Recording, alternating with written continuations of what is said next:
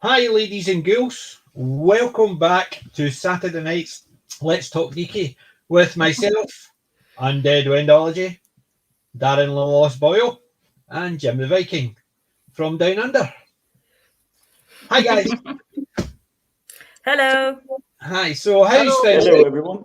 your week been? And Jim, I must say, the man cave is looking good. So, It looks amazing. walk us around what you've added. We'll put Fabulous you in a backdrop. solo layout, and you can tell us what you've added. And there you So go. I brought all the artwork together from various video genres, my collectibles, the limited editions of Back to the Future, Next Generation. Up top, there's tons of DVDs of really good films that I thoroughly enjoy. So you have Spider-Man, you have Thunder, all of that stuff. You probably see it now that it's at such a big Yeah. screen. But yeah, there actually some really good ones up there. So there. So yeah, excellent. It's perfectly arranged as well. It makes a really great backdrop. Yep, and it does. And you have 2 Halloween picks. Is that pencils? They're basically just banners dropping down. So It looks like almost looks like pencils. And when Darren, you've got a new camera for your man cave. Yep. Yes. And Yes. really good quality because Darren was showing us some stuff on it, and you can read it very clearly close up. Yeah. So it's perfect. Not Yeah. bad for $9.99. Yes, One of those lightning deals on Amazon. I thought, okay.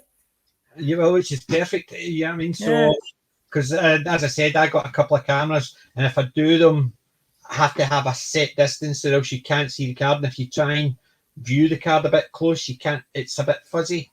Whereas Yeah. that looks a lot clearer than mine's. So superb. Good. I'm pleased about that. Yeah, you never quite know what you're going to get for $9.99. I mean, I think the original price was only 12 or I'll show you what £15 or something, but for $9.99. I keep it as a. If I've still got it here, it is really, really naff. you gave us that motivation, Jim, to get this camera because you said you had paid about 12 quid for one of yours, and I thought I'll give this a try. Yeah. Yeah. So the unfortunate bit is that my desktop computer it's not living well. It needs an upgrade. Yeah, well, mine's the one I had initially. See, if you look at my first videos, that was my $9.99 one, and it was so poor. It lasted about 2 weeks before I couldn't use it. Even I was blurred just sitting there. It was terrible. Couldn't read anything. You couldn't really see anything. I was holding up to the camera. Barely see me because it was quite pixelated. If you look back in some of the early ones, it's really bad. And hi, Big T. Thanks for joining us. Hey, everybody. Thanks for joining. I can't type Hi. in the chat because I can't see the chat because I haven't got my glasses on. I'll be like, what did you say? What I'll do is, can you read it if it's on screen? Possibly, maybe, sort of. Hi, chaps and lady. Hey, Big T. Yeah. So what we'll do is we'll try and do that if we in the chats there. But so I just finished watching Halloween. Oh, Again. nice. It's just a superb movie, and that Tubular Bells it's Tubular Bells, isn't it? It's dun, dun, dun, dun, dun, dun, dun, dun. That's just superb. Yeah, it is. It's chilling right from the start. I must admit. And Donald Pleasance. I was going to say Sutherland there. Wrong movie. Different film. Yes. But I mean, he's so good in it as well. Yeah, you think about it, he's not really got a lot he does. He stands around. Yeah, he's still quite impactful in it. It's just a superb movie. And have any of you watched it this week? I didn't watch Halloween, but I did go through a few things that I picked up. Yeah, because that will obviously be spoiler/reveal for later. but Yeah. I managed to have an awesome round in the charity shops. Excellent. Well, the thing I liked about Halloween rewatching it is I noticed what TV programs they were watching, the kids. Mm. They were watching The Thing, the original one, black and white, the one about out in the Arctic, this flying Yeah. saucer. And so they were watching that. They were watching Forbidden Planet Oh, yay. as well. So I was thinking, and they was what was the other one? It wasn't the Phantom of the Opera. What was the other one? They were watching a third one, and I can't remember it off the top of my head what they were watching. But I was sitting there thinking, all classic, great movies. I want to watch that again. I want to watch that again. You know what I mean? So it was fun watching it again. It didn't scare me as much, funnily enough, this time around. There's a little bit of a drawback with them. If you've already seen a scary film, you kind of know where the jump scenes are, where everything comes in. But the thing, Forbidden Planet. Well, do you know what's happened round about my area? Because it's Halloween. There used to be an amusement park 5 minutes up the road. Accordingly, the people who ran it, not the people who owned the ground, the people who ran it, got up one day and left. I think they owed a lot of money to the people who owned the land. And what they did was they just upped and left. And basically, nobody, no money to the people who worked there, nothing. They just upped and left with all the money. And my goodness. it started rotting away. What they've done is opened the area again, and they've got a drive-in theatre. Oh, really nice. And I miss drive-in theatres. well, they opened one up for the Halloween flick. And so there's... That was so cool to see that in a drive-in. Yeah, so it's yesterday, today, and I think tomorrow they're having Halloween movies. And we're hoping it's going to be successful, so they do the Christmas ones, because I want to go and see... We were meant to go and see Die Hard. A Wonderful Life. That's an amazing Christmas my wife film as hadn't well. seen it, so we booked to go and see it in a drive-in, but the weather was so bad we couldn't even drive. Luckily enough, I had a copy, so we sat and watched it, and she loves it. So I'm hoping that this year they'll have a drive-in again for it, and I'm so looking forward to going and seeing that. I'm tempted to go up, but this weekend I was busy. Yesterday I was out with my friends for the first time, out with my work colleagues for the first time in a year and a half, because so many people had left. We all just got together. So that was yesterday, and today my daughter was down visiting. That sounds like fun, seeing everybody. Yeah, it was seeing everybody, especially ones that have literally left, and then at the end they're all going to do other things. So we all organised it, which was great. And the good thing is my daughter came down, so obviously I tried to. You frozen. Frozen. But looks very dramatic there in his frozen. Drive-in cinemas are definitely recommended. If you ever get the chance to go to one, just go for it. Yeah, I have such fond memories of those when I was a child. My parents and our neighbors and all the neighborhood children, all the parents would get together and we'd go to the drive-ins, and oh my God, so much fun. I've never been to one. I've always wanted to go. That's why we booked to go to the one Christmas. And thank you, Big T. And Darren, has he come as Hannibal Lecter?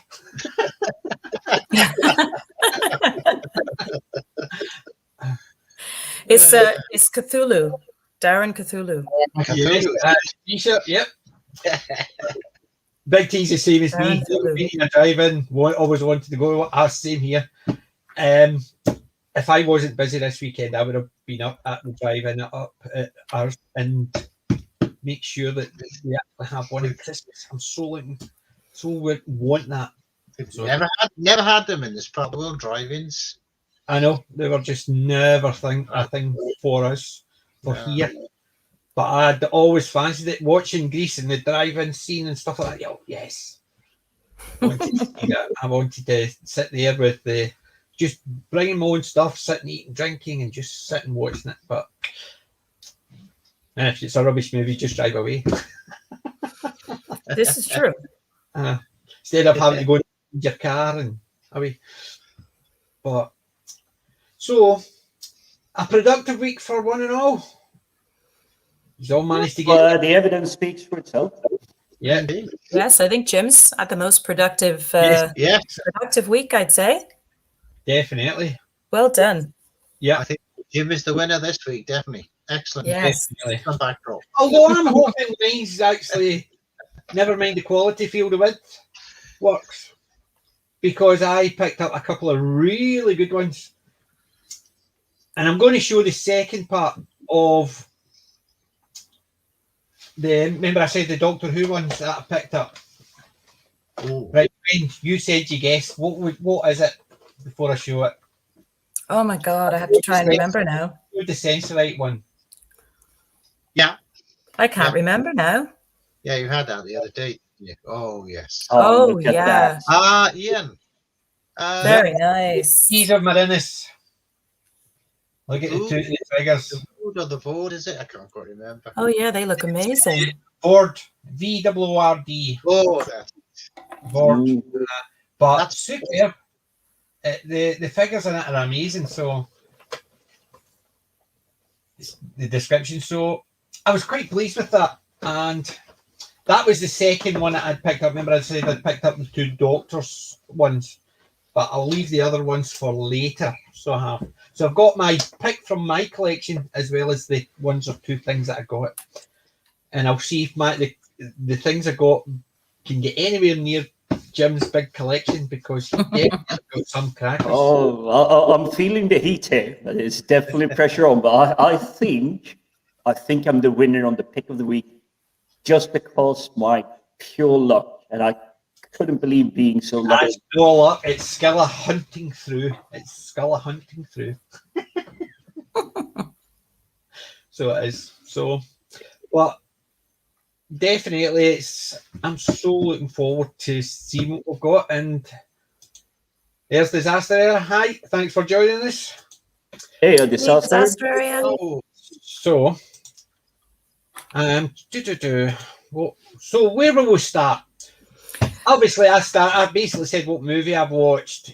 Anything good you've watched this week? Last night I started Free Guy. Unfortunately, phone calls and everything came in, so it's like the film dropped. So I am going to watch Free Guy again tonight because it's on Disney Plus. Yeah. And I loved what I saw in the beginning. It was that was thoroughly enjoyable. It was fun. It was definitely fun. I quite enjoyed, I must admit. Free Guy wasn't the greatest movie, but it was a nice, fun movie that you could just sit back and enjoy. Well, I like the part where there is a little bit of the whole crossover between the NPC and he's getting told, "Oh, well, you're going to have to level up to my level." And he just goes, "What? Okay." And just goes off and does it. It's like, yeah, no questions asked. It's just. Yeah, that was one of the things that I remember I was telling you about the books, the NPC book, the D&D type one. That's what it reminded me of that, and I thought, oh, very good.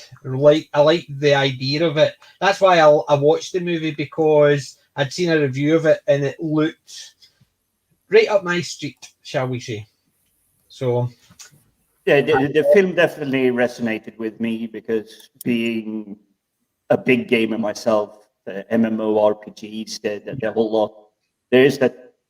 So the NPCs just like walking around the circle. What do they do when I'm not there? Really, that kind of question. And here you sort of, it's not an exact answer, but not even the NPCs that aren't breaking out, they are still having their so-called own life, which I kind of liked about it, because you do get small details, and it isn't just a fixed like set, like this happens, this happens, this happens, this happens. They do have their life that like orbits a little bit, but when it comes down to like the day-to-day action scenes and bank robberies and they're there, they do the job, they're being just normal NPCs. yeah, which I must admit, it was a fun movie. And I loved the dude. That was a character that should have been in a wee bit longer, I think, rather than just appearing at the last couple of minutes. And the only character I didn't like was it Taika Waititi's character? He was just an annoying character, just too. Okay, we get it. You're the boss. You got power. Here we go again. It just seemed to be too much. Yeah, he actually felt more like a generic NPC than the NPCs themselves. Because it basically just seemed to be quite just. This is what I'm expected to do, so this is what I'm going to do. I've stolen your game, but I'm not hiding it very well. That you couldn't work it out if you with a wee bit of knowledge and stuff like that, a wee bit of luck. It just seemed to be a wee bit too much. So, but other than that, I must admit the characters were just fun. And I like the fact that Reynolds he's Reynolds, but he's toned downish, as in it's not 100% all the time. It's him, but with what you call it, moderation. Yeah. So it was basically, but they say that's where it's fun when Ryan Reynolds plays Ryan Reynolds. I love Ryan Reynolds. I know he's like a bit of a Marmite character to some people, but I think it's very similar to someone. If he's got a decent personality, you can get away with playing yourself. So a lot of movies he plays himself in. yeah, There's other ones that do that, and I dislike immensely. Jack Nicholson don't like, because all his characters are exactly the same. It's Jack Nicholson, and they're annoying. I do love Jack Nicholson, fair play, but I did really love his portrayal of the Joker in the Keaton Batman I like film. the Joker, and That also suited him right down to his toes, that role. Yeah, and One Flew Over the Cuckoo's Nest. Yeah, that's a classic. So he was good in those ones, but you look at a lot of the other ones, like Anger Management and all that, it just seems to be playing the same character. There's a lot of his films that I've obviously given a miss because you can get a little bit too much of a good thing. Yeah. Oh, that's it. That's the film as good as it gets. I don't know if that I've is seen that. that one is of my a gorgeous all-time favorite films. It is. I must admit, I don't know if I've seen it. That's the thing. It's I don't recognize wonderful. it because it's Jack Nicholson. It's probably something that I've seen and just passed by and not really bothered. It's one of those films that, like I was saying before, like with Jack Nicholson, you can get a bit too much of a good thing. So there's a lot of films where he'll pop up, and if it isn't really my genre or my area, I won't watch it just because Jack Nicholson is in it. But like the film that Jim just mentioned is an exception. Mm-hmm. Yeah, it's really well it worth. literally does what it says on the tin. It is as good as it gets.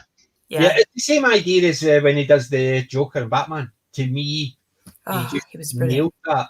That was Have you ever danced with the devil in the pale moonlight? Yeah. My favorite line from that film is, "This town needs an enema." Only Jack can say But that. even the bit the sidekick, give me your gun. He takes out his gun, hands on, and he just pulls the trigger, and that's it. He just be bang. That was it. It's just the way he did it. It was just, he kept saying to him, hand me the gun. So he'd hand his gun, he would shoot somebody, and then he'd give him it back, and he'd put his gun away. But that time he says, hand me your gun. He took it out, and he went bang, shot the guy. I thought, that's a Joker. Something annoyed him, so it just didn't. The guy actually handing the gun didn't think it would be him. So, but I liked him in that. So there's certain things you can't handle the truth. A Few Good Men. I remember him in that one, but it's the genre of a court drama one was never a good one.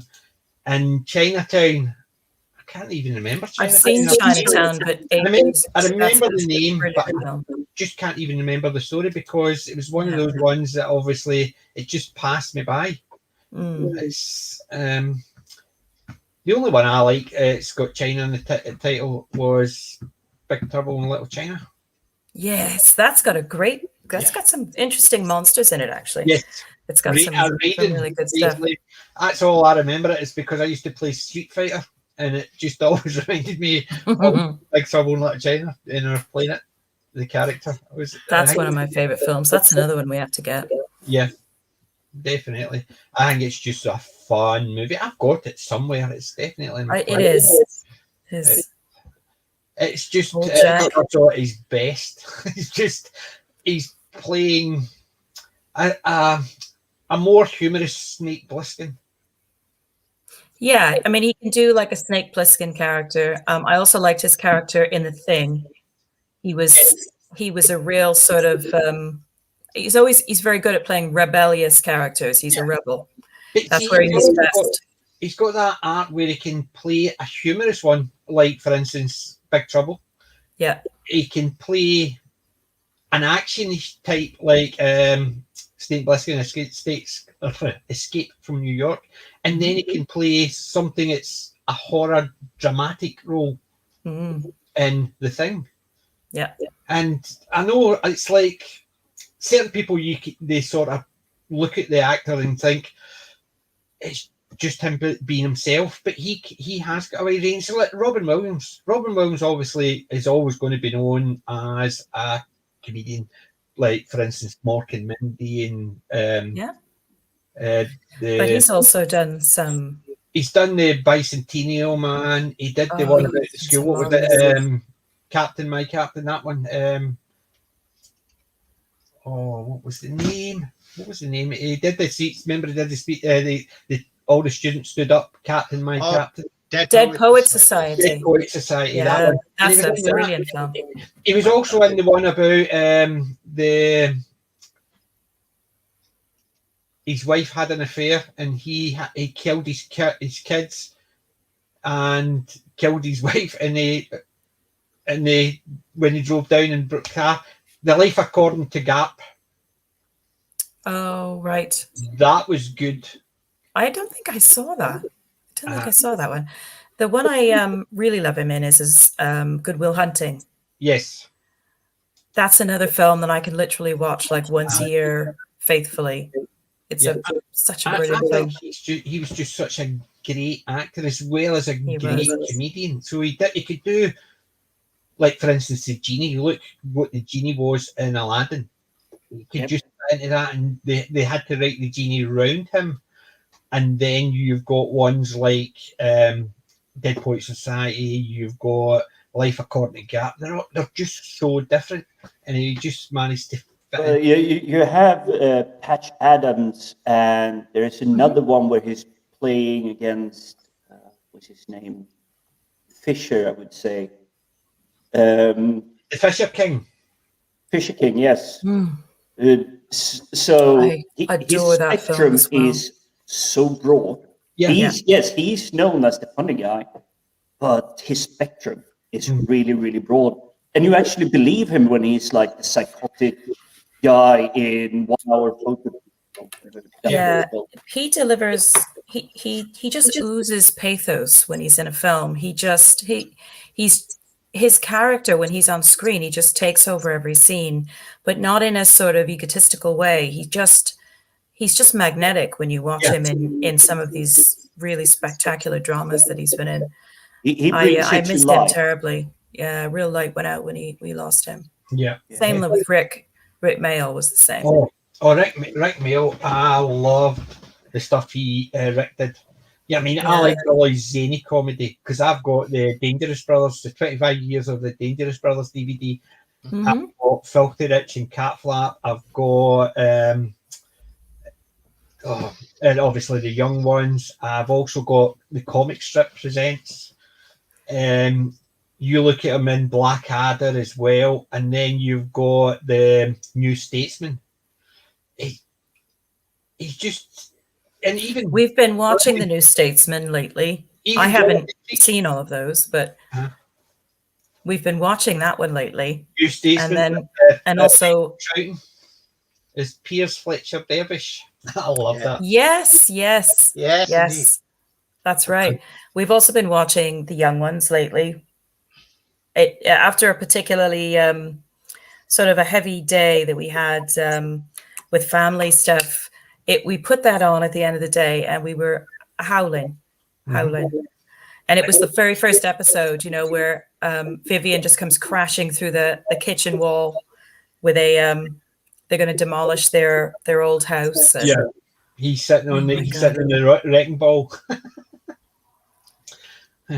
Neil, your bed's on fire. They go into the new house, and they're trying to figure out a room. He sets his bed on fire.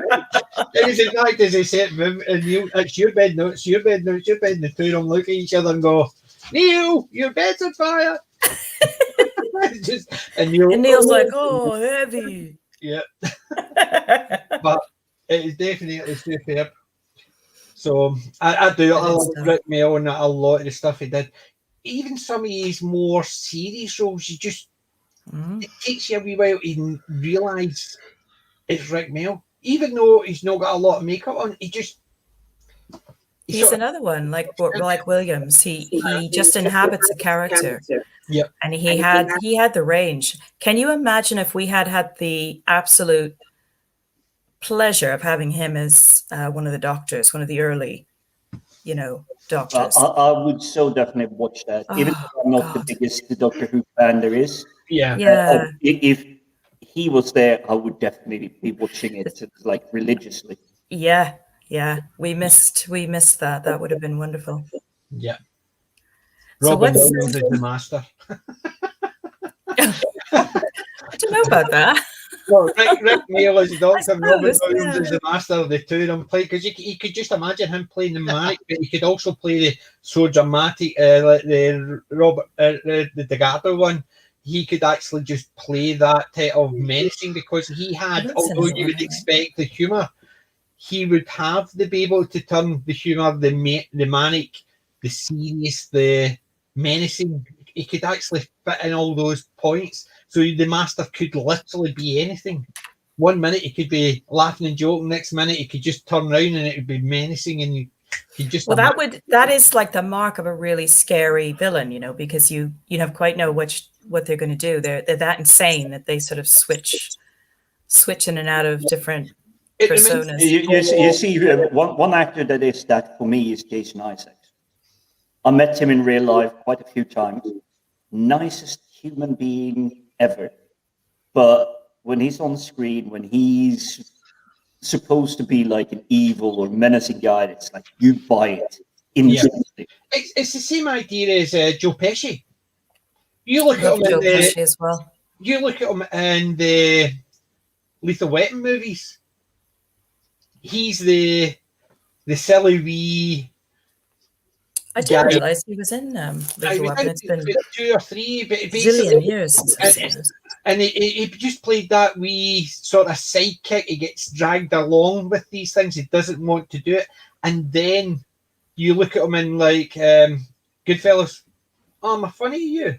And all the guys that are sitting around, all the Goodfellas are sitting there going, well, I meant this. And then he has a laugh and a joke. You're sitting there thinking, they were scared shit. They're all the ones that actually quite happily pull out a gun and shoot someone, but they're scared stiff of him. Yet he just turns from saying it being serious, then he just laughs it off as if it was nothing, and they're all going. It just goes to show you there's someone who can play goofy, like my cousin Vinny, one of my favourites. I absolutely love that film. What are you, a fucking world traveller?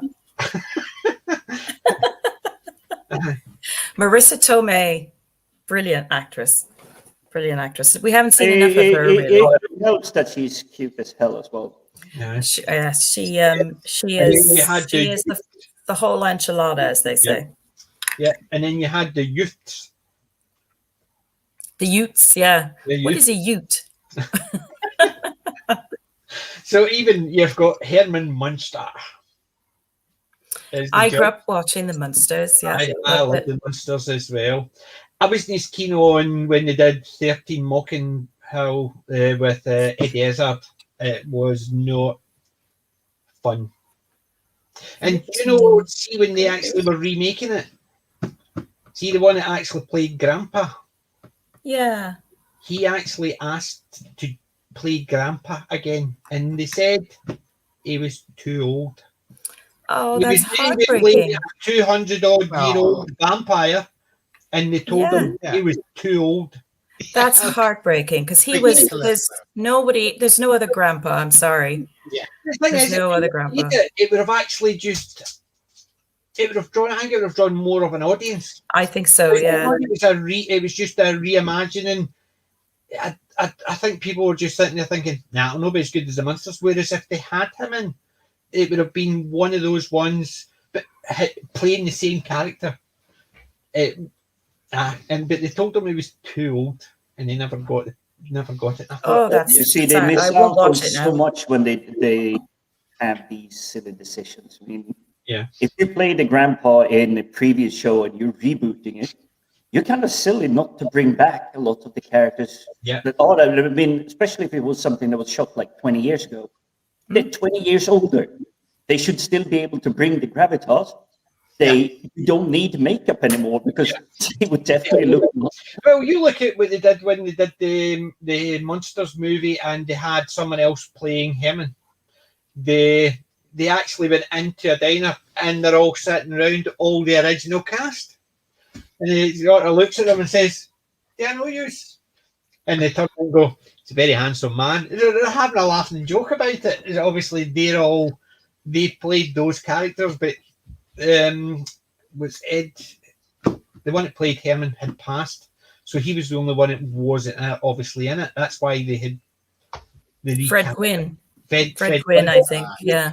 at that time. So it was all the rest of them, and they had a good chuckle at the. It's a very handsome man, and they were just basically, "Do we know you?" They were all sitting around having things, so they weren't given names, anything. They were just customers there, just having a laugh and a joke with him, and I thought that was really nice. Yeah, the movie wasn't that great, but it was nice seeing that in that movie. But it is still a nice way to pay homage to an original cast, to a thing like that. Even if you can't get them back, I mean, it could have been anything and everything going on behind the scenes. But it's still nice to see a little bit of tribute being paid to the ones that went before. Yeah, but sometimes it doesn't work. You look at Ghostbusters. Bringing the original cast. There are only 2 Ghostbusters films, full stop. Oh, of course, but the fact is they brought the Ghostbusters, the original ones, and then they wasted them. They ruined them. I would have preferred if they'd brought them in, even if for a very small bit. They were the ones that actually says, "Listen, we're too old for this shite." They let the Murdoch, "You're too old for this crap," and I'm getting too old for this. And handed it over, then just walked away. At least there would have been a wee bit of continuity, and you were using the original cast, even if it was only for a couple of minutes. Yeah, just enough, just to sort of pay that respect. It could have even been a case of the 3 female Ghostbusters, or 4, getting together, and it turns around they're actually related. They're related to the originals. It's maybe the father or a cousin or an uncle. And you see, they're trying to. And they all sort of go, "Oh." And I think they're trying to go down that route now with the new Ghostbusters film. Because Yeah, obviously she's a descendant of Egon. So they're trying that one, but if you look at the first 2 Ghostbusters, there's really no more story to be told there. There is really nothing to expand on, to reboot, to do anything on. Ghostbusters, as they are, I'm not going to say were, as they are fantastic stories. They're fun. They got the comedic element. You have the scoundrel, you have the serious one, you have the guy that just needs to pay rent. It's all in there. Yeah. There was a comment on Twitter, I'm trying to remember, was it Lady Gravemaster, or I can't remember who it was that said it. She effectively turns around and says, "I don't watch reboots. The originals are perfect as they are. I don't need them." And I thought, perfect. It's exactly right. That's why I like the classics, because there's very few reboots, reimagined, whatever, that I think, "Oh, that's good." The only one I must admit was, obviously I've mentioned before, the Invasion of the Body Snatchers. The remake was almost like a continuation. So that sort of worked because they changed enough of the names and they put it in a different city. It was a bigger city and stuff like that. So you could imagine it just being a continuation because they didn't have the same character names. Was the first Charlie's Angels movie? I can't say I recall that one. I do think I've recall the imagery being really nice because I saw the posters. I saw You had the original Forsyth, basically the original Charlie. He was the same guy who was on the TV show. The three girls. So you had Lucy Lawless, Cameron Diaz, and who played Linda Billy. Lucy Lawless wasn't in it. The first one. Lucy Liu. Sorry. Yeah. Lucy, I love my Lucy Lawless, so I'm all over that. Sorry, that was a miss. That was a miss. It's so close. It's Lucy Liu and Lucy Liu. Lucy Liu, yeah. Cameron Diaz, and Linda Blair. Was it Linda Blair? No, Linda. Cameron Diaz, Lucy Liu, and I can't. No, the one that played in. She's a child actor. She grew up in Hollywood. Drew Barrymore. Drew Barrymore. Yeah. She did The Exorcist. That's what I was trying to get. She did The Exorcist. Yeah. So the three of them were good, and you had Bosley. It was Bill Murray, and he was Bosley. Then the second movie, nope, changed it. I love Bill Murray. Uh-huh. Adore Bill Murray, but I couldn't really get with the Bosley thing with Bill Murray. It didn't work for me. Didn't work about it, and because they try to actually make him more involved in it, I thought didn't work. To me, he was just the go-between, and that was it. So the Angels did all the hard work. He was just the facility. Oh, was he Charlie? No. They had the original thing with Forsyth. Oh, they did. The one that was in Doctors. What is it, Doctor? See, that's how long it's been since I've seen it. I just remember whatever character Bill Murray played. I was a huge. I mean, I love how people say, "Oh, there were no strong female characters when we were growing up." Yeah, okay. Yeah, right. I was all over that show. I loved that show so much, and I really loved the characters. So that's why when I watched the remake, I didn't hate it. I just tried to watch it as a standalone film, not so much trying to sort of relive the original. See, I didn't, but I thought they sort of held the spirit of the original, so you could just imagine it as in the TV show as another episode, because it sort of worked because you had the same Charlie. He's just recruited 3 new angels. You had his Bosley, so you can imagine Charlie's. The angels had retired and he's just recruiting new ones. He's got a new Bosley, code name, whatever they want to have, and it could work as a continuation from the TV show. But as soon as they went to the second movie and they changed Bosley, and I'm sitting there thinking, you've got this rapper. No, it doesn't work. They're trying to make Bosley cool, and no, Bosley wasn't meant to be cool. He was meant to be the facilitator. He was meant to be the butler type. You can't have somebody else completely different playing that role and I expect people to actually say, yep, I can see where it's related to that character. It doesn't work. And it comes down to a lot of mannerisms. So if you look at the first one, say, take Adam West, Batman. His mannerism, his like, this needs to be fixed. Batman today is a lot more like, I'm going to punch through a concrete wall. Whereas Adam West is a little bit more cerebral, Clouseau, detective-like, using his brain, being smart, trying to figure things out. That mannerisms, that for me is a lot more Batman than, say, Christian Bale. Although I love those ones as well, because I think it shows a little bit of the character development across the 3 films of who he is, the struggles, all of that. But it's still not Batman. Also, Batman. Just go ahead, Jim. Sorry. No. I was just going to round off with saying, like, it's Batman. That's all it is. Yeah. Yeah, totally agree. Just to say, welcome to Brightest Day.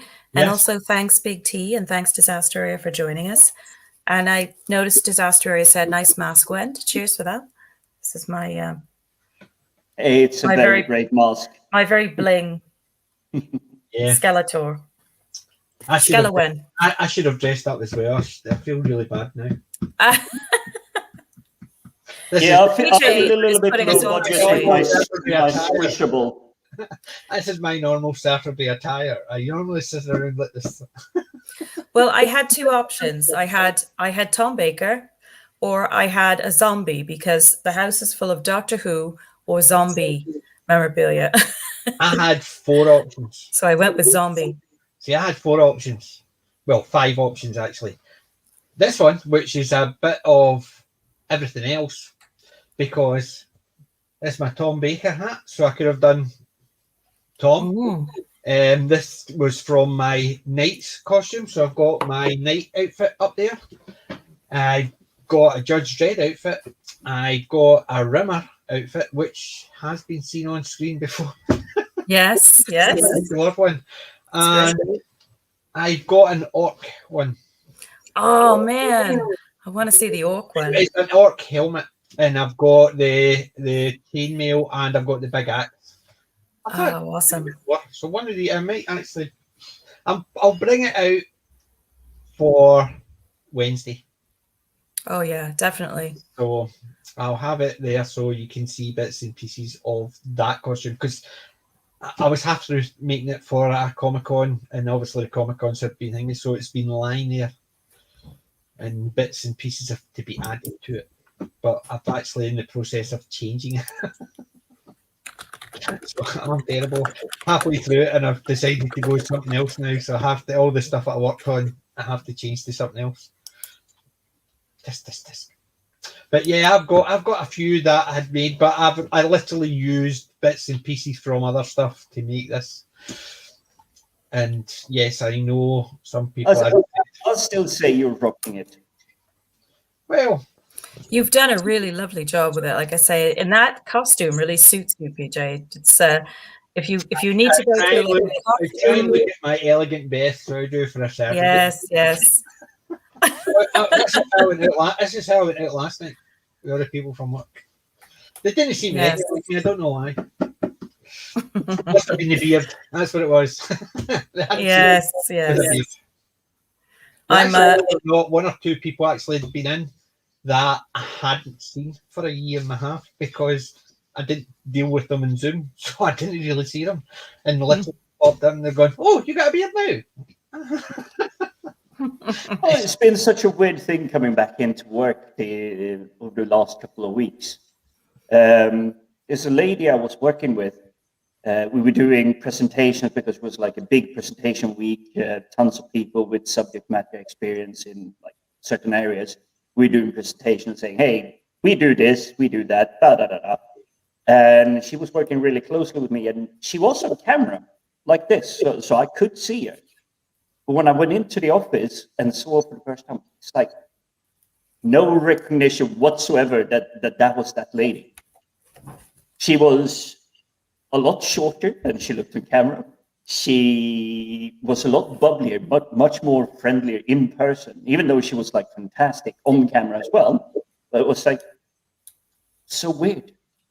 And she did join during the lockdown, so obviously we didn't meet before. Yeah. It was still such a weird thing. right. I've made a list of some like a minuscule proportion of the horror films that I love. Mm-hmm. And I'm still going to be thinking of them probably at 2:00 this morning, because it's when you sit down to write the list, you can't think of everything. Yep. And I was going through my IMDb. I wish there was a way to easily, there probably is, but I'm not sure what it is. But I've watched so many things on Amazon Prime, like horror films and things, and they've been really good. I mean, sometimes you get a clunker in there, but some of them I'd never heard of before, and they're superb. Do you know a good way of doing it? See, in IMDb, you can search on categories. Yeah, I've tried. I usually tried just that. bounce around. So maybe the actor or someone that I really liked in a random film I saw, I just could like go, what else did they decide to do? But if you do look, I believe it's on the right hand side. You do get like people that have created lists of their own, and they're Okay. well worth exploring. Yeah. The one thing that drives me a little crazy with IMDb is I notice that it uses a lot of resource when it's running, and I don't know if it's got like a lot of ads popping up and things like that because it takes ages to load, and then I find it gets like really sticky. So if I It can and then be. I get fed up, and then I go off of it and I start looking somewhere else. Yeah. Another way to do it is, I know it sounds silly, but Google the top 100 horror movies. Yeah, I've done that. I've found some that I'd forgotten about. I've got some classic ones that we've actually spoken of before on this stream, but also some newer ones as well. And there's a couple that I'm still trying to find the title for. One of the horror genres that's I've noticed that's really came up probably within the last 10 years has been cave horror. Yeah. You know, where you get these explorers or they go caving, stuck in a cave, and then these creatures turn up that have been living in the caves, and there's a surprising amount of those. There is, and do you know, I actually like, there's a channel called Sci-Fi Recap, but they also do drama recap and horror recap, and it's basically they tell you the story, but obviously with just wee bits of it thingy. So it's spoilers, unfortunately, but there's some of them I've been watching and they've been telling the story, and I thought, oh, that actually looks really good. Some of them I've actually seen before, and it's if you look at their Sci-Fi Recap, they've got links to their other channels, and it's really good if I can find them, because I've got them in my shared. There's another horror podcast that I really love called The Pod Mortem. They're on my Twitter horror list, and they're in my my follows. They're called The Pod Mortem, and they have a YouTube channel, and they also have a regular podcast, and it's a husband, a wife, and a brother, and they are hilarious together. They've got a great dynamic. They're really funny, but they really know their genre. They're really in depth when they talk about a horror film.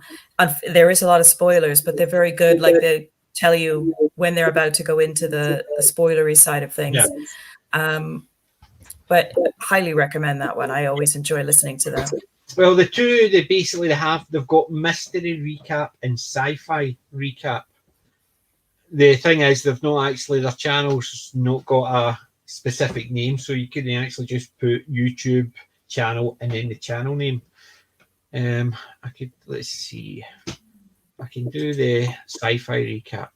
Right, come on, home. There it's there. Right, so I'll put that in the private chat, or actually I'll put it in the chat. That's what I'll do. This is for Sci-Fi Recap.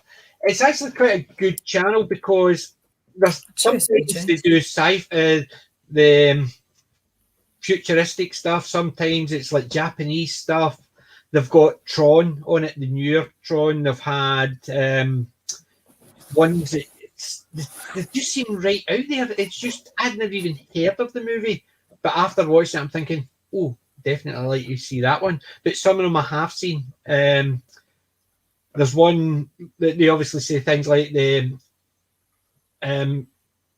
give a basic recap, like, in the future, nobody's allowed to live after 30. And I thought, well, obviously, we know what that one is. Yeah. Yeah, I mean, that... Yeah, Logan's Run. Yeah. Exactly. So, and there's things like that. So some of them you can guess what the movie is, but other ones, like Man Trapped Inside Own Game, must beat the controller to get out. That's Tron. But sometimes the image on it, you know what it is. But other ones, it's a case of you get drawn in thinking, oh, that one sounds familiar, watch it. and it is nothing like you would expect.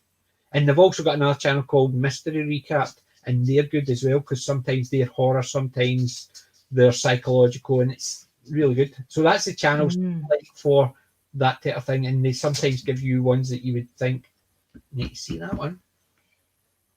I've got a visitor. Oh, which one? My bud.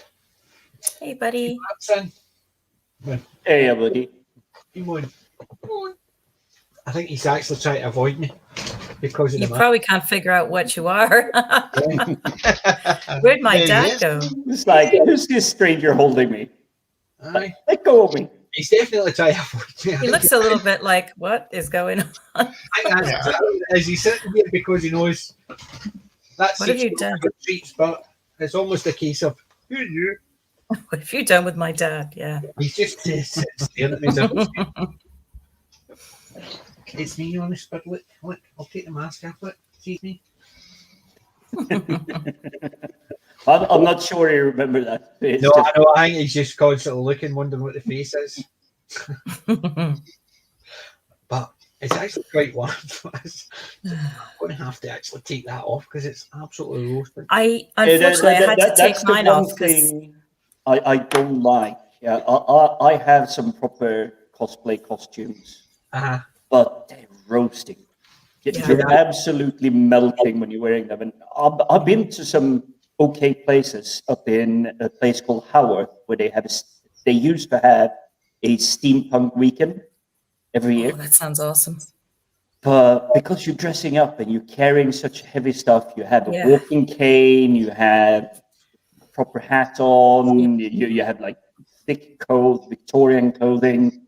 It's like you're melting, even if you're standing outside and it's snowing. You're still like, oh, this is too hot. It's like I'm melting. Yeah, the worst one I saw, and I knew exactly how the guy felt. It was a guy dressed up as a Fortnite character. So he had all the EVA foam armor on, but he put the EVA foam over motorbike leathers.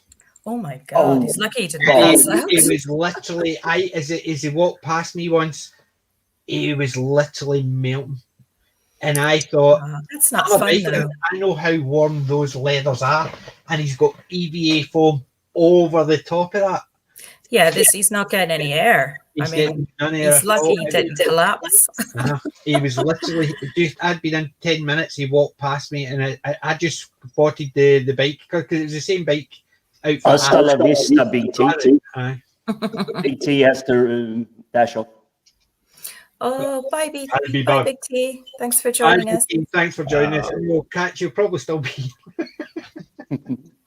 But it basically just because I recognised the outfit he was wearing underneath it because I had the same bike gear, and I thought, wow, I'm standing here with a helmet on, and it basically the helmet is just trapping the heat.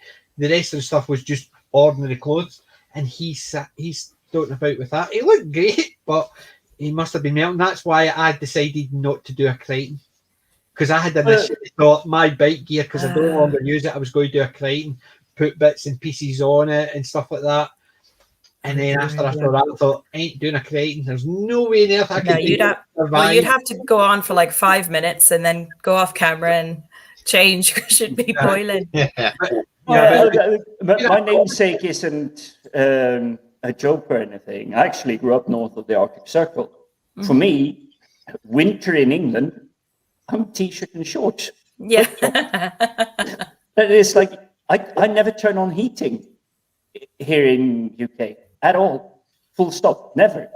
So when I do wear that, it's roasting. I'm dead. Yeah. Even if it's like -5 degrees outside, I'm roasting.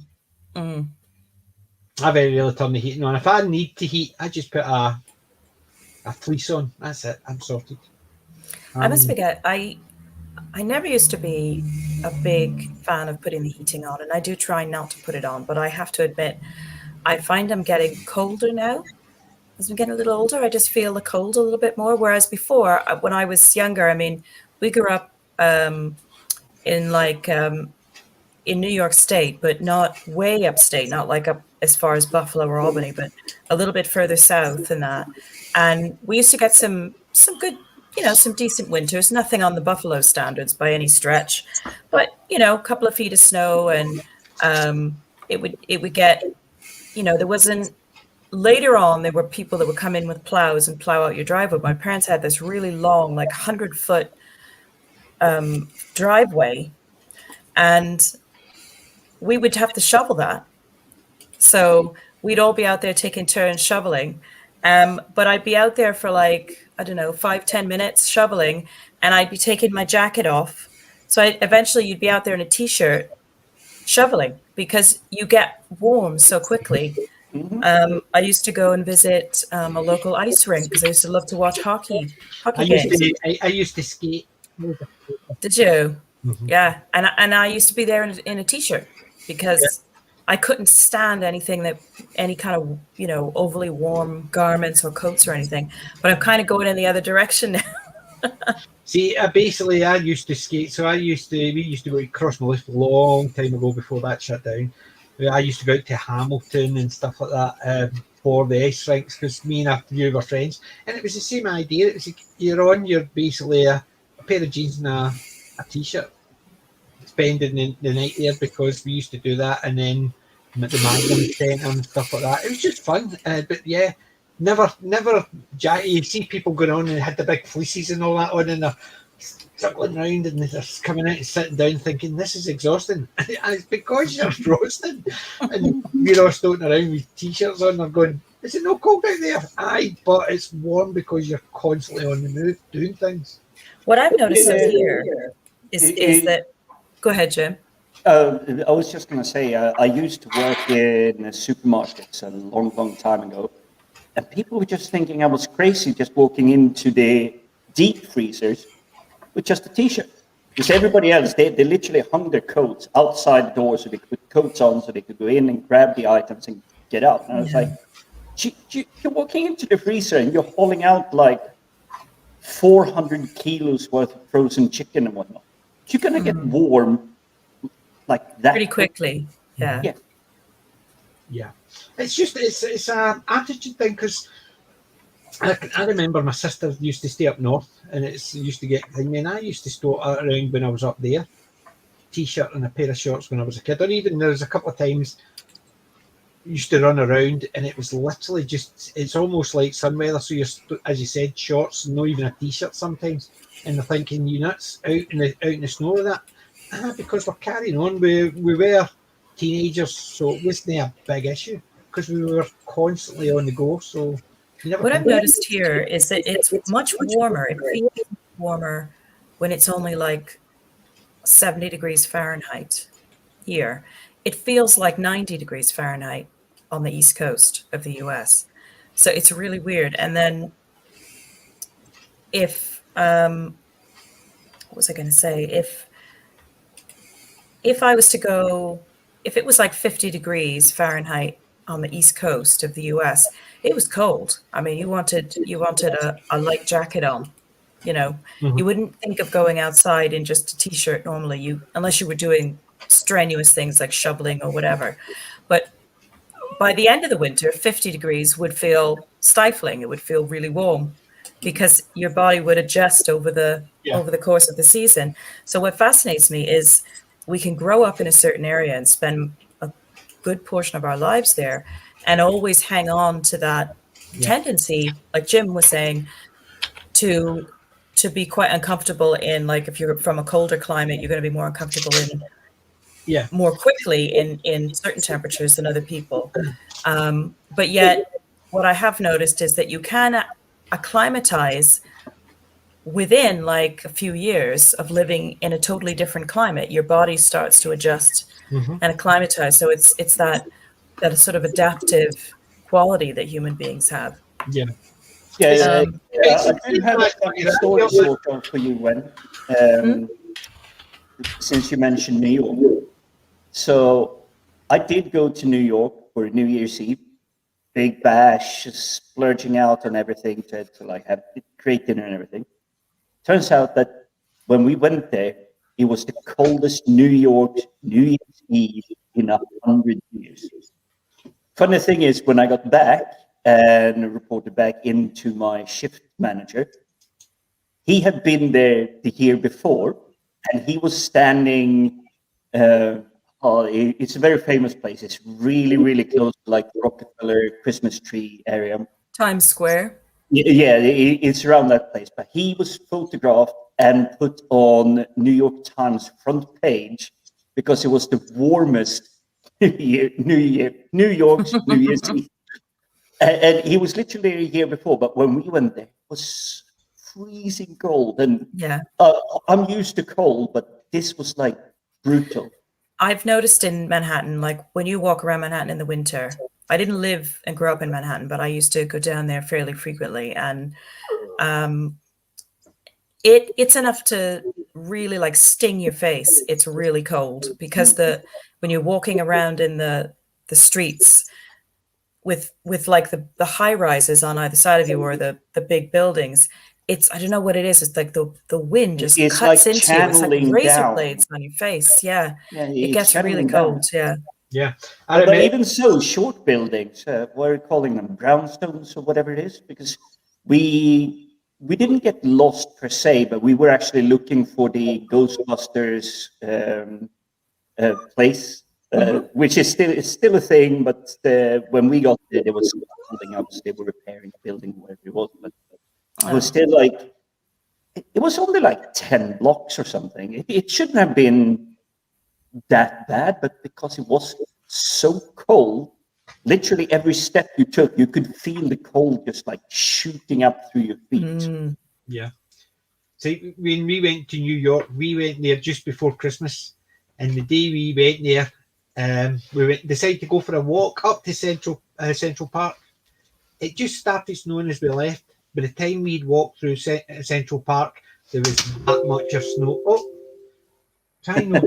We did the same thing, and yeah, just as we entered the park, it started snowing, and by the time we got up to the fountain from Friends, it was literally a good 3 inches of snow on the ground. Yeah, well, we basically were walking through, so we had started, and it just started snowing. By the time we'd walked up to Home Alone part of the bit around the pond, it was literally, the snow was like that. It was really. That's a lot of snow. It was one of the highest, basically heaviest they had in the day.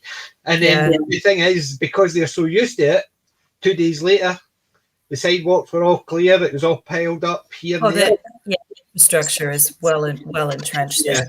Whereas that was a big difference. Whereas if you got snow here, you get the occasional snowplow, or you get in some of the smaller towns, they have buggies with the gritter at the back, and that is it. Whereas there, they had people out shoveling the snow out the way of all the sidewalks. Here, they just gritted it and expected people to actually just go on with it. The big difference. Yeah, well, it's you don't have in the southern part anyway, we don't have that infrastructure, to deal with heavy snow or heavy ice. But obviously, as the weather patterns are changing, you do start to see. Yeah. Sometimes we get things that just get on top of our ability to sort of deal with them, and things tend to come to a halt.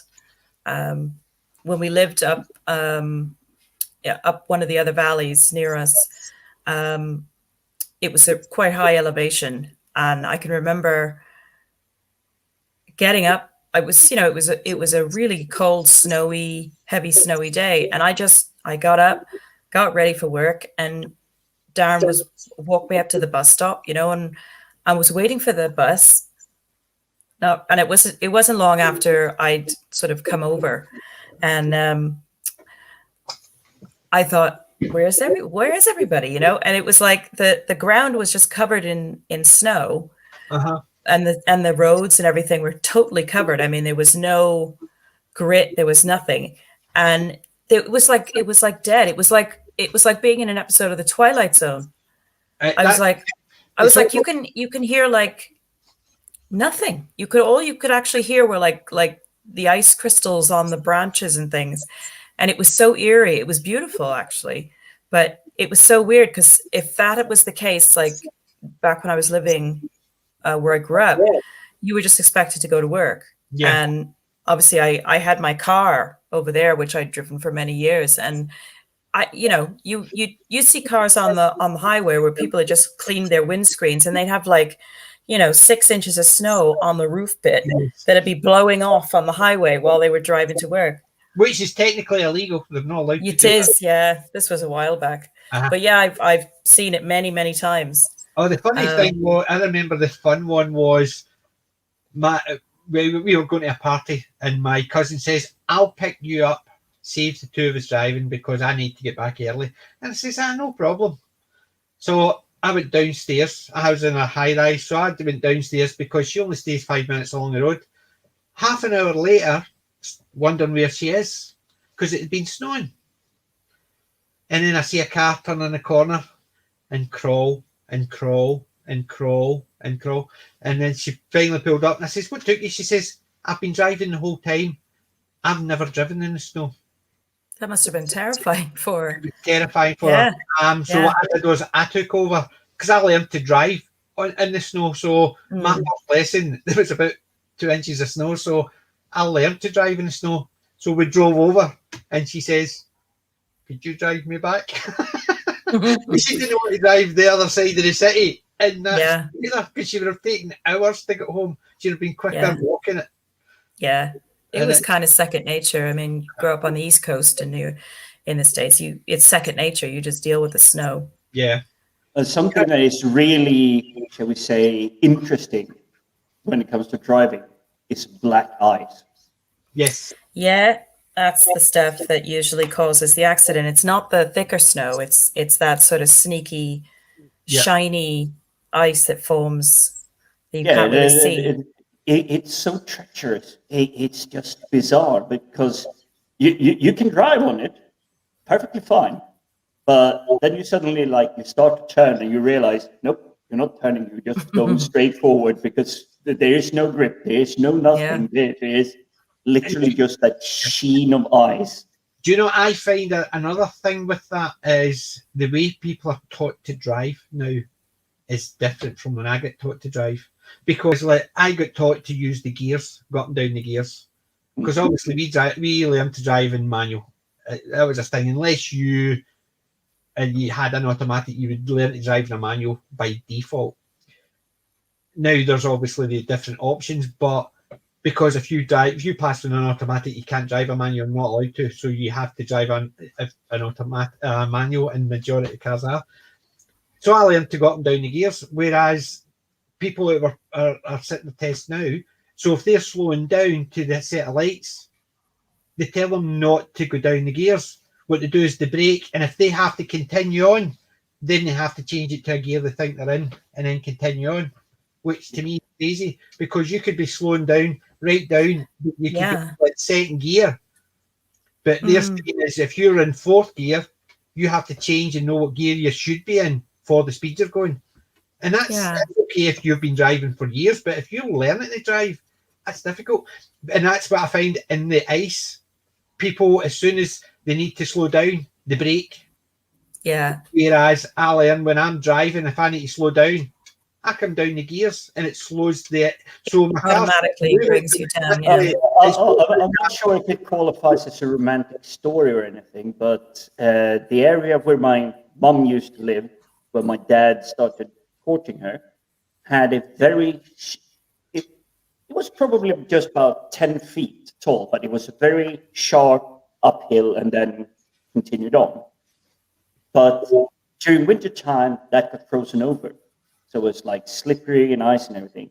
And the only way you could get into that area of the what do you call it, the block, the part of the town, was you had to keep an even speed. If you didn't keep an even speed, if you're trying to ramp up, you started spinning too much on your wheels. But if you kept an even speed, you got up. No problems, no worries. Nothing. That's fine unless you've got an automatic with traction control. It doesn't like it because no. We're talking early 70s here. Well, I had a Mercedes automatic. and I dropped my daughter off at college, and there was a long, slow climb to get out of the car park. So I got halfway up, and it's came to a stop, and I basically, no, it wouldn't slide back, but I tried to actually push it up, and the traction control kicked in and said nope. So I had to reverse further back into a run. Then it got a wee bit further, but the traction control kicked in. You couldn't actually spin your way up.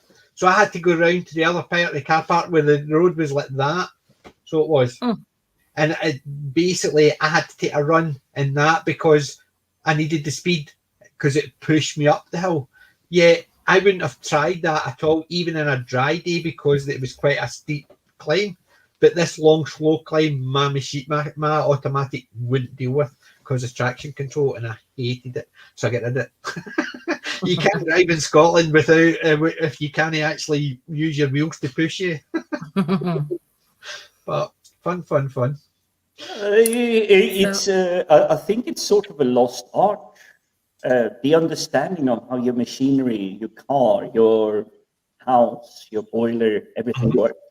I think people are getting just too, shall we say, comfy is not the right word really, but they just like move into a flat or do something and they just expect absolutely everything to work with no understanding on how it works or how you use it. Which is why I think the fact that my dad kept telling the story, it's like, yep, I kept even speed. I got up. Everybody else, expensive cars and everything, that they would just like ramping up, and it's like they got halfway up and back down again. I used to have a wee Punto. Remember the wee teeny Punto, which was a front wheel drive, and I used to have fun because there was when we had snow when I stayed in Glasgow, it was on a hill. I used to stay, and you would see all these big Range Rovers and all that going up, and then sticking their back wheels spin, nothing. And then I would go up and drive past them in this wee Punto. And I'm just pulling through these big roads. And it's basically because it was a front wheel drive and it is a very light car, so it was just pulling itself up the hill. And then you could just see people in these big fancy 4-wheel drives looking, really? And that's basically fun watching that because they just think bigger car, but it's heavier, so you any power on that, it's just no going anywhere because it's slidey, whereas it is still like an ego boost. It's like, oh yeah, I paid 20 quid for my car. You pay what? 400,000 pounds for your car? It's like, my car can do this, your car can't. Well, it's fun watching that, but I must admit. So let's talk horror movies. Right, let's talk horror movies. Right, let's do this first because I want to see some of Jim's. Pick of the week. Because I'm sure there's going to be some horrors in that. Oh, it's definitely going to be, but I have such a massive fall, so I don't really feel like I want to go first. I will if there's no one. Well, Darren's got one that he might. Yeah, I've got something. All right, if you want. ahead. Yeah, then we can. This is one of my favourite horror films. Since I first saw it back on the TV, possibly 40 odd years ago. I'll just show you now. Night of the Demon. Oh, look! Anyone familiar with that one? I think I saw it, but it was about 10, 15 years ago. I recognised the name of it, but it's been one of those ones because I've been collecting a lot of the old classic horrors, but I've not seen that one for a long. You would probably like this one, I think, PJ. Yes, it's based on an M.R. James short story, Cast in the Runes, 1957, starring Dana Andrews, Peggy Cummins, and Niall McGuinness. I'm pronouncing that right. It's great. I was actually captivated when I first saw it. In fact, it's in black and white. It's very atmospheric. The story is very gripping, the way it starts and the way it builds up. And this creature. You pulled it up to see the monster, yeah.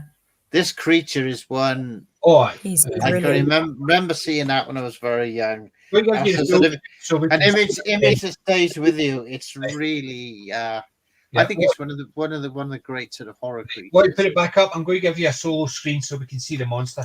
Okay, there we are. Just try and Yeah. dodge the Oh, yeah. light. I mean, look at that creature work, though. Yeah. Yeah, That is so gorgeous. it is. Yeah. It's one of those. It's a really special film. It's well worth getting. When I grew up, I used to love to read horror comics, and I can remember it was horror comics, but it was also like a magazine that would have talk about horror films and things like that. And I remembered that monster from like decades and decades ago. And I never knew what film it was. And me and Darren were talking about this. He was telling me about this film. And when he showed me the image from the film, I was like, that's the monster I used to love. I used to be fascinated by in the horror books that I was looking at. Yeah. It's really good. And I'm just it's telling very you the book, The Night of the Monster, Night of the Demon. Night of the Demon, yeah. It's Yes. it has that M.R. James feel to it. It's got that really sort of gothic, slow burn, but very suspenseful type of feel about it. And the way that they've done the monster, I won't say too much, but it's like it's enough. You don't need to see much more. And I It like works. films like that where they don't have to. See, when I saw that movie, do you know the one thing I thought, which I thought I didn't understand why at the time, was Peladon. The monster of Peladon, Oh, Doctor Who. Oh, I could. Oh, Uh-huh. yeah. See, and that's what I thought. I thought, have I seen that before? Have I seen that monster before? And that's all I thought. I wonder if it's the same guy that did the Peladon monster. you never know. I mean, it's just because of the way it looked. Yeah. I think that's the one thing I remember about it was the monster. It was the demon, Yeah. and I thought so I'll definitely need to dig that one back out again. You only see it twice in the film, in the opening scene and in the sort of the climax of the film. Without giving too much away, there's a train involved, and the way it appears in the climatic scene is very cleverly done.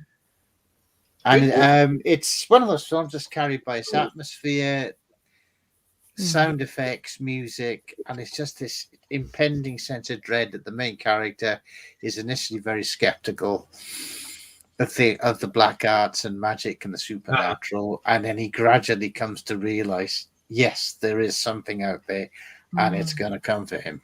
Yeah, ideal. It sounds. I definitely need to actually pick that one. Yeah. Up again. It's also known as Curse of the Demon, which I think was an edited that was done for the American release. But this version, the original British version, is that's the one to track down. Yeah. Always prefer the original, the way it is.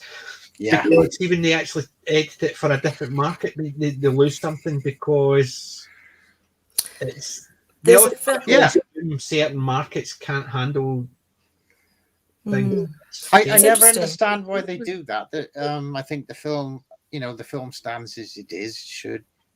It should work. I agree with you there, Darren. There is this weird thing of editing or translating or changing a little bit around because you think you know better what the market wants, but when you look at the original, it's like as fantastic as it is, you don't need to change anything. Exactly. But for some reason, they just change it and they say it is half as good, or scary as it needs to be. Yeah, there's a film that I grew up seeing as a very small child, and it was one of those films again that really stayed with me. And years later, when it became much easier to start tracking these things down with the internet and things like that, I realized, but many years later, that it was titled very differently over here. And it wasn't until I came here to the UK And I realized that over here it's called the Trollenberg Terror. But in the States, it was titled The Crawling Eye, which is a bit of an obvious sort of title. But that's just how I knew it. And I looked and looked and looked for the film, and I always struggled to find the references to it under that title. But then when I came here, I realized it was the Trollenberg Terror, and it's obviously very easy to track down. Yeah. It's you. So I googled the Crawling Eye, and the first result that actually came up was the Trollenberg Terror from Wikipedia. But years ago, if you tried to find that, it was quite difficult. Yeah. But you look at the reason they give for changing the name, which is the stupidest reasons a lot of the time. You look at Harry Potter. In the UK, the first book was called The Philosopher's Stone. And when they went to the States, what did they do? They changed it to the Sorcerer's Stone. And why did they do that? Because they didn't think the American audience would know what a philosopher was. That was the reason they gave. That's kind of strange. Of course it is. Because it's really, really strange because you already have the premise. Okay, it's the first book. You don't really know what Harry Potter is. But it's sorcerers, wizardry, magic, witches, the whole thing. But for me, the original title works best. Exactly. But that's what I'm saying. When they went to publish that in America, somebody's obviously said the Americans don't know what a philosopher is. You have to actually explain it a bit simpler. Really? You're trying. People don't actually understand the language. Yeah. How is sorcerer simpler than a philosopher? Because accordingly, a sorcerer tells people it's about magic. That was it's more associated with magic, I suppose. But it's simplified, so they knew they were reading magic. They weren't reading a highbrow because basic American people will say philosopher. Oh, that's all those highbrow stuff. We only read that. Really, it's just it's a book about. You read the back of it; it tells you it's about magic. Yeah, I would say that's probably why they did that. Even with the name change, if they kept the name, just the fact J.K. Rowling was perfect in timing, social media, everything. It would have steamrolled the planet regardless of name change. Yeah. Because there wasn't a lot of social media interaction when she started. I was talking to my daughter. It started to grow. There were tons of MySpace pages and everything. So I was talking to my daughter about it, and she'd been a Harry Potter fan since day one. And she was saying that when she was standing out at 12 o'clock for the bookstore opening so they could buy it as soon as it was released at 1 minute past 12. She says it's because you didn't get spoilers because there was nothing on the internet. There was nothing out there. You knew it getting published. It's going to sound so weird, but she's my kind of girl. You are that geeky or that interested. You were actually there on day one because you don't want the spoilers. You don't want to hear someone accidentally talking about it. You want to read it first, see it first, experience it first. But that's what sadly, it's something we haven't had for a good 15, 20 years now. See, whereas I'm one that I could walk into the last 10 minutes of a movie, sit down and watch it, then rewind it and watch it again. Just shows you my age. I mean, start it from the beginning again, not rewind it. That's a video thing. Most people don't know. It is, yeah. Rewind is a lost art, definitely lost. It is a lost art, and that felt like decades. You know, you'd be waiting for the thing to rewind, and you'd be like, "Oh, this is just such a hardship." That's a lost one. Listen, see if you can pick this up. Right, listen. What's that sound? Can you hear it? No sound yet. Yeah. Right. Yeah. Yes. Yeah. There it is. Back in. Well, you'd need a box truck just to move your VHS tapes if you had to move. Yes. But yeah, So I mean, You see, what I disliked about VHS was you couldn't take a ball pen, stick know. it in, and just go bzzz, to kind of rewind it because you wanted to save batteries. Yeah, I yeah. I you can try remember telling winding young the old. people of that today, and they won't believe it. I know. Luxury. When I was a lad. Yeah. But it's just a case of.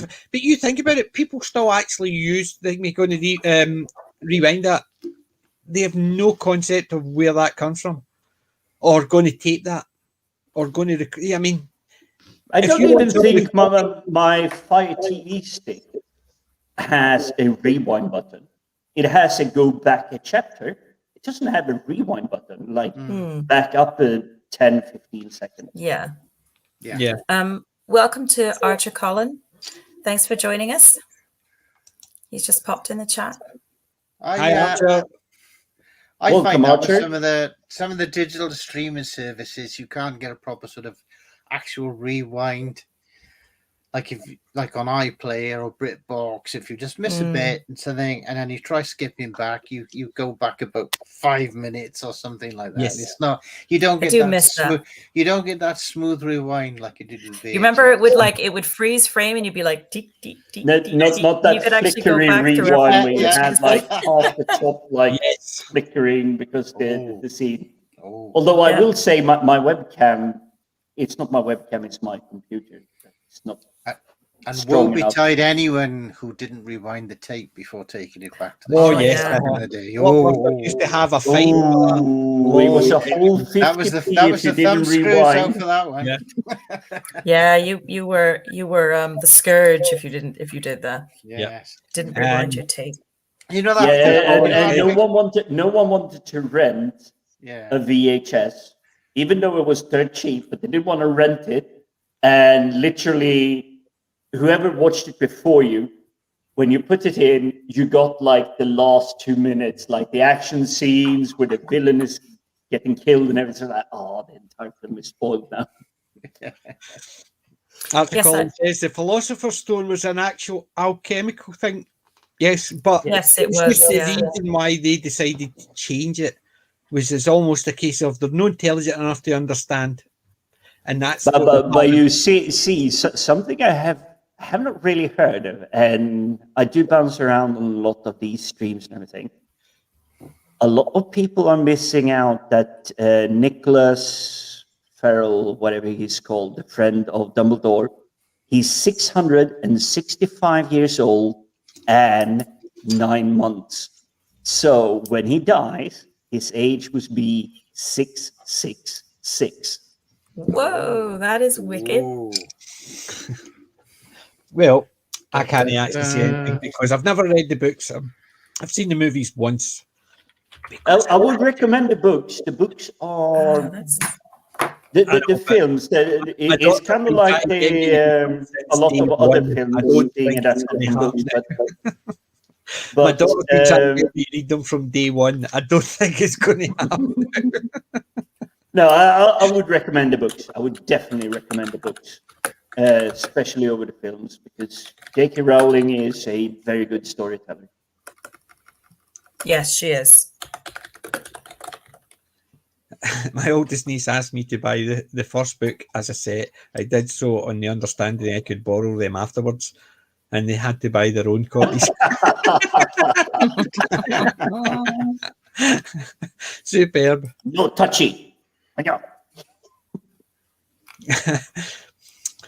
We're just catching up with that guys. Right, so Night of the Demon. That was Very your good pick there, Darren. Thank you. Do you want, Yeah. you want me to do mines before we go on to Jim? Don't mind. Right? Yeah, let's see Radio, if go I'm on winning this week. Right, first of all, this is just a one. I'm not actually talking about the main one because I'll talk about that before I show it. This is one of the ones I picked up. Let's have a look. Oh, Annie Hall. very nice. Oh yeah, that's a classic. Woody Allen, Diane Keaton. I quite like Woody Allen's early stuff. I love The Sleeper. That's superb. Sleeper. Yeah. Yeah, I love that one. Mhm. But my main one, remember I had said about anybody who could guess, put it in the comments.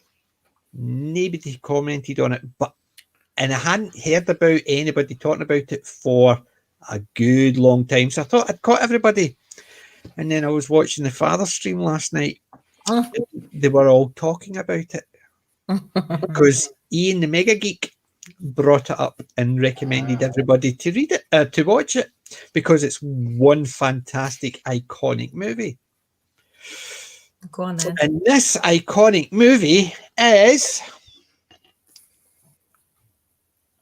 Oh, yeah, Violet Running. Yes. Absolutely. Yes, I remember that Yes. one. Remember, that is this brilliant. game was a very iconic Yeah. movie, and as soon as I saw it, Bruce Dern is just superb with Huey, Dewey, and Louie. I remember watching that the very first time, and I thought it was one of the most intelligent movies I'd ever watched, because they worked out that plants need sun. And that was basically, and I thought that was dead intelligent, because when I thought about it, they thought they would have actually just shot that. Any other movie, it would have floated off into space, no problem, the plants surviving. But they actually had the brains to actually realise that all the plants are going to die unless they have sun, so they had to set it all up to save the plants. And I thought, that's a dead intelligent movie. The very first time I saw it. And see the ones that play the people who played Huey, Dewey, and Louie, which I only really found out about recently, and it was the Mega Geek when they were talking about it, reminded me, was they actually got people who had no legs. Basically, they had paraplegics in there walking on their hands. So that's why you had the strange shaped robots and stuff like that. So one was quite short and squat, and the other one is because I think it's person with nothing, their waist. That was it. So they would walk on their hands. The other one had no legs, walking on their hands, and that's why you got the different shaped robots, and they had them actually in it so they could have these robots.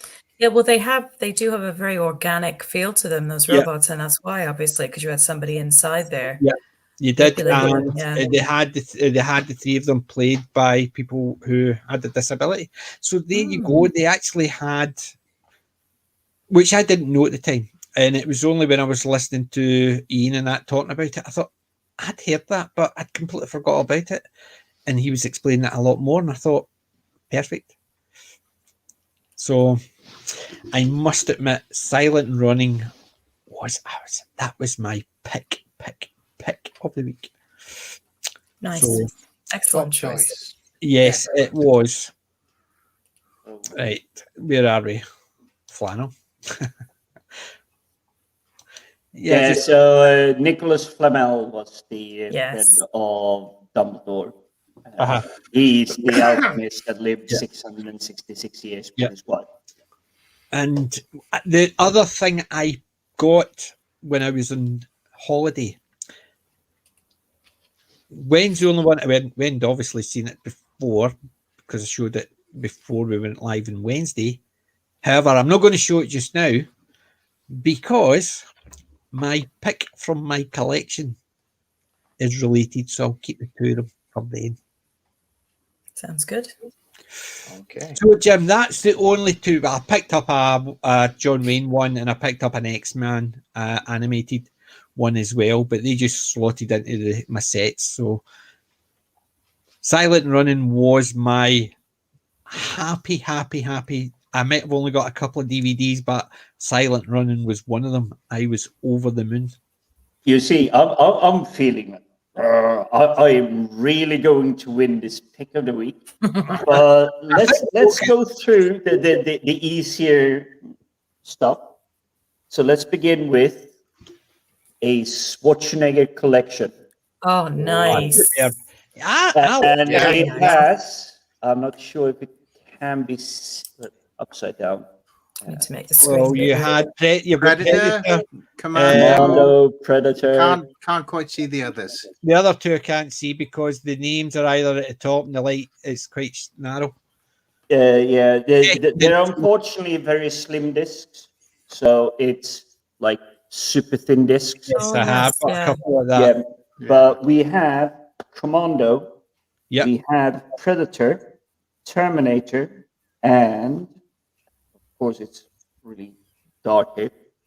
We have Conan. Ah, Conan. Conan, Awesome. but Not again, bad. it's Excellent, one of yeah. those super thin discs. Yeah, I've got a couple like that. They can be a pain in the backside because you're looking for them and you can't actually quite read what's on it. And you have to pull them all out. But yeah, I love those. Those four are just great Schwarzenegger movies. I love his early stuff. They're superb. I love Conan. Yep. I love Now you will be surprised. Once I've shown everything, I will ask how much you think I paid for it in the charity shop. But here's my next one. Western collection, superb. I can't So see in Not this quite see one, what they we are. have. Let's see if I can get in the names. Unforgiven. The Searchers, the Searchers Wild and the Bunch, Wild- and the oh, yeah. Unforgiven. Oh, the Wild Superb. Bunch. Nice. Yeah. Nice I think the only one I collection don't have the Wild Bunch. I have the other two, but very good, superb. Now, That's a classic something that collection. surprised And me there's about more. this one is that it is rated, 18. Ooh. but Greece. Oh, 18? Greece. But 18, it really? is- Rated 18. Really? it's Grease Oh, and Saturday Saturday Night Night Fever. Fever. It's Yeah. the ultimate collection of Grease and Saturday Night Fever. How is it rated 18? I Yeah, do that's- not know. I think they've rated that 18 based on Saturday Saturday Night Night Fever. Must, Yeah. It's got to be because it can't be Greece. It can be Grease. Come on, that's a musical, and yes, there's pregnancy mentioned and stuff like that, but it's not. Yeah, but that's like, bad. you know, Still, it's right on the front cover. The box cover is like 18. I don't know, it's just, but what's going on here? yeah, I could see like in the 1950s, maybe rating that is, you know, but yeah, that is unusual. Right. Archer Colin was talking about Harry Potter. It took off when they reprinted it with adult non-kid covers. Yeah, my daughter's got all the ones with the non-kid. And she's got the one with the kids cover. So she has. So she's got those ones because she started reading them when she was young. Yeah.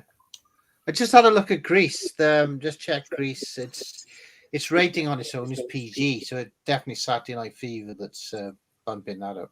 Yeah, it's just got to you. Still, from PG to 18. I mean, when those films were made, if I saw 18, I expected a lot of nude bodies. Lemon Popsicle, the Turkish movie set. Did you ever see those ones? The Lemon Popsicle series, they did 7 of them. Those I would expect to be 18s, not Grease. But and moving on to the seasonal, the horror, Oh, go on then. What is that? Oh, Hitchcock. yes.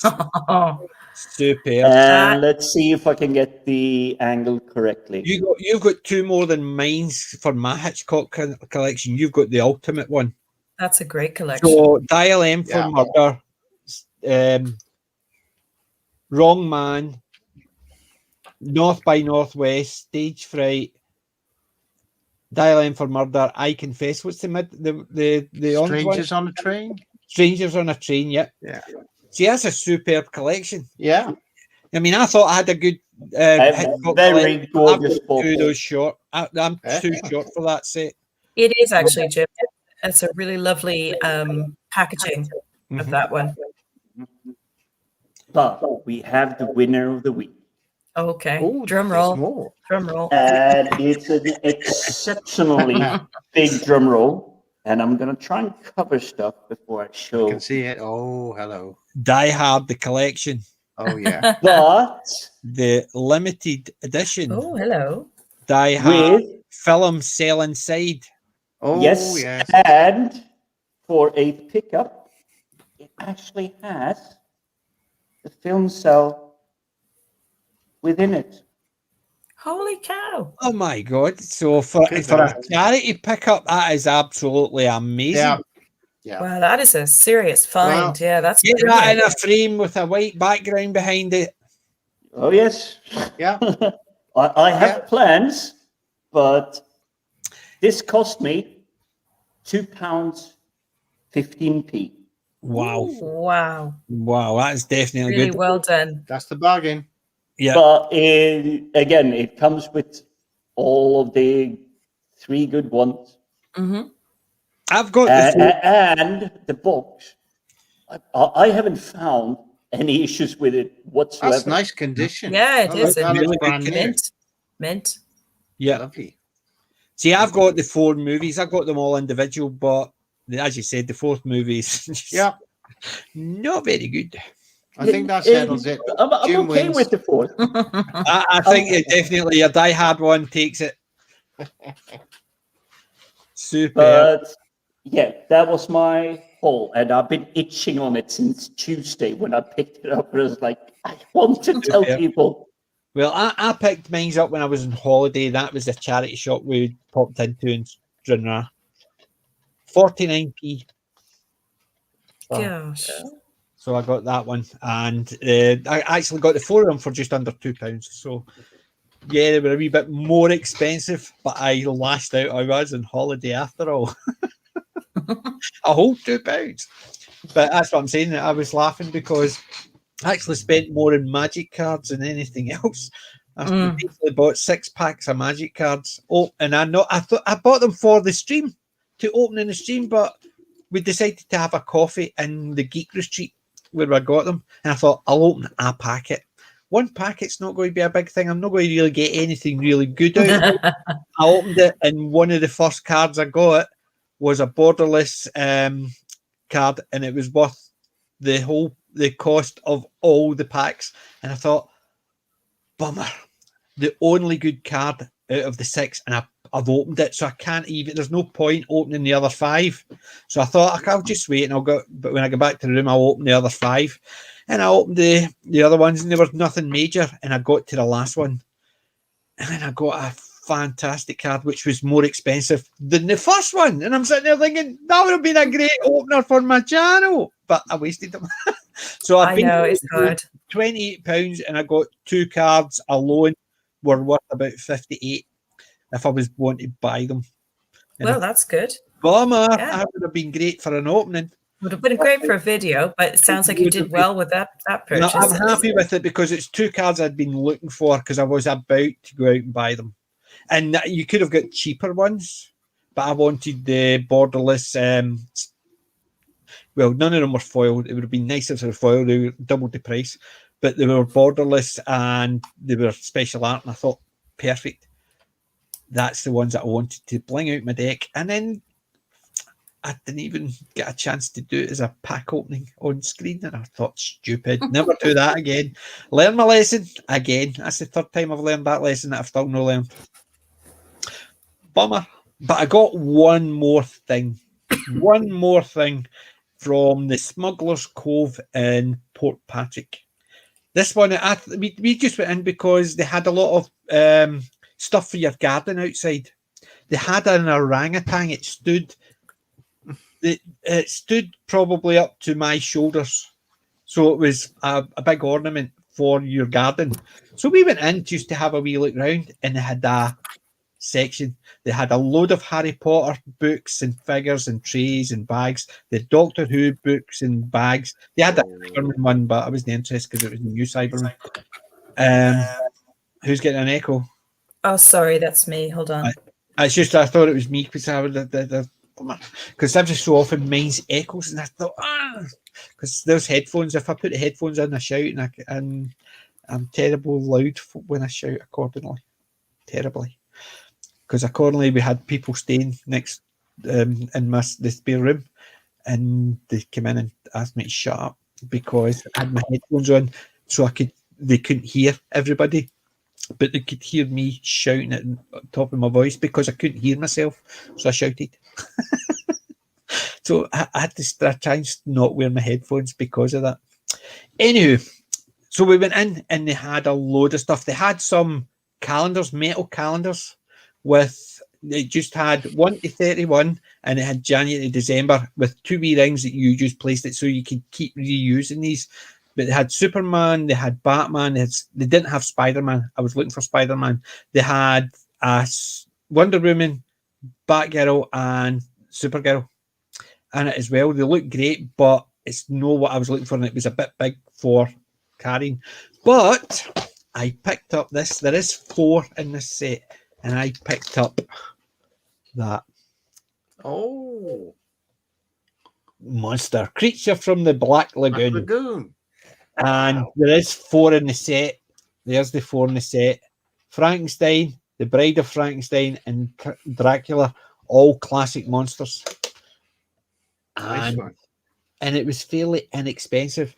Normally, figures like that up here are about 25 to 30 pounds.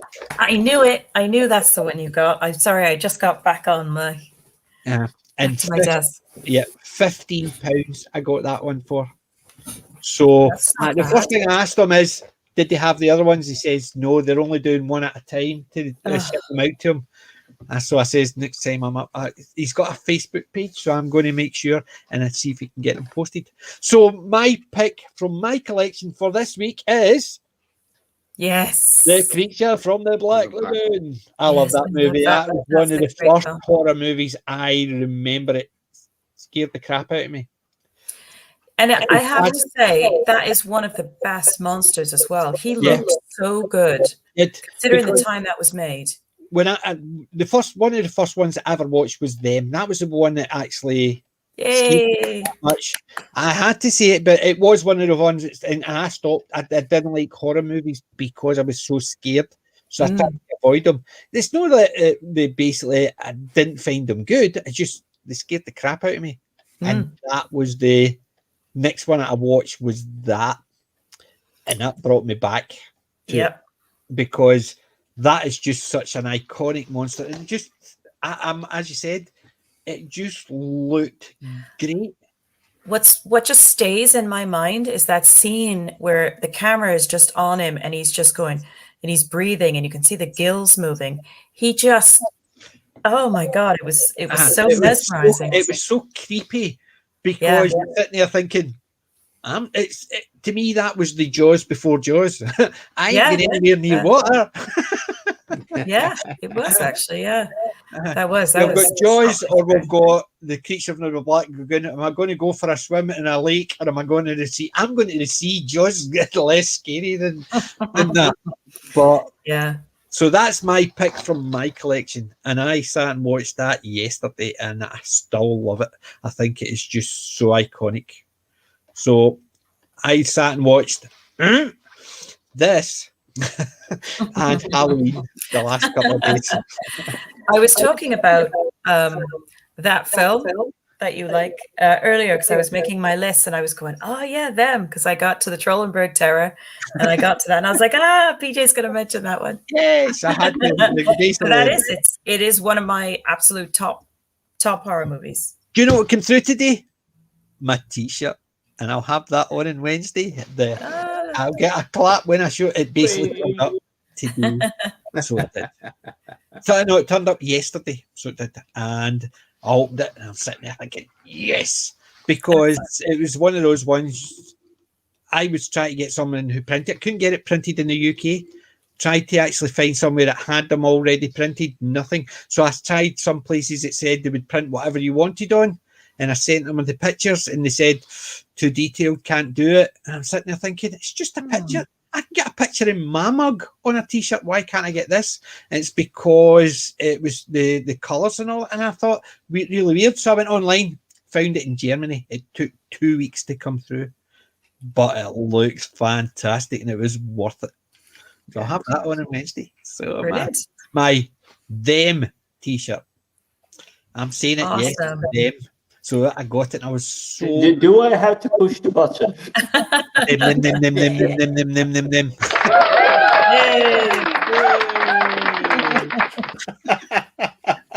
Well, you know, every week I'm going to say it because it's my favorite. Absolutely, it is. It's fantastic. But that's definitely our party trick. Yes. Every time I PJ can't says wait till my picture comes through and then I can actually show it. But yeah, that is my pick from my collection. So I guess you know. Your pick is the Die Hard film sale. because it's a Christmas film, and we're literally ending the Halloween season at the moment. Halloween is right now. Next up is Christmas, and obviously you have to watch Die Hard for Christmas. It is a Christmas film. I don't care. If you disagree, you're wrong, but I'm happy for you to be wrong. See, there's It's even got Christmas carols in it. the problem is that I understand both sides of that argument, unfortunately, because some people say, well, it's about Christmas, makes it a Christmas movie, which is not true, because you've got A Wonderful Life. Isn't really about Christmas, but it's a Christmas movie. It's like Miracle on 34th Street. No, but that's about Santa. That's about Christmas. That one, I think, so I can't say yes to that one. But what I'm saying is, like, Miracle, It's a Wonderful Life. Although he's running at the end, Merry Christmas, he's shouting Merry Christmas. That's not really about Christmas. That's about something that happened at Christmas. Yeah. Die Hard, something that happened at Christmas. So people are saying, because it happened at Christmas, it doesn't make it a Christmas movie. I can understand both sides of the argument. For me, it's more when the film kind of got introduced to me. It is like something I always have for New Year's Eve is Dinner for One. If you haven't seen it, just YouTube it. It's a 12-minute long sketch, and it's absolutely classic. It's hilarious. It's black and white. It was made in 50. They've made a few. They've made a few. There is a few other than the original on YouTube. People have actually recreated it. Big names certainly have, because it's such a fantastic. Big names have recreated it. Not as good as the original, I must admit, because they're trying to copy, and that's the problem. But the thing is, see, if you say it's a Christmas movie because it's got Christmas in it, then any movie, any drama movie where they go over 2 or 3 years, because they always have a 2-minute section where they show Christmas. So does that make that a Christmas movie? Because they show Valentine's Day, Easter, summer. No. For me, no, but that's hold on. Even if it wasn't Christmas, they could have made it midsummer. For me, Die Hard is Christmas. Yeah, but that's what I'm saying. I can understand both sides of that argument. People saying, if it's about Christmas, it's a Christmas movie. Like Elf, I can't stand Elf. Dislike it immensely. However, if it's set around Christmas, it doesn't make it a Christmas movie. It just makes a movie set at Christmas. As if it's Christmas isn't the theme of it. To me, so I can understand both sides of it. To me, a Christmas movie is just a movie that you enjoy watching around Christmas, that also has some connection with Christmas. It doesn't have to be all about Christmas. It just has to be taking place around that time. But I love Die Hard as a Christmas movie because it does get you in the spirit when you're watching it, you know, and yet it's not really what the film is about. But I still enjoy it as a Christmas movie. Oh, look at him bringing out the big guns here. But no, I agree completely with you, Wendell. It's even that one. Such an. For me, the movies you watch around Christmas and New Year's here is are the ones you should. This is the one just so you are aware. Yeah, I agree. When we get to near Christmas, I have to dig out my big. I watch every Christmas because I grew up watching it with my mum. Oh, White Christmas. White Christmas. That is my all-time favourite. My kids bought me that when they were young because I kept going on and on about it because I grew up. One of my daughters borrowed it and never gave me it back. So my other daughter bought me it again. Because they know and every year I watch that Christmas Day. So that is my tradition. No matter what else I watch, Christmas Day I always watch White Christmas. Well, every Christmas we always watch College Head Christmas Special is one of our big Christmas. Every Every year, every December, yeah. Father Ted Christmas special. Yeah. Not my A favorite curious thing. question here when it comes to, shall we say, rituals. My Christmas starts around 22nd of December. That's when I'm starting to roll into TV shows, audiobooks, music. I don't follow the hype that they do. It's literally, it's like Halloween, boom, the commercial just goes like November through to December. For me, around 22nd of December, that's when I start to put on the films that is for me Christmas, and it literally runs until about January 4th. Yeah. See, whatever I that was. start my Christmas, I must admit, when I get my work finishes. So if that's the 24th, that's when my Christmas starts. Or if it's the 22nd, because of it falls on a Monday or whatever, that's when my Christmas starts normally. So when I stop work for Christmas is when I usually start my Christmas. Last year it was great because I had 4 weeks off over Christmas. Yeah. Because basically everybody was locked down, so nobody was taking holidays. So they eventually told us that ain't happening again. I had 3.5 weeks built up, plus the half a week I got in between Christmas and New Year. I had a 4-week holiday. It was great. I was told never to do that again, so I've got no holidays this Christmas. Yeah, unfortunately, we've been told exactly the same. we can't keep holding on to it. And between now and Christmas, and I've already booked my Christmas holidays, I still have 5 days. I need to take 5 days between now and Christmas. But how do you do it? I like to wrap them around a weekend because Yeah, I feel like you can you still get keep longer. on top of things and work, Yeah. but then you get a slight little.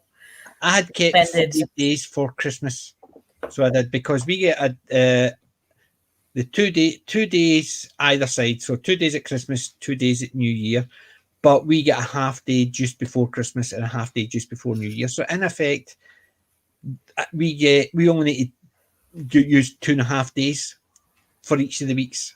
So I could have had 5 days, and that would have given me another full week off. So with that, I would have had 2 weeks.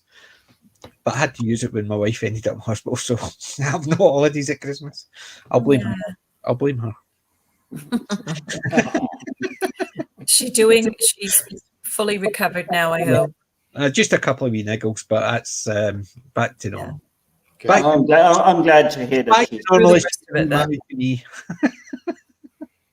Yeah, that's scary stuff. Yeah, definitely. But so a couple of days off when it's her birthday, and that's it. It's not interfering with my streaming life this time. So yeah, but I'm looking forward to Christmas, I must admit. So just be warned, White Christmas will be talked about at Christmas. I think Archer has a comment, but I'm not certain about the Dolly Parton reference there. I'm not too versatile in Dolly Parton. Until Dolly Parton sang it at a Christmas show.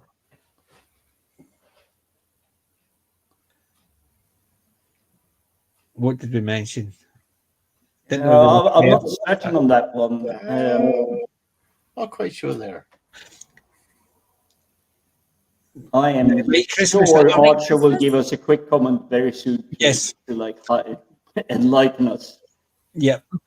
Well, the good thing is, on Twitter, I got Archer as on my friends list, so we can invite him on. So we'll need to organise that maybe next Saturday if you're free. But then again, he's a busy man. There's too many bloody streams on Saturday. And the reason we get clash with everybody else's is try to get a day that there's nobody else who want to watch on it. It's getting harder and harder. Yeah, it's getting harder and harder. At least we're not fighting with Friday Night Fights. Well, there is that. Yeah, no, I wouldn't dream of it. I wouldn't dream of it either because I want to watch Friday. Yeah, we can't watch it because by the time it starts to go live, we're both just basically I always catch up on it Saturday morning.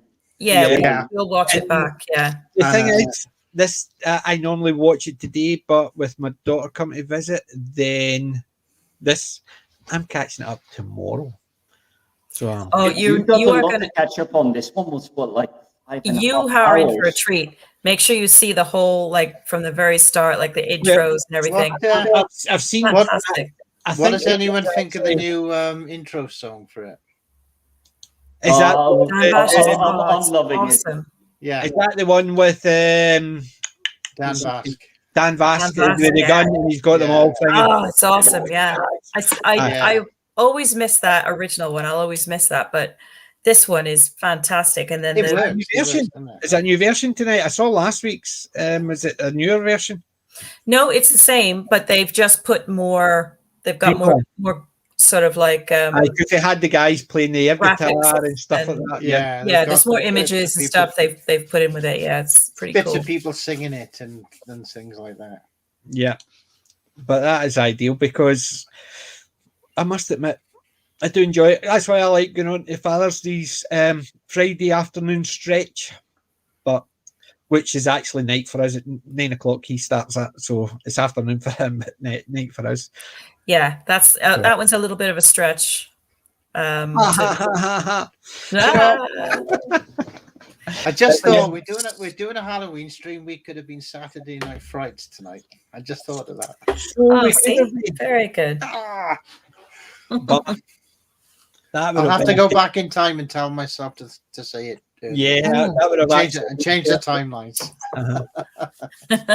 Yep. See, where we're talking about Halloween special. Can anybody remember, apart from obviously Jamie Lee Curtis was in it? I think that was one of her first roles. Michael Myers. Can you remember seeing his face? Yes, How many times did you see his face in the first movie? can't remember. A long time since I've seen it. Mm. Can anybody remember how many times you see? Oh, it's there you go. Archer basically saying he didn't know there was a verse into that song until Dolly Parton sang White it Christmas. on I'm the- dreaming of a white Christmas. Yeah. Yeah. Oh, Bing Cro- Well, Bing why is Crosby's the thing. chat always like riding on top of us? It's like they keep us so in check every single time. Yeah. I mean, See, I I love that salute you. I love that thing. It's just because, as I say, that it's one. It's my. It's not one of my favorite. It is my favorite Christmas thing, and it's always on my list. You see, I have a different one. Who have I got on? It's more a mythology one, but I think you will appreciate it, PJ. Yeah. It's World War One. It's the Trench War. It's the Scottish, French, and the Germans. But it's Christmas Eve, and suddenly they just start singing because there is no gunfire. They're just sitting in the Yeah. trenches, Yeah. and they start singing, and It's they're joining in, and it's Yeah. it's just so beautiful. Oh. It's like bringing tears to me. It's like Mm. Right, well, there you go. Archer, I don't know who. I was sure I'd got a link, a friend's request from you. But let's see. I've got 177 followers, so I'll need to dig through that tomorrow to see who it was that I've just assumed. But we will sort it. We will sort it sorry out. to jump in there, Archer. What's the Babylon 5 stream you're watching? Because that's literally my favorite TV show. So if you're watching a stream that people are doing, I want to know. Look.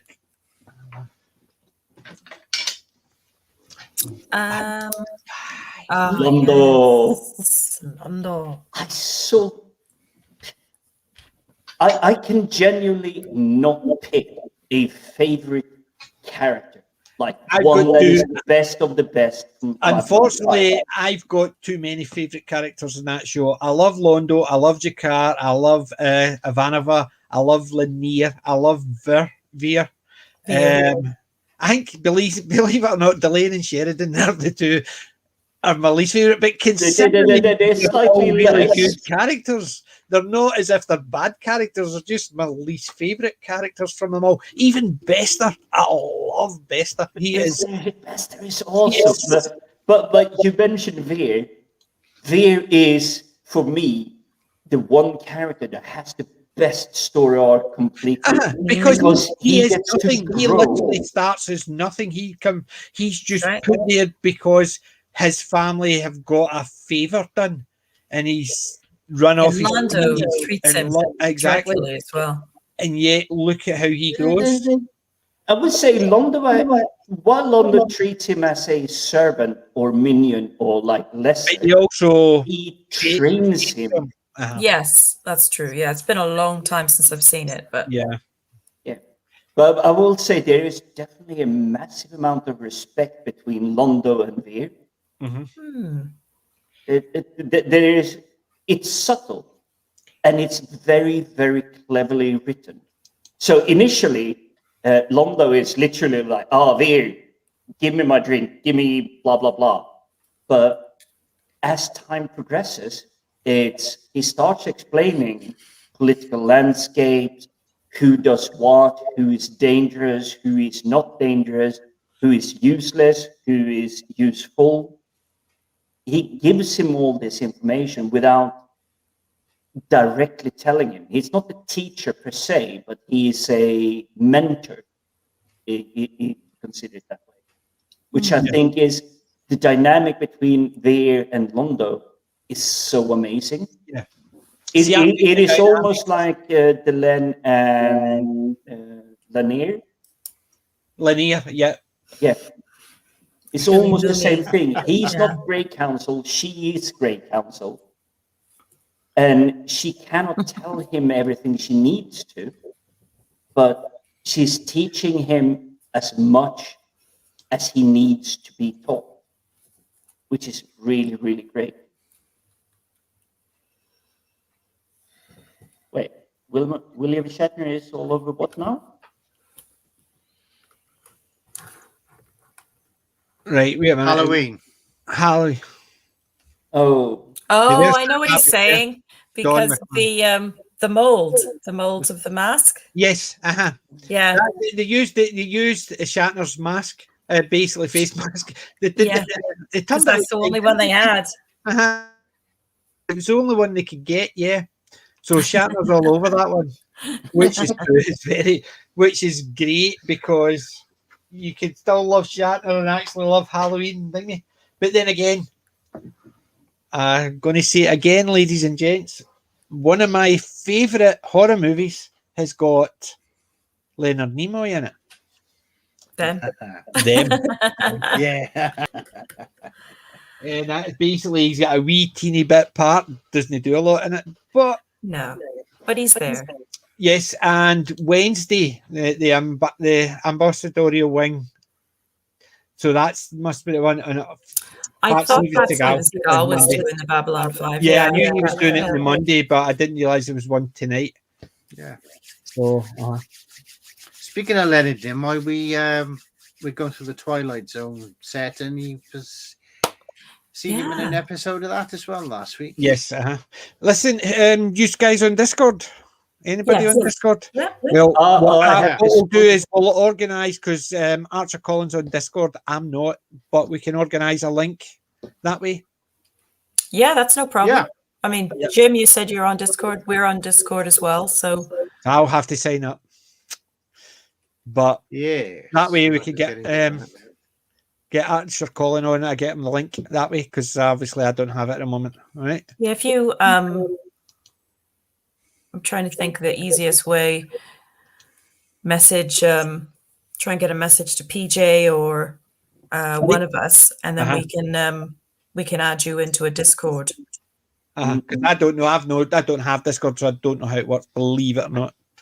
So I don't know if it like Twitter, you've got a user ID, they can actually just friend or whatever. I don't know. I am ignorant of Discord because think of Discord as the old school days with when we had ICQ. I actually, believe it or not, I've got something that may actually be linked to a Discord account because it's for Magic the Gathering. So I wouldn't be surprised, if there's a huge Discord for that. Yeah.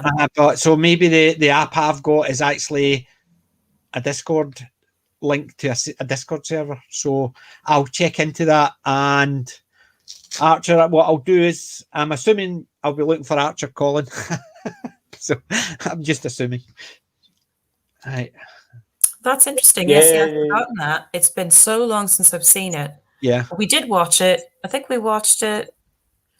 Oh my goodness. I mean, I don't know, Babylon maybe like 10 5 years is ago. such an amazing overall story arc. Oh, it is superb. It I'm sorry I didn't is. watch it sooner, really, when it was on, because I had a friend who was telling me all the time, you need to watch this, you need to watch this. And I think I was just not, my head wasn't in that headspace at the time. I was probably watching other things and I never got into it.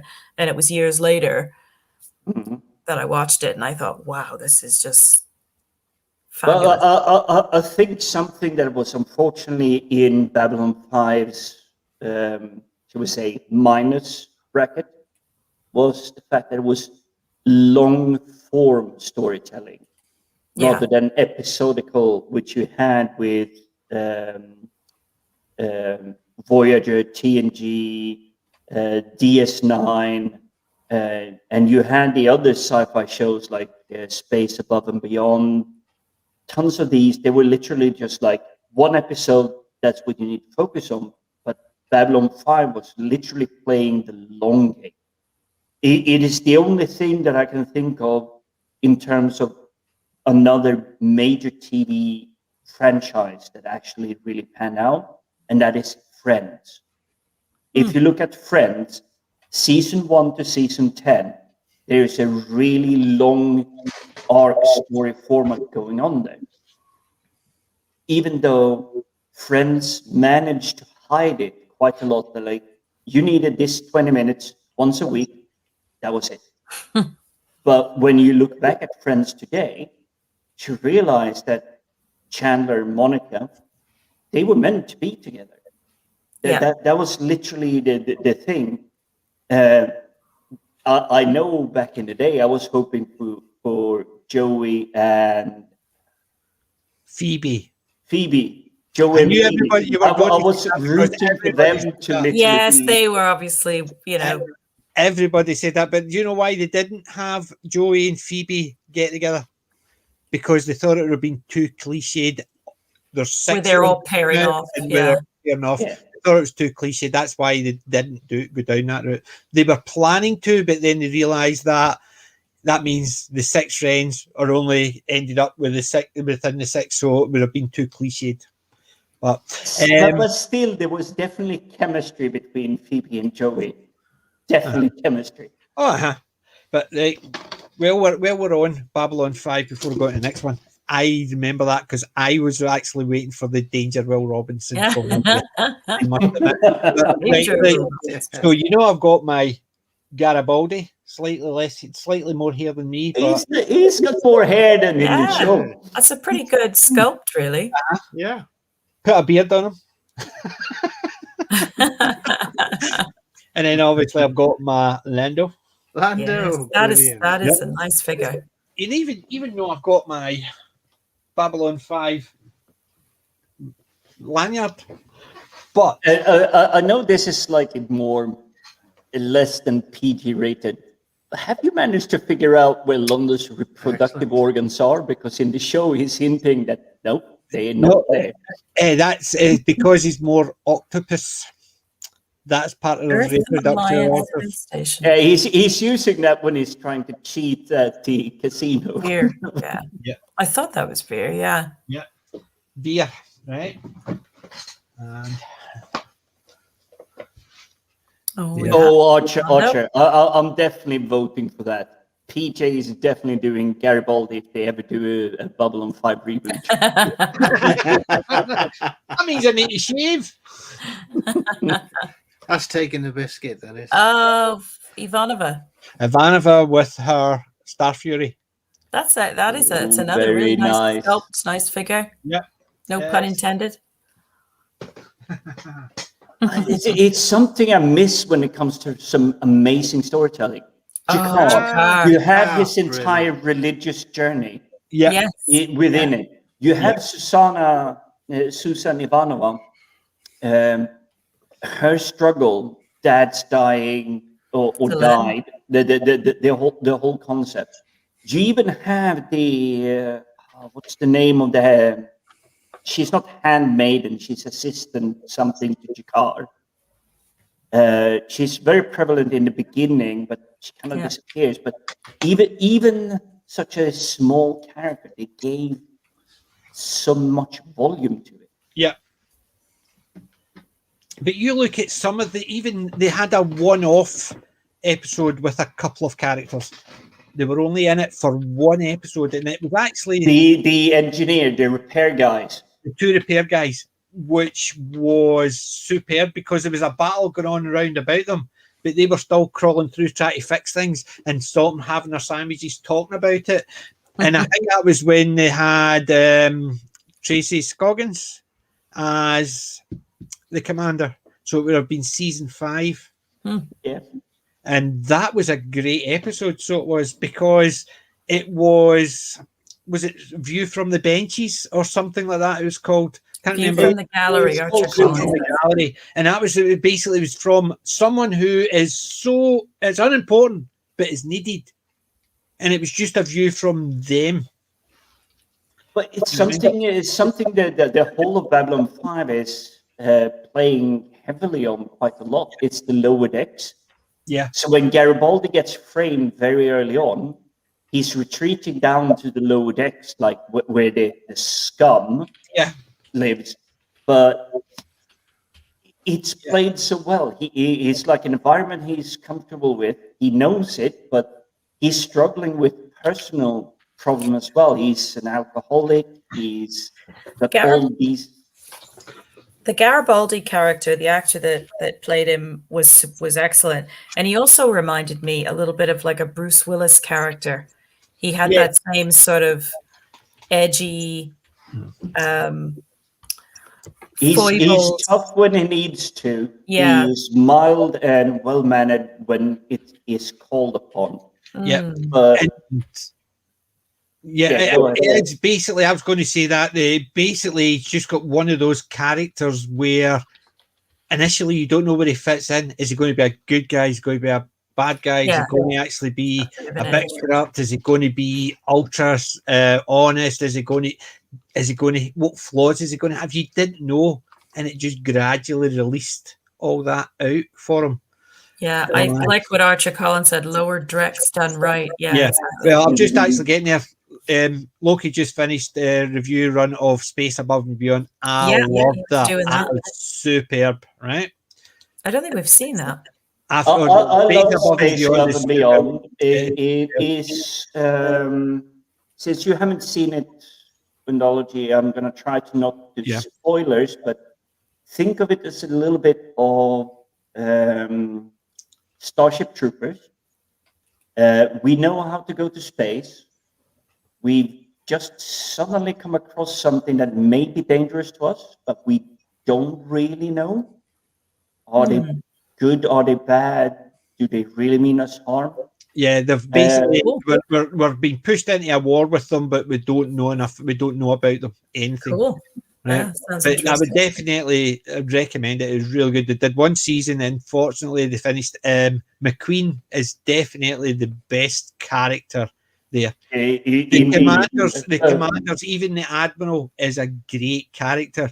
Yet you would normally think the ones who were the stars, as in the troops, because it's all about the wildcards. The squad. That squad, but McQueen, who's their commander, stands out, and then you've got the admiral, who is he's not in every episode, but the ones he's in, he doesn't come across as all these I'm above you's lot and stuff like that. He's just a great, fantastic character. And the two girls that are in it are absolutely amazing. Van Housen and Vanessa Van Housen. Is it Vanessa Van Housen and Vanessa Van Housen and Rachel? The one with the long black hair, but they're great, and even the three guys in it are absolutely fantastic. The 7 main characters, I would say, is the 5. Oh, Jesus Christ! Something just fell. That was weird. This is a Halloween stream, and there's a poltergeist in the room. It's just the fact that you had the shirt and everything. Instead of going, "What's going on?" It was like, "Oh my God, what's going on?"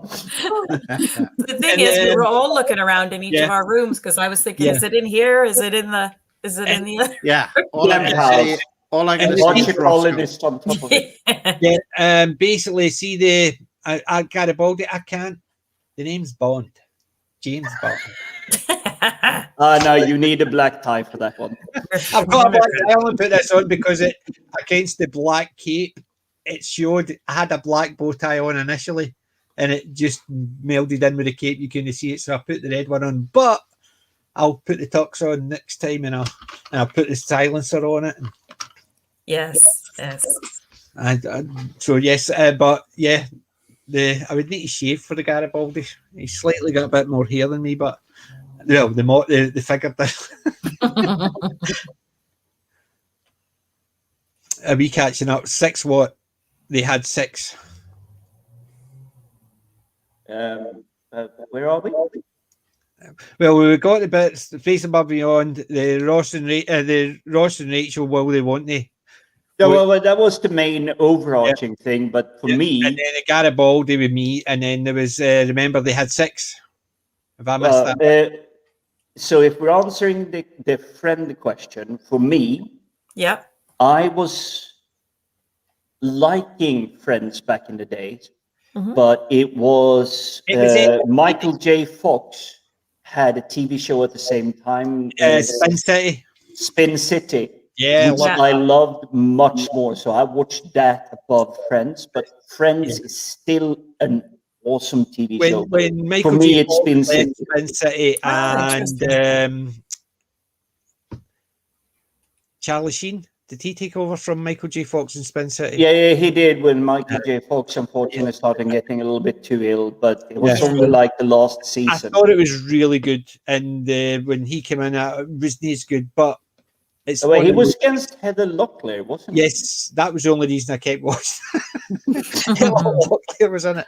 I have no comment, but Heather Locklear is very easy on the eyes. Yes. And so what was the 6? They had 6. What have I missed that one? Am I missing something? I think that is a reference to Space Above and Beyond. We have 6, each different level of intimacy. Oh no, it's back to Babylon 5. Veer's going to Ivanova for advice on romance. Oh, that one. That's a great quote. Really, Archer, you need to be on this show. You definitely have great Archer, Colin, you are, that's it, you're barred. Because I was actually, that's why I dug out my figures, so I could say my favourite quote from Babylon 5 is Veer when Morden asks him, "What do you want?" And Archer Colin beat me to it. I want to live long enough to see you cut your head off, put it in a pipe, and Morning favourite thing so I can go, woo.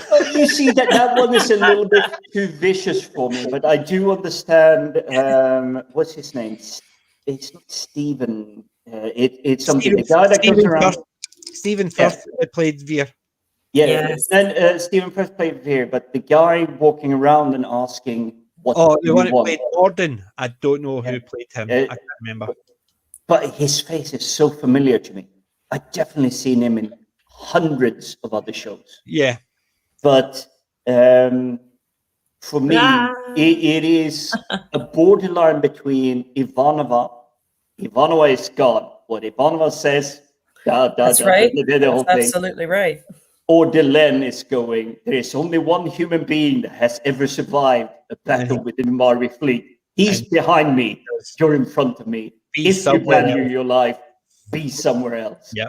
And there's another quote from Archer. That is the Ranger, Marcus.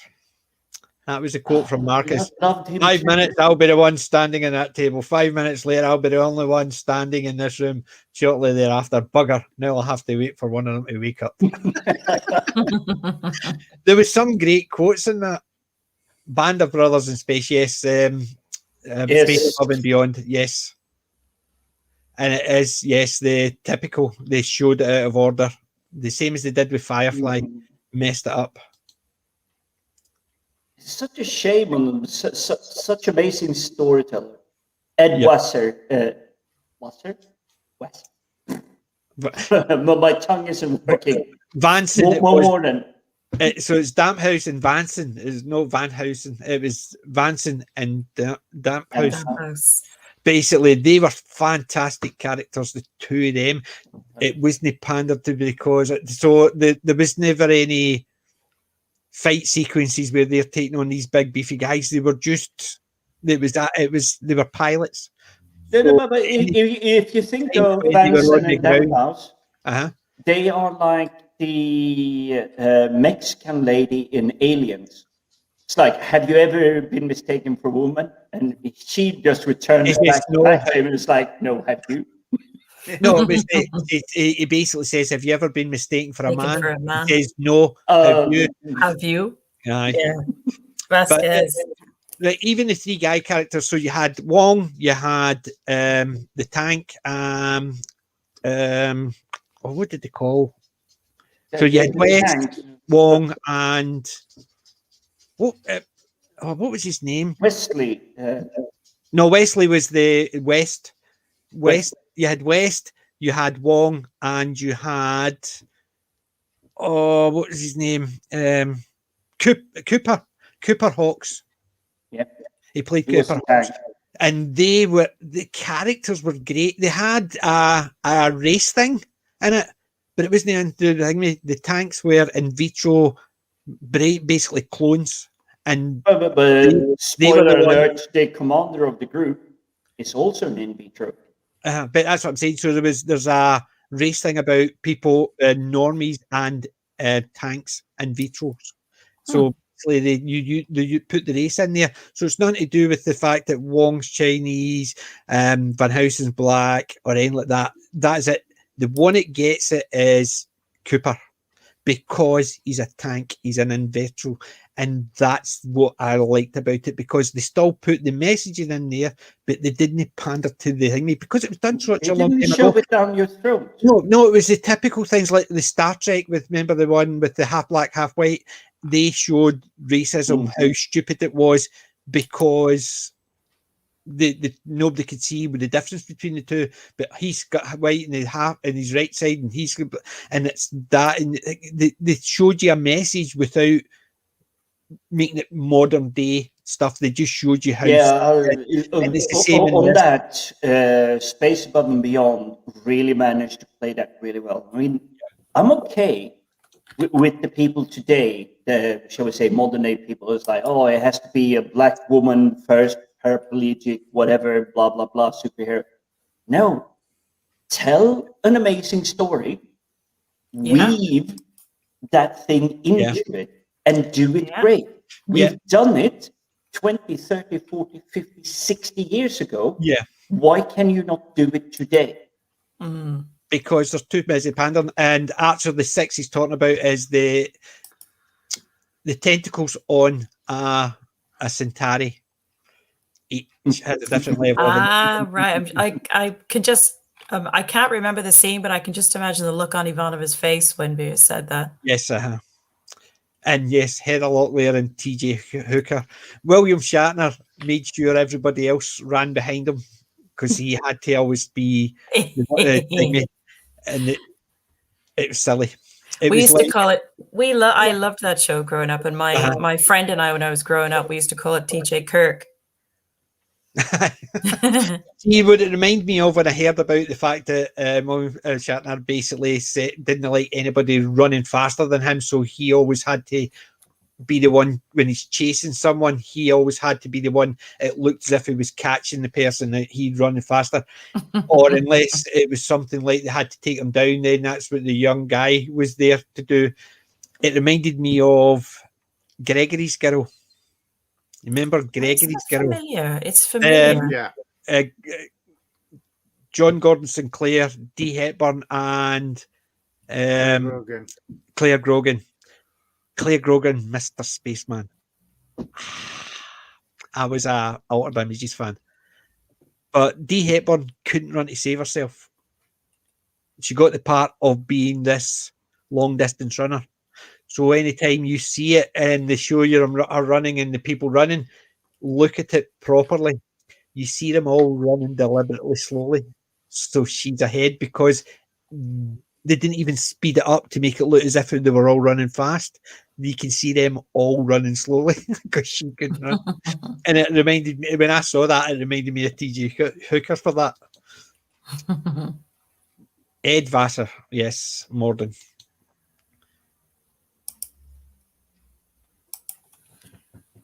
Yeah, that's right. He played in the pilot. He was actually on the command deck.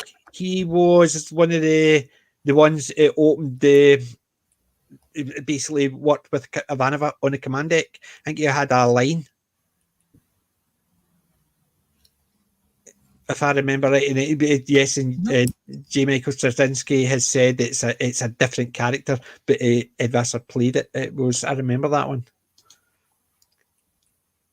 Storytelling and the fact that the highly trained pilots spend so much of the time as grunts did seem a bit odd. Might have had better if they had been in infantry.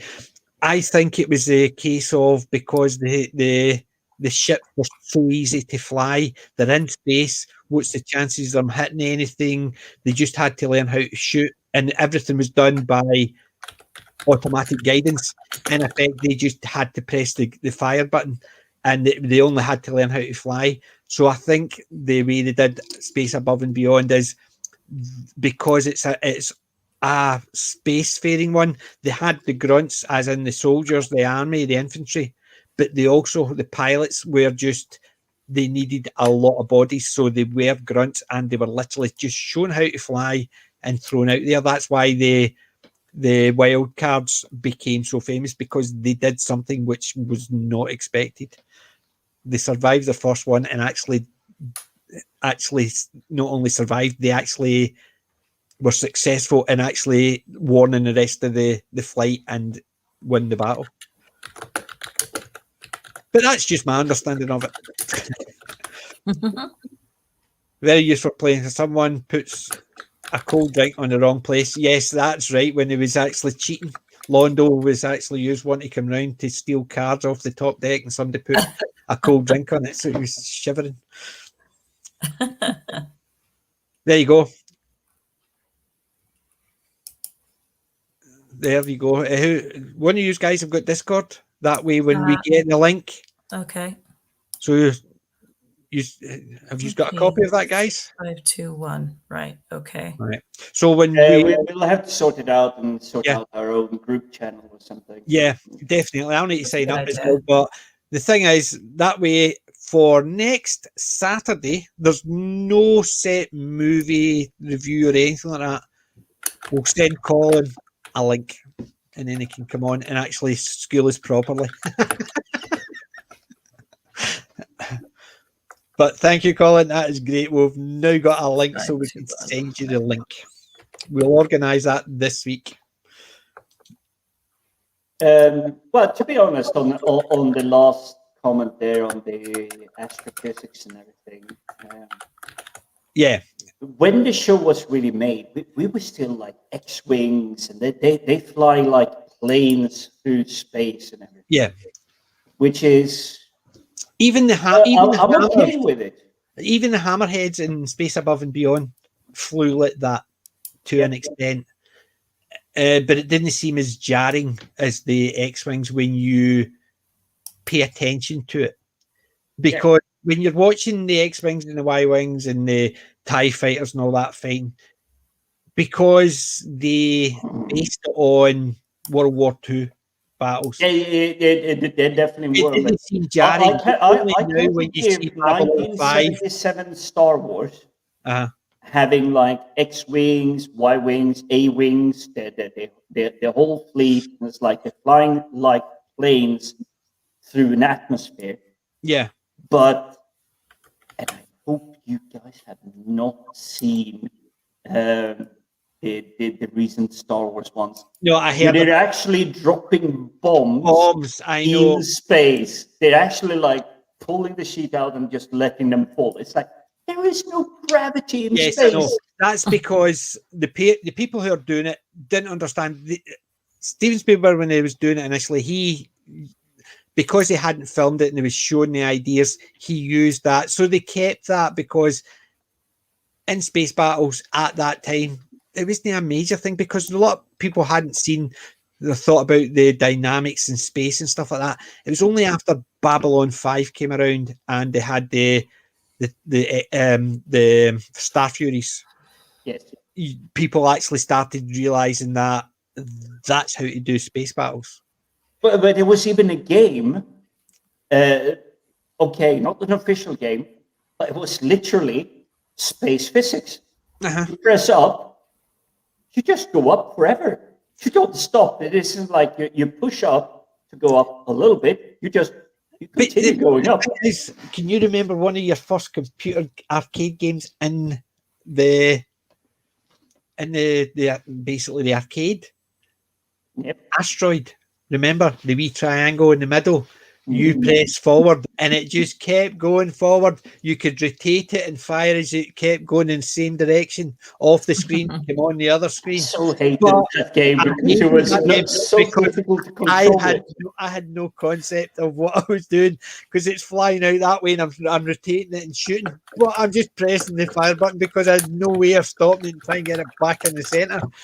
Things like that. But it's the fact is, somebody had actually got the dynamics of space battle in that game that long ago, yet they never thought about it. That's what I like about the Star Fury. It's compatible. What's it called? Exo-endo atmosphere. It can go into an atmosphere and fly normally, but it is designed to fly in an exo-atmosphere, as in space. It has the push down behind you, push up behind you, forward, backwards, left, right. Yeah. It has the 6 degrees of axis. Yeah. It has all of that control. The Star Fury worked perfectly in that.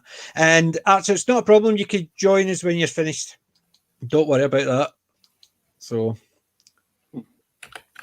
Not so much the original Battlestar Galactica, but yeah, it's the same idea. I've got my my Viper sitting there, but the thing is, when we were watching those, it was fine initially, but it's only because we even grew up watching Buck Rogers with his thingy and they were fighting like that. They were never major issues. The bombs were major issues because even in all those programs where they had them like flight, they never had bombers like that. They had bombers that would maybe have a load of missiles under their wings and they would fire them. They didn't drop them. So even though they used the aerodynamics within a plant atmosphere, but they had it in space. So the Vipers, the Cylon ships, and even in Star Wars, they had that and stuff like that. Even Star Trek, you look at it, they still had the same idea. You would have the ships, the Klingon bird of prey flying in, and then they would be saying, right, it's on that trajectory, fire the torpedoes here and here. The only time they did it was the movie. Don't run too far ahead here now that you mentioned Star Trek, because something I think is a well-done space battle is Wrath of Khan. That's what I was going. That's what I was right onto. That's a whole scene unto itself. They're in the plasma cloud. That is a submarine thing, but they were actually acting with the spaceships as submarines rather than fighter planes. So that's why they would do the depth and stuff like that. So that plasma battle within that, it's more submarine warfare rather than air warfare. Whereas Battlestar Galactica, Star Wars, and all that, it was more flight thingy. So that's what I was getting to when I mentioned Star Trek, and you got in there just before I was about to finish that. Sorry to spoil it, but it is sort of, I'm teasing because I know one of my favorite films is one of the things we're going to discuss soon, which is Wing Commander. Yes, which is it is not perfect space dynamics, but it definitely has the whole thing of capital ship versus capital ship. Yeah. It has good battle scenes. It has good. The environment is not nice. You have to play with it, or you will lose. Yeah. Yeah. It's And very then- good on that level. PJ, I know Archer's going to actually beat me. Sorry, Ben. oh, sorry. I just wanted to say we were on like a ridiculously early start this morning, so we're starting to fade. Not a problem. We were on like a 7 Thank you a.m. for bus joining into us. town this morning to shop, and it's just been mental today. Thank you for joining us, and used to Always a pleasure. night. Yes, It's always a pleasure having you we've on. enjoyed it immensely. Oh, as No always. problem. Always good. Thanks again. And And can't I'll see wait you till next Wednesday week. for Wing Yep. Commander. Yeah, looking forward Yes. to watching that. And Yes, cheers, we Jim, shall for see you making there. that available. That's great. I'm going to have a look at that. Just let me know if I need to make sure that you have it. Okay. Cool. Yeah. Excellent. Thank you. Okay, both. Enjoy the rest of your stream. And thanks again, as always. Thanks again for And we'll joining see you us. on Wednesday. All right then. Thank you so much for joining us. Right. Okay, That's good night ta-da. from me. Good Good night. night. No Good stars. night from her. Yeah. Bye, That's bye. right. Good night. Right. But But the Buck Rogers thing, right? Archer's basically Erin Grey. Yes. mhm. You remember Buck Rogers had Buck Rogers in it? Did you remember Buck Rogers had Buck Rogers in it? There was the episode within Buck Rogers where all the food got poisoned, and so all the pilots, so they had to bring in old pilots. Yes, that's the one. But that's what I'm saying. Do you remember the episode where Buck Rogers was actually in it? That's a long time ago, wasn't it? It's like literally the The black earlier season. Buster Crabbe, who played Buck Rogers and Flash Gordon, the old black and white ones. And Archer says I'm older than anything. Yeah, I'm old enough to actually remember. But I love that one, that they had Buster Crabbe in it, and basically they had all the old pilots, and Buck turned to him and says, "Do you know what you're doing?" He says, "I've been flying these longer than you've been born." And he says, before you were born. And he said, "I wouldn't bet on that." And it was the fact that it was Buster Crabbe who played the original Buck Rogers who said that. And I thought, superb. That to me is the geeky parts that I love. But Erin Grey. But it is the cheeky level that they managed to add in there. It's just like, okay, this is an older school actor, or this is someone that's been around, or this is a character. Yeah. That was literally like a cartoon strip in the 1930s, and we didn't make a film about it until No, but they made a 70s. TV show. Buck Rogers, they made a TV show. See the old Flash Gordon? Yes. Flash Gordon's, they did the musical, they did the one with Brian Blessed. But before that, in the black and white, they had the old Ming the Merciless Flash Gordon, but they also did a Buck Rogers one. It was Buster Crabbe that played it. Yes. So So that is where you have good scripts, good writers actually playing on what was before, what's coming now, what we're telling for the future. Yeah. And they did it so well back then. Yeah. I'm surprised it's lost today. Yeah, I know. It's, How are you not taking advantage of the previous characters that came before? yeah, it's remember they did it. The A-Team, Yes. Face Man, in every opening scene, you see him standing there, and a Cylon walks past him, and he goes, Yes. because he played Starbuck in Battlestar Galactica. They even had the wee homage in the opening scenes of the A-Team every week, because people remember that, and they were going, But that that is the cheekiness that is lost today. Exactly. Even if you look at Stargate 1, SG1, Yep. Amanda Tapping Samantha Carter. Samantha Carter. She's even going, literally in the first episode, I just MacGyvered it. And Exactly. she tells that to Jack MacGyver. Uh-huh. Like, what the crap is going on? But they actually play a little bit on it throughout the entire show. Not too much. It's extremely, extremely subtle. But they still play on it. And that is an amazing way of storytelling. And you look at the very first episode of Stargate, right? Jack gets introduced to Sam Carter. Didn't realize it was a woman. Yeah, I love that part. But the fact is, are you going to be able to hack it? So he has the wee dig at her because she's a woman in the military.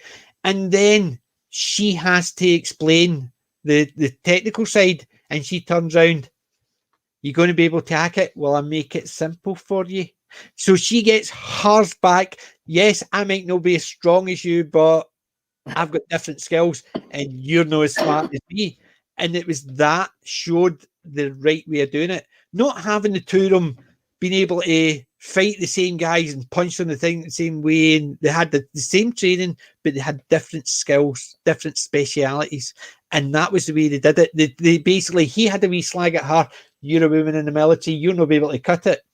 And then there's a lot. I have 200 hours of aviation training, blah blah blah blah. I have this and this, but it is the fact that she is stepping up to the plate. He's not challenging her because she's a woman. He's challenging her because she's new to the team. He wants to know that she can bring it, and she proves again and again and again. And he, as the show progresses, he knows that I'm talking Sam, about the very first time count on her. Right? He basically goes, "Oh, you've only been in a simulator. So I've already done 200 hours here, and I've done this, and I've done that, and I was involved in that, and I did that." And he went, But it was later on when she started explaining stuff, and it was the technical stuff, and she turned around to him and says, "Well, I make it simplified. Can you not handle it?" Sort of getting the wee dig back in, as in, yeah, you might be stronger and you have more experience in this thing. But but the thing is, I think I'm better at this. And so this is where Richard Dean Anderson is bringing too much MacGyver into SG-1. He understands exactly what Sam Carter is up to. Yeah. He understands it fully. He just wants her to explain what is going on, but he's going up. Lower the language, drop it a little bit. I just need to know, is this bomb going to explode? I don't need to know how it's going to explode. I just need to know.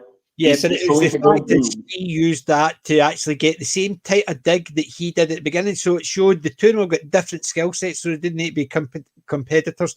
And Archer says he's never played Wing Commander, so he's not as anti the film as some are. I've never played the game, or if I did, so long ago, I can't remember it.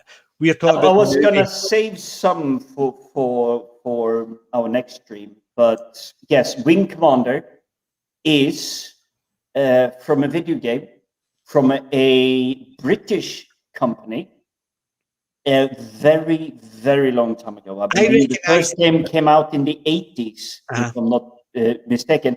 And I'm going to raise my hands here and say, hey, I'm sort of famous because I've had a couple of pints with a lot of people that did editing, visual effects, cutting, filming, the whole behind the camera crew in Soho in London. But the thing is, it's kind of like claiming fame because you just went to a pub where a lot of famous people go. But well, I could do that because I used to drink in the same pub as Peter Capaldi. Well, you PJ, you should have been. You should have been, Doctor. Oh, I missed it by that much. You know what I mean? Drank in the same pub. Come from Scotland, got an Italian surname, and I've got a similar first name. So I missed it by that much. But apart from the fact I can't act. But the thing is, I remember Wing Commander, but I can't remember if I've ever played it, because if I did, it was so long ago I've forgotten what it's like. I would need to see it, maybe a video of it, and see if I remember playing it. Tiny teaser. Luke Skywalker. Mark Hamill had a role playing in the video cut sequence in Wing Commander 5. I see, but you're basically away, because I can't even. I can remember the name Wing Commander, but I can't remember the game at all. I can't remember if I've played it, and if I have, it's not stuck with me because. Do not worry about the game at all. No, but just enjoy the film. Just enjoy the film. That's all I can say. Right, Colonel Gordon. Yes, that's right, because it was Buster Crabbe played Colonel Gordon and Buck Rogers, who played Flash Gordon and Buck Rogers. That's why they called him Colonel Gordon. Thank you for reminding me of that one. I didn't know there was a RPG, I must admit, by TSR. I'm not sure which version it was based on. I've got a box set and a number of. I know there was a couple of books, novels. Not sure. Archer, is that reference to Friends, by the way? I think we might have got away with it on the conversation. It could have been Stargate. But Stargate never had that many episodes, so I don't think Friends had that many episodes either. No, Stargate would probably definitely have had more than 200 episodes. Well, 11 well, if you're talking about Stargate SG-1, that was 10 seasons, plus a couple of movies. 10 seasons times 24 is 240 plus something.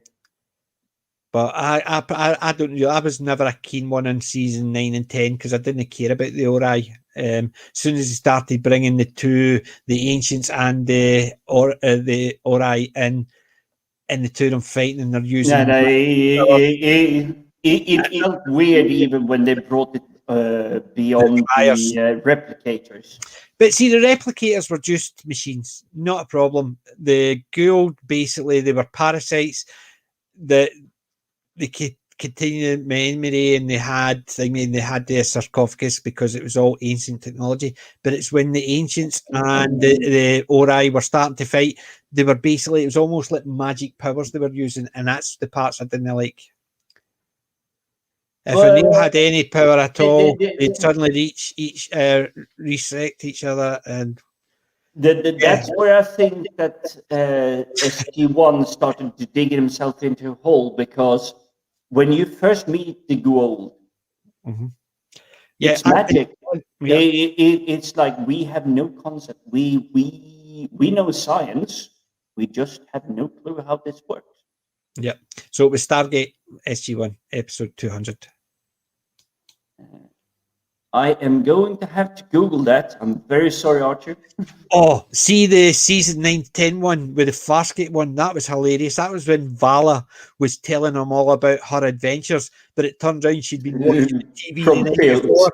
So she did the Star Trek one. She did the Farscape one. She did. There was a couple of other ones. And that is one of my favourite episodes from that. I was never a great fan of the ones with the Ori, but that one where she's telling the story and they're all different characters in all the TV shows, they had to get the rights to say to them, listen, can we do this?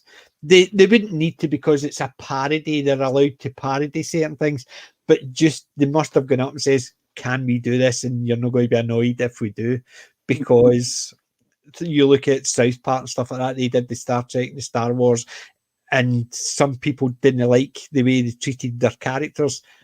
But I think they must have done it and just says, we're going to have this person doing this. She's been watching TV, so we're going to pick all the sci-fi shows and put them in. And I thought that was a fantastic. I actually might watch that tomorrow, that episode. That was a fun one.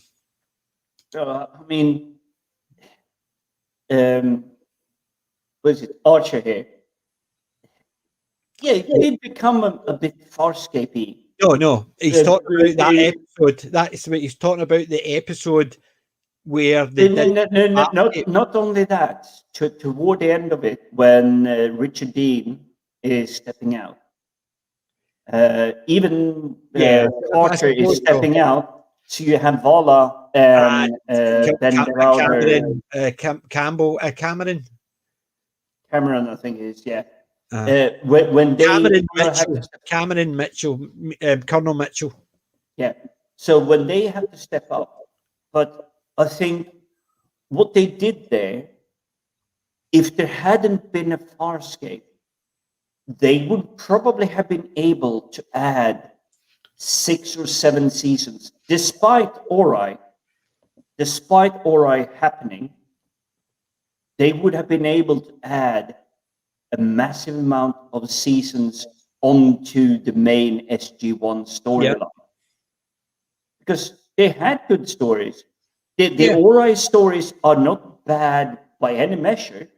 It's just a little bit samey, but it feels more like they're trying to wind things down rather than build things up. See, that's where I think a lot of these programs fail, because they're always wanting to be a bigger and badder. Could they not have a season that they might come across another thing? So maybe it's not a big, the world's going to end battle. They might just have a skirmish here and there with thingy, but they could still have an episodic and just have a wee skirmish with somebody they don't know, and then they basically they find out and it's be all a big mistake and stuff like that. I hate the fact that they constantly, the next bad one has to be worse and it has to be bigger and has to do the more, and you're sitting there thinking they're never going to destroy Earth. So they didn't do that for the first 7 seasons of SG1. Okay, yes, we do get the Asgard introduced to it. Yeah. But they are like, if your storyline is going like that, the Asgard is upping. So it's letting them go. But Asgard is dying. Yes. The Asgard is going to die. They're dead. They're going to be gone. So you're going to have to ride on whatever you have. But even so, the first, almost 7 seasons, they're fighting Goa'uld. They are not winning every single time. They're escaping, they're surviving. They're not winning every single time, which is really well played for building is it 10 or 11 seasons of SG1? 10 seasons of SG1. Yeah. And then they had 5 seasons of Atlantis. They had 2 seasons of Universe. Then they had the webisode stuff. And then they had the animated one as well. Plus they had the movies.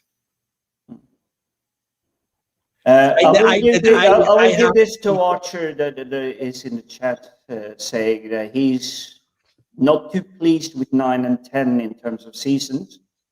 I am definitely agreeing with you. I'm feeling a lot of Farscape there. But if I had not seen Farscape, and this would have been my first introduction to Ben Browder and Claudia Black, I would have loved the ever-living daylight out of them because they have such amazing chemistry. I think so as well, but I think the only episode that I really liked was when she does the telling her stories, and it turns around her, she's been watching Star Trek, Farscape and all that the night before, and she's just put them all in those places. And I thought that was hilarious, where they had all the characters in the show playing all the different characters and all the different sci-fi shows. I thought that was great. But I've got Farscape on video as well, I must admit. I'm that sad. You see, if I'm going to have to choose Star Trek, and we're talking way back in the 60s, or Farscape. Yeah. It is Farscape winning. Was it only because you have Jim Henson puppeteering, all of that stuff. You have a universe you know nothing about. It's literally everything is new. Yeah, I thought it was more than 2 movies from Stargate. I'm just actually double checking my catalogue. Wait, and 2 movies is from Stargate, as far as I'm aware, he's talking about Stargate, but I don't think it was, if it was Farscape. No, Stargate has like 7 movies to it. Is it Stargate or are you talking about Farscape? Because I know they had the Peacekeeper Wars. So let's see, Farscape. I agree with the latest comment from Archer there, Vala and Daniel. They do have good chemistry. They're definitely riffing off, even just as character players, they're definitely playing off each other there. There's a lot of chemistry, and like you can tell the interaction is intense, which really makes it kind of lifts the last couple of seasons. Yeah, there was technically 4 movies. Well, actually, there was 2 movies. Actually, there was Continuum and Arc of Truth. So there was only 2 movies from Stargate. There was the original Stargate movie. There also was Behind the Mythology of Stargate, and there was 3 timelines of the future, part 1, 2, and 3, which was Legacy of the Gate, Secrets of the Gate, and Beyond the Gate. So they only did 2 movies. So, yet again, Archer's again. Again, the chat just keeps us really honest. It's just like so bizarre. Well, I'm trying to recollect it. It's like, this is TV shows that I love. I've watched them over and over and over again. And it's like, I had no clue there was like 14 films made about this. Yeah. Well, see, in my channel early on, I've got a review of the Stargate movie. I've got a tidied up version of the same review, taking out all the I've tidied that up. And a year and a half ago, I started doing season 1 and 2 of Stargate with one of my friends, Gordon. We only did 1 and 2 because he started teaching. They had to do a lot of work from home, so we had to kill it. And I only managed to do seasons 1 and 2. But they're on my channel early on. If you want to actually look at my thoughts of the movie and of the first 2 seasons of Stargate. You see, I go back to watch stuff like this because I see what people present today. When they start get more comfortable and being in front of the camera. I mean, I know I'm useless. I'm useless in front of a camera. Yeah. You look at some of my early stuff, they are horrible. Yeah. They are horrible. But it is interesting to still see you were here, now you're here. But I've also got Eureka. Me and Gordon, my friend Gordon, we did the Eureka, a couple of seasons of Eureka, so we enjoyed that as well. The Eureka TV show. Yes. Where the cop comes into the town and there's like these scientists doing like the way. I only saw like season 1 and maybe 2 or 3 of the second season, but I kind of lost it. It disappeared somewhere. I heard it's like 5 seasons to it. Eureka is Eureka. Where is Eureka? 5 seasons. Yes. Yep, 5 seasons. 13 episodes, and I think it was 13 episodes per season. Oh no! Yeah, I remember it was the first one that was on the shorter span of a season, because you were used to have like 24 episodes or something. Well, the first Eureka was one of the first ones to go like we have 10 or 12.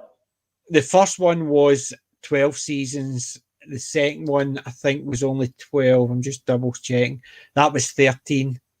The third one was 18.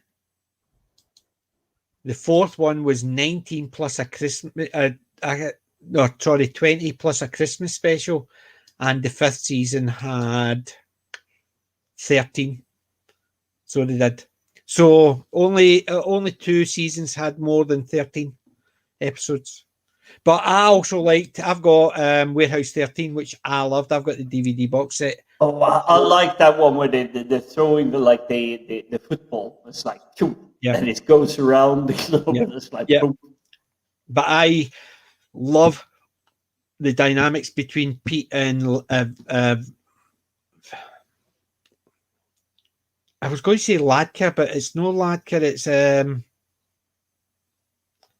what's her name? What is her name? You have to give a little bit more description than what is her name. Babylon 5. Warehouse 13. You had the three guys. You had Arnie, you had Pete, and you had the agent lady. The lady that brings him into Warehouse 13. I'm sure it began with an L. Larry. Archer, come on.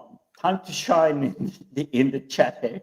2 crossover episodes between Eureka and Warehouse 13. Yep, I'm aware of that. That's why my friends had recommended Eureka, because I loved Warehouse 13, and I remembered there was a crossover.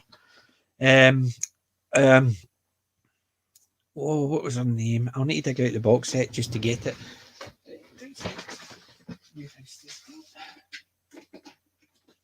Because you had Arnie, which was Saul Rubnik, and Joan Kelly, Micah Bering. Claudia. Claudia was the young girl later on. Archie Johnson, Lena. It wasn't Lena. I don't think it was Lena. Jamie Murray, a very cute lady, playing H.G. Wells. Yes, she was good. Although I preferred her as a good character than an evil character.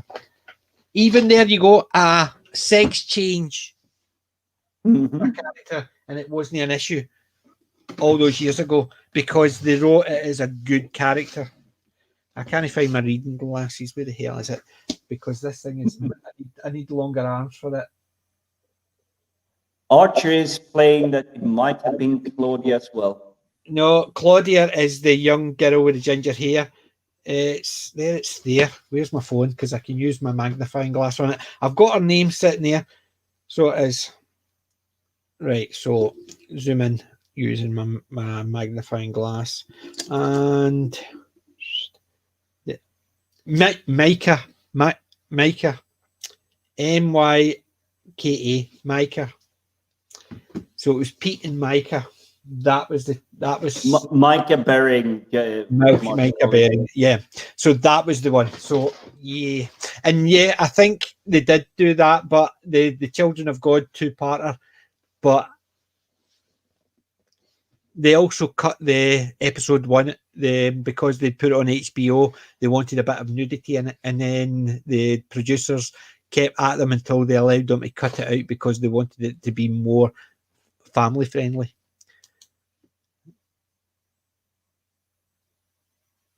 Novels as ebooks. Yep. A Town Called Eureka in the U. A Town Called yeah, that's right. It was called Eureka or A Town Called Eureka. It was I remember that one.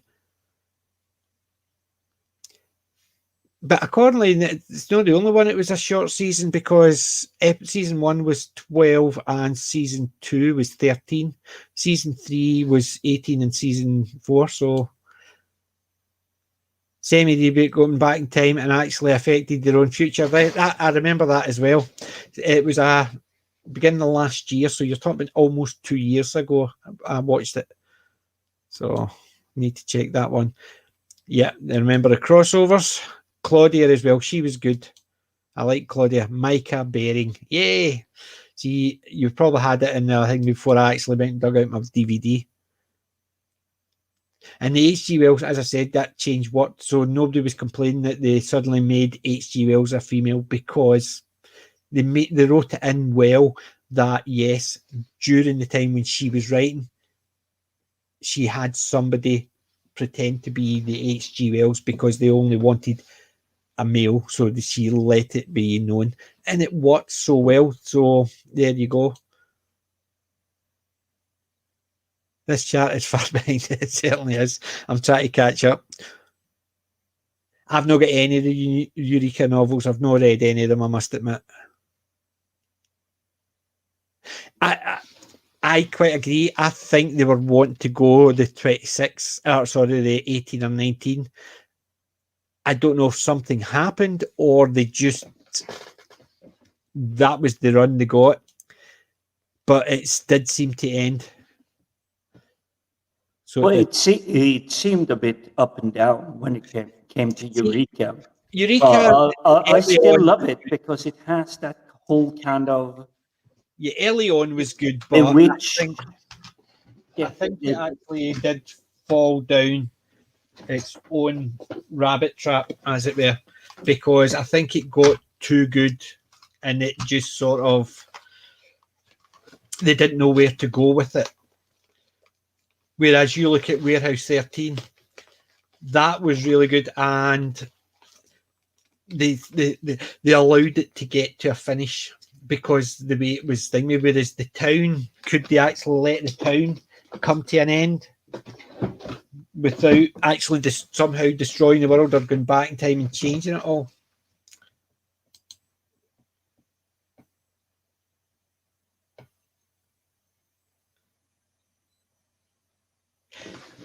I must admit, I don't know, but that was a very common thing.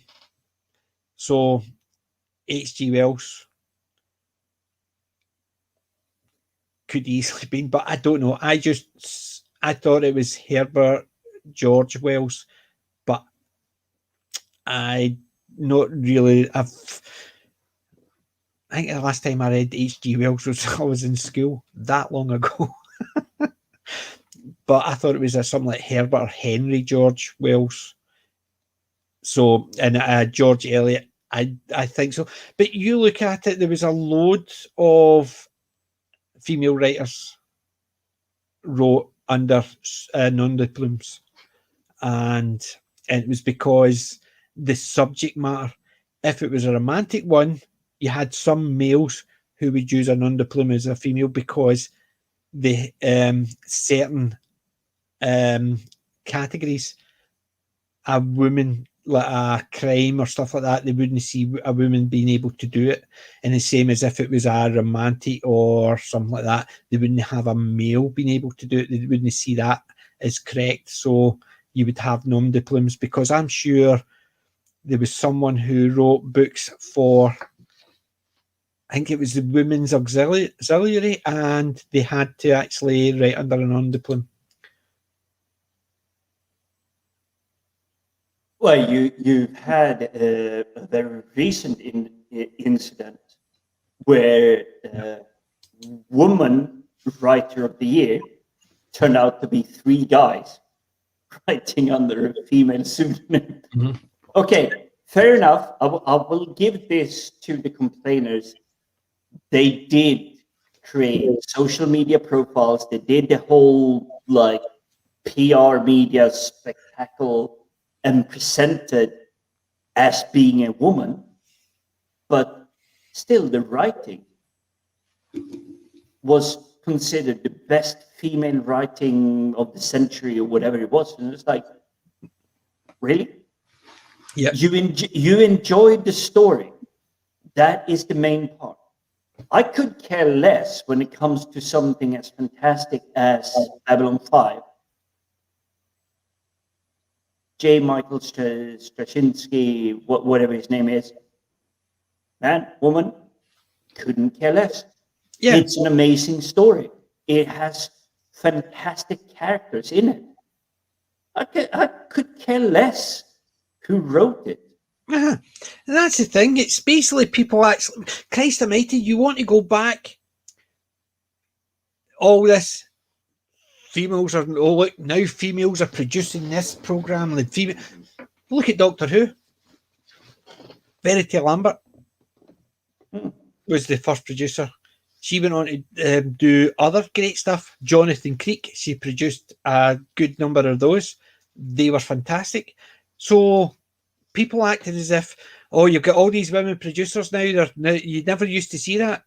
Bullshit. Because you had Verity Lambert created one of the most successful sci-fi in UK history. And why did they forget that a woman was the producer and an Asian man was the director of photography. Yeah. Well, I mean, They doesn't matter. as if they're actually saying, but it was only pandering to the white male. But actually, 2 of the 3 people who created it were not white males. Exactly. And if you look at even the moon landing, the individual, Margaret something, keep getting her last name, was a lady, literally pen and paper, not computer, pen and paper. This is calculation. This is what you need to land on the moon. And she's standing next to like a massive stack of paper of calculations she's done to make it happen. But that's what I'm saying. People, the ones who are actually going on like this are the people who are turning around and actually are the ones that are effectively says women on this were ignored. Well, they were only ignored by you because you are not checking it out. Because a wee bit of a check out, you see that it's not only males that did this, it's not only white people who did this, because there's so many people that they just automatically assume it had to have been a white guy, because I can't imagine anybody of any other race or sex. But that's racism to me. Of course it's exactly it. If somebody turns around and says, but it was all white guys that did that, sorry, do you actually know the people who did it? Because there's been a majority of the things that they're aspiring to, it was a white man that invented that. It actually wasn't. A lot of the stuff they use, or it was from, is basically it's Greek or Arabic. So, and it's pish like that, and that's why I can never board, because when somebody starts off as, when they introduce as a type of person, sorry, you've lost me already, because if you think you can introduce yourself as a category of people, doesn't work. Yeah, exactly. I mean, if you look at the what people are starting to watch now, Shepherd, was that her name? Yeah, but if you look at what's coming up in the cinemas at the moment, Dune, it's written by a man, but it is a matriarchal society. Wheel of Time. No, well, not that one. Wheel of Time is coming, but at the moment, today, it's already been filmed. But there's the same again. Written by a man, it's a matriarchal society. Yeah, and I'm actually, and it's not exaggerated. It is actually balanced. It's actually balanced. It has the concept of going strength, weaknesses, opportunities, and threats, which is how you should apply to normal life. It's SWOT, SWOT. Yeah. Strength, weakness, opportunities, and threats. What's your strength? What's your weaknesses? What's your opportunities? And what's the threats against what you know? Yeah, but that's just basically, as Archer says, it's basically bigotry of low expectations. Yeah, the worst of nobody else did that, or the worst. Oh, sorry, Shepard was the astronaut. Sorry, I get that. And I'm just completely ignorant of what you two are talking about. It went right over the top of the head. There's nothing up there to even cause friction. So it just went right off. I don't know. I can tell there's no friction because there's no hair. Yeah, exactly. So it went right over my head in that one. So I'm thinking, but the more I'm hearing about the Wheel of Time, the more I'm dreading again. I was dreading initially, and then I watched the trailer and I was hopeful. However, I've seen a couple of other trailers and there's been bits in it. It's made me go, oh, like for instance, the show The Great Serpent Ring. Does somebody actually ever read a book? The Great Serpent Ring is effectively just a ring like that, but it's a serpent eating its own tail. But in the TV show, she does that, and it's about that size of her finger, and it's got all these things. What the hell? I haven't seen it yet, so I can't The tell. trailer But the based- serpent ring is supposed to be literally snake eating its own Its tail, own tail, yeah. and it comes from Viking mythology. Yes, but it's also the fact is they talk about it when they about and putting the ring on it. But you see when I watched the other trailers, there was the Moiraine's Quest one. She comes in and she does that, and there's this big thing. It looks like a brooch she's got around her neck. And I'm wondering, and then they sort of give her a bit Aes Sedai, and then you see another time when she's got it on her finger, and it's literally about that off her finger. So somebody's heard the great serpent ring and made this big enormous ring. Where the hell did that come from? And then there's another scene where the white cloaks are there, and you see a woman, eyes tied. I don't know if she's got her eyes tied or if she's got a gag in her mouth, and she's at a stake getting burnt. So somebody's read it. They call them the witches of Tarvalin. So we'll have them burning at the stake. So what you're saying is these white cloaks are burning a woman at the stake who can channel, but because they gubbed their mouth, she can't actually channel and free herself and destroy it. That's not how the one source works. Exactly. So these are just clips. So these are the parts I'm sitting there thinking, oh no. And yeah, our Roberus, or Robber Ross, Red Dwarf. Ouroboros, yes. Yeah. Archer, you seriously need Dorothy to Van. jump on this channel because you know so There you go. much. Was it Dorothy Vaughan? Not as accurate as One More Life, but good film anyway. Dorothy Vaughan. Watch the film. I have to make a note of that. Yeah, I think I'll take a note of that one as well.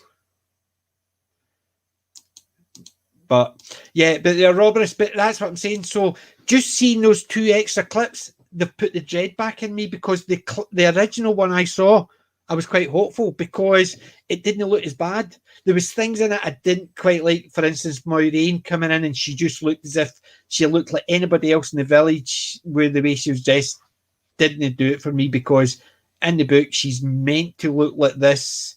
They all think she's a princess or a high-born lady. She didn't look at it in the thing, so they all treat her like a lady. They didn't know she was a Aes Sedai until the Trollocs came in and they saw her using the one power to defend them. That was the only reason they knew. Up until that point, they just thought she was a high-born lady.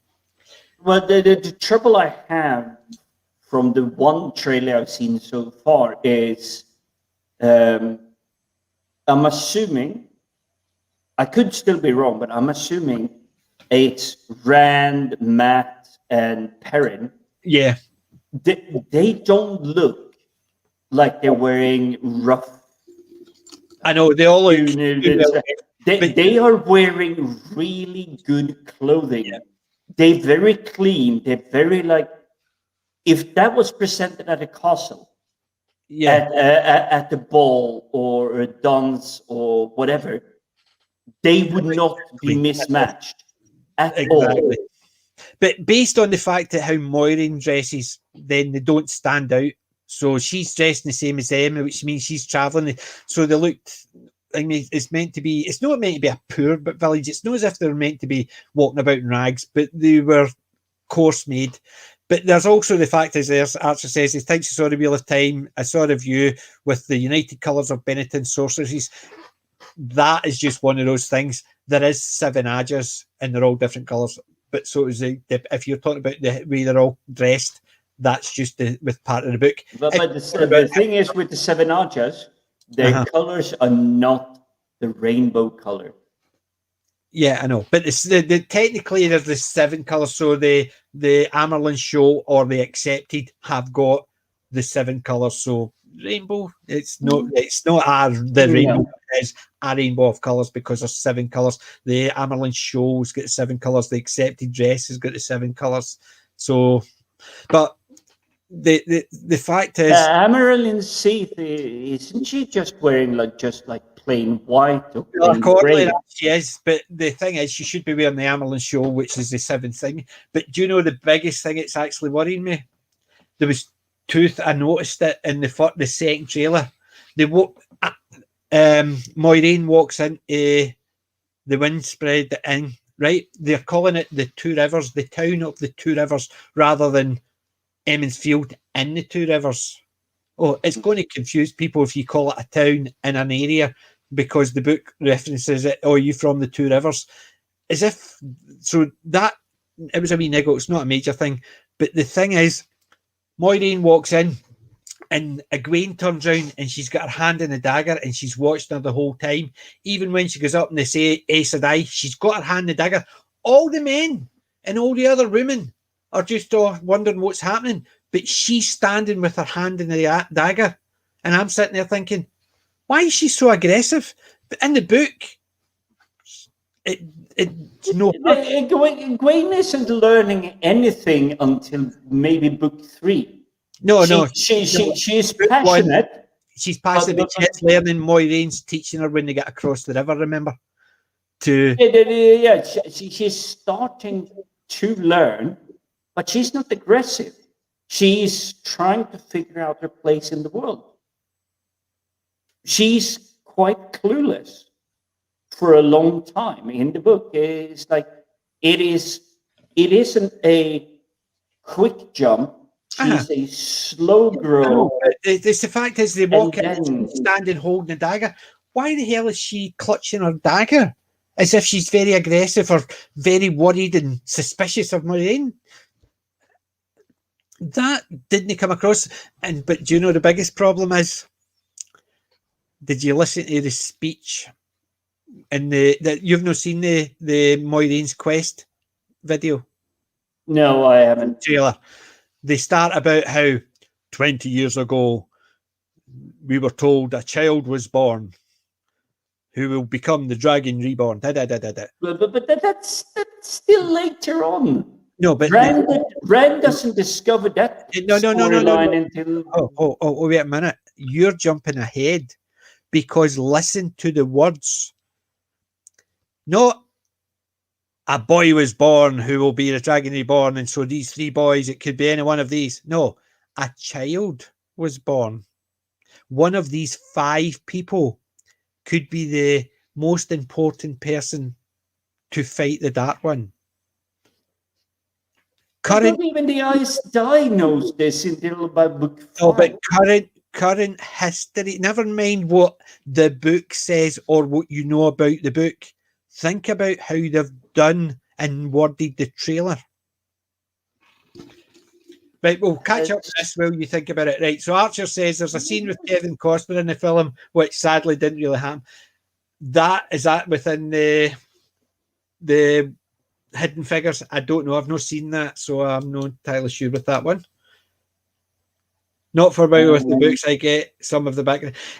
The Wheel of Time stuff, I've read all the books multiple times. I'm rereading them again. So, yeah. Yeah, unfortunately, I have a feeling you and I are just going to... The women who learn magic is because the men can learn magic, but the male side of the source is tainted. So anybody who... Full stop here. It isn't learn magic. No, it is like the Jedi Force.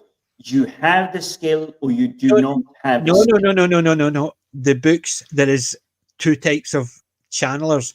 Those who were born with the spark and those who can learn to use the spark. So there is people, that's what you think about it with the Shanshan. The ones who... the Shanshan is jumping on those that are latent. Right, but the one, they try everybody, so they put the collar around everybody's neck, or the girl's neck.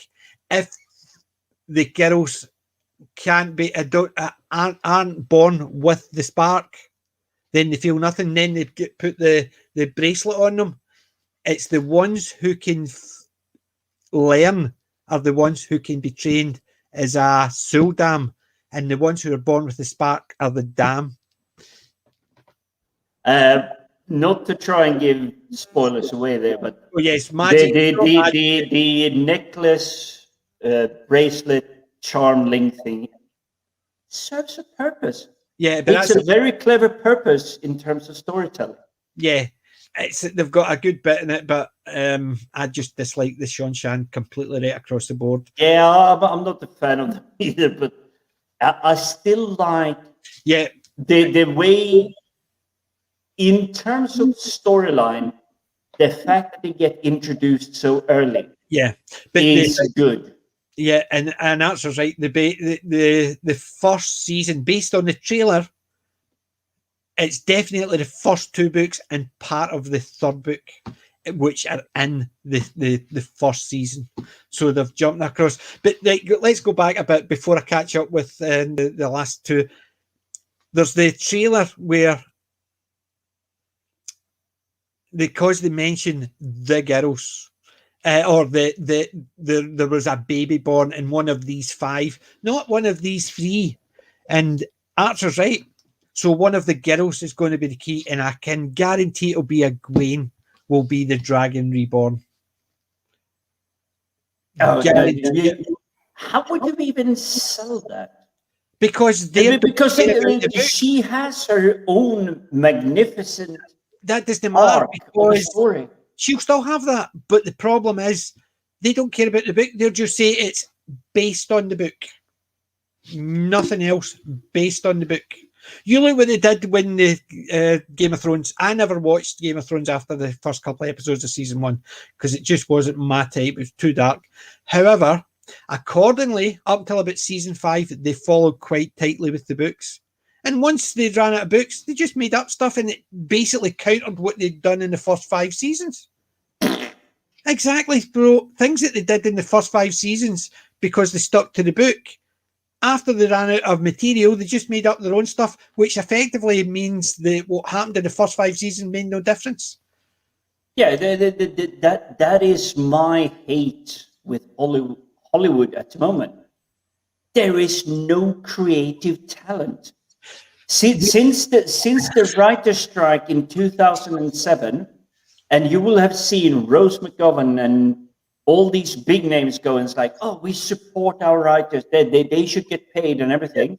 Since 2007, we've had nothing but reboots.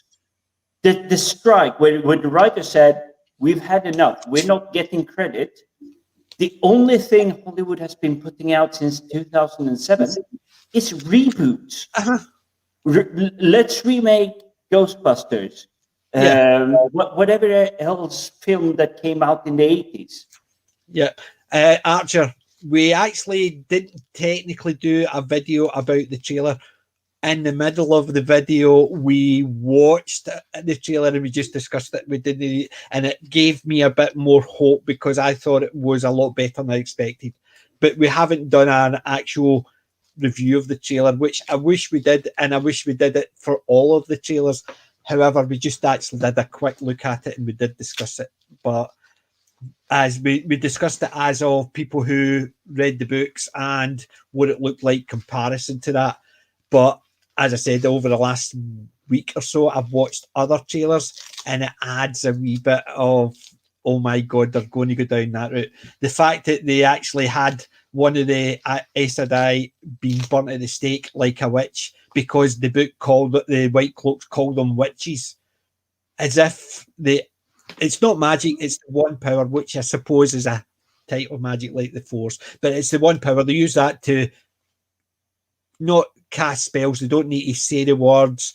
They basically manipulate the 5. Aes Sedai is not witches. I know, but the thing is, the White Cloaks called them witches because they called them witches. What did they do in the trailer? They had one burning at the stake. So, how can it be? She be burnt at the stake and with her mouth gagged? Because she doesn't need to say words. It's all about how she controls it with her mind. Some people, the one source doesn't need words. Exactly, but that's what I'm saying. So somebody's not read the book; they've just read bits, or they call them the witches. So we'll have somebody burnt at the stake. Really? That's where you're going to go down with that, because that means all the other Aes Sedai means nothing, because if they can't actually say anything, then all you do is you gag them. And that means they can't get themselves free, which is a load of pish, because the books show that doesn't work. It's they don't need hands, they don't need arms, they don't need words. It's mind channeling. They consume the one source through their mind and will it into power, into effect. That's how the one source works. Yeah. But yeah, Archer, we did discuss that one trailer, but there's been 2 other drops since then. And those are the ones that are making me doubt it again. I was quite hopeful after seeing the first trailer. The second trailer, Moiraine's Quest, gave me doubts, and I thought, oh my God, they're going to go down the route that Egwene is going to be the dragon. And they're going to go down the route that... But how are they going for Egwene when Nynaeve is clearly the stronger lady of the 2 of them? Because I think she's the strongest, so she's already got her arc. She's going to be the Amerlin. What's going to happen to Egwene? Wait. Isn't So out of the Nynaeve... 5, the 2 women are going to be the 2 most important. One is going to control the White Tower, and the other one is going to be the person that defeats the Dark One. That's what I'm worried. It's not set in stone, but just based on that trailer, I'm sitting there thinking, why didn't they say a boy was born? Arthur, Thingy was reborn. Jesus. At the mountain of the battle where on Dragon Mound, but it was a dragon reborn on, but I'm trying to remember his name being reborn. Land Mandragora. No, Land is basically it's not Land Mandragora. Kinslayer. Lewis Therin.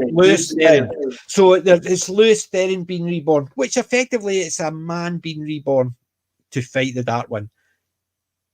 And that's why so if they're only going to go down that route, is Rand actually going to have any? Is it just going to be there is no male Aes Sedai, so they can't be the dragon? He's crucial to the entire story. So in the book, at the end of book 2, where they showed out, what they call the color controlling people. Yeah.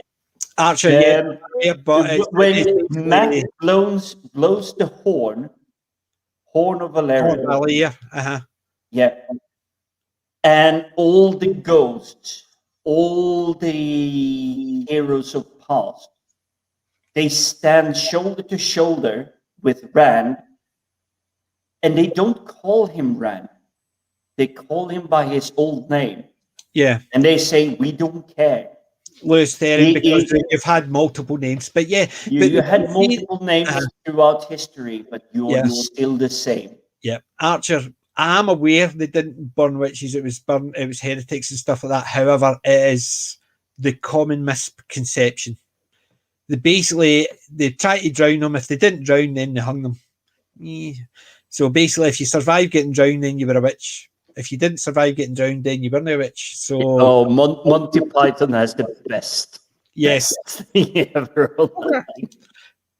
But yes, they could be doing that thing. But the problem is, they've still got the 3 boys. That it could be any one of the 3. Mm. So the fact that they're expanding it to include the 2 women, when the women already have an arc about being in charge of Tervalin, who guide the world, but not only guide the world. Egwene has extremely superior story arcs on their own. They don't need Perrin, Matt, or Rand to do anything. The thing is, they're not going to split the stories up. I don't think, because you have Matt goes on his own with the Band of the Red Hand later on. Egwene becomes the Amerlin. Nynaeve, she's still in the White Tower, but she's basically fighting the Forsaken and stuff like that. Then you've got Perrin, who's the Wolf Brother, who goes back to the 2 Rivers to defend that. And then you've got Rand, who goes out on his own to bring in the Aiel. So they're not going to split that up. So they want to keep them all together. So the 5 of them together are going to do all these. So they're going to cut. The thing is, I'm happy with them cutting parts out of the story, because there's certain parts of the story I think wouldn't work in a TV show. He getting rid of the Sean. That whole lit with the Sean and they're using the women in battle and the Adams and all that. If they get rid of that, they didn't need it. The White Cloaks. Truthfully, the White Cloaks are just that's just they're just like the thing. The White Cloaks show them as a force, but in the book they're shown to be, to me, they're the good guys who are doing just as bad things as the bad guys. So to me, they're just bad guys.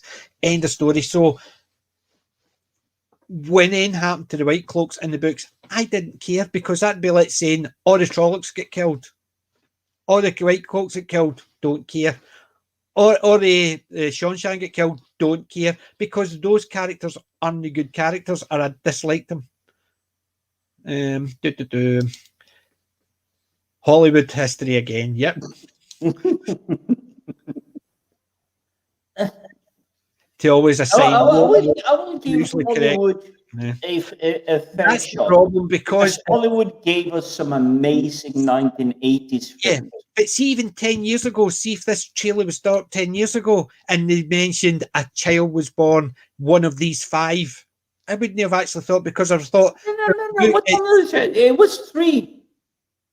3 children is what she's looking for. When Moray we're still comes, talking the book, we're talking about how they're doing the TV show. That's what I'm trying to say. Ignore what the book says. The TV show now is saying a child was born. One of these 5 is the key, right? So, looking at under today's light, then they're going to say it's the female. However, 10 years ago, if they said one of these 5, we would have known it's still going to be Rand, because that's what the book says. Nowadays, they'll change the book. They'll just base it on it makes no sense. It makes no sense that if that's the route you're going down, it makes no sense, because they know it was a boy born. Egwene and Nynaeve. Egwene gets roped into it because she's like too nosy. So she kind of suspects like Matt and Rand is up to some shit. Part of the language. So she catches them in the stable when they're just about to ride off. Nynaeve is waking up the following day, realizing chasing them. These guys are gone. Yeah. I'm having to chase after them. The problem is they've taken the books and just based it on the books. So the thing is, they're not adapting the books. They're basing it loosely on the books. No. You can tell that by the trailers. They've taken certain parts of it and then and it's just words. It is word salad. The Great Ring. We know it's a ring that size. It's just a serpent eating its own tail. So it's not. But they've got the ring. It's like putting that sitting there on my ring. There you go. That's the Great Serpent Ring. That's exactly what it looks like. Look at the trailer. Do a search for Wheel of Time trailers and look at the Quest for Moiraine. Look at the size of the ring on her finger.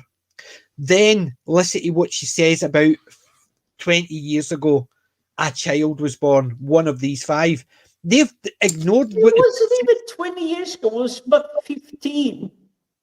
That's irrelevant. That is basically irrelevant. That part is the 2, because they're not actually meant to be teenagers in this. They weren't even in the book. I don't think it was 20 years. I think it's 20 years in the book.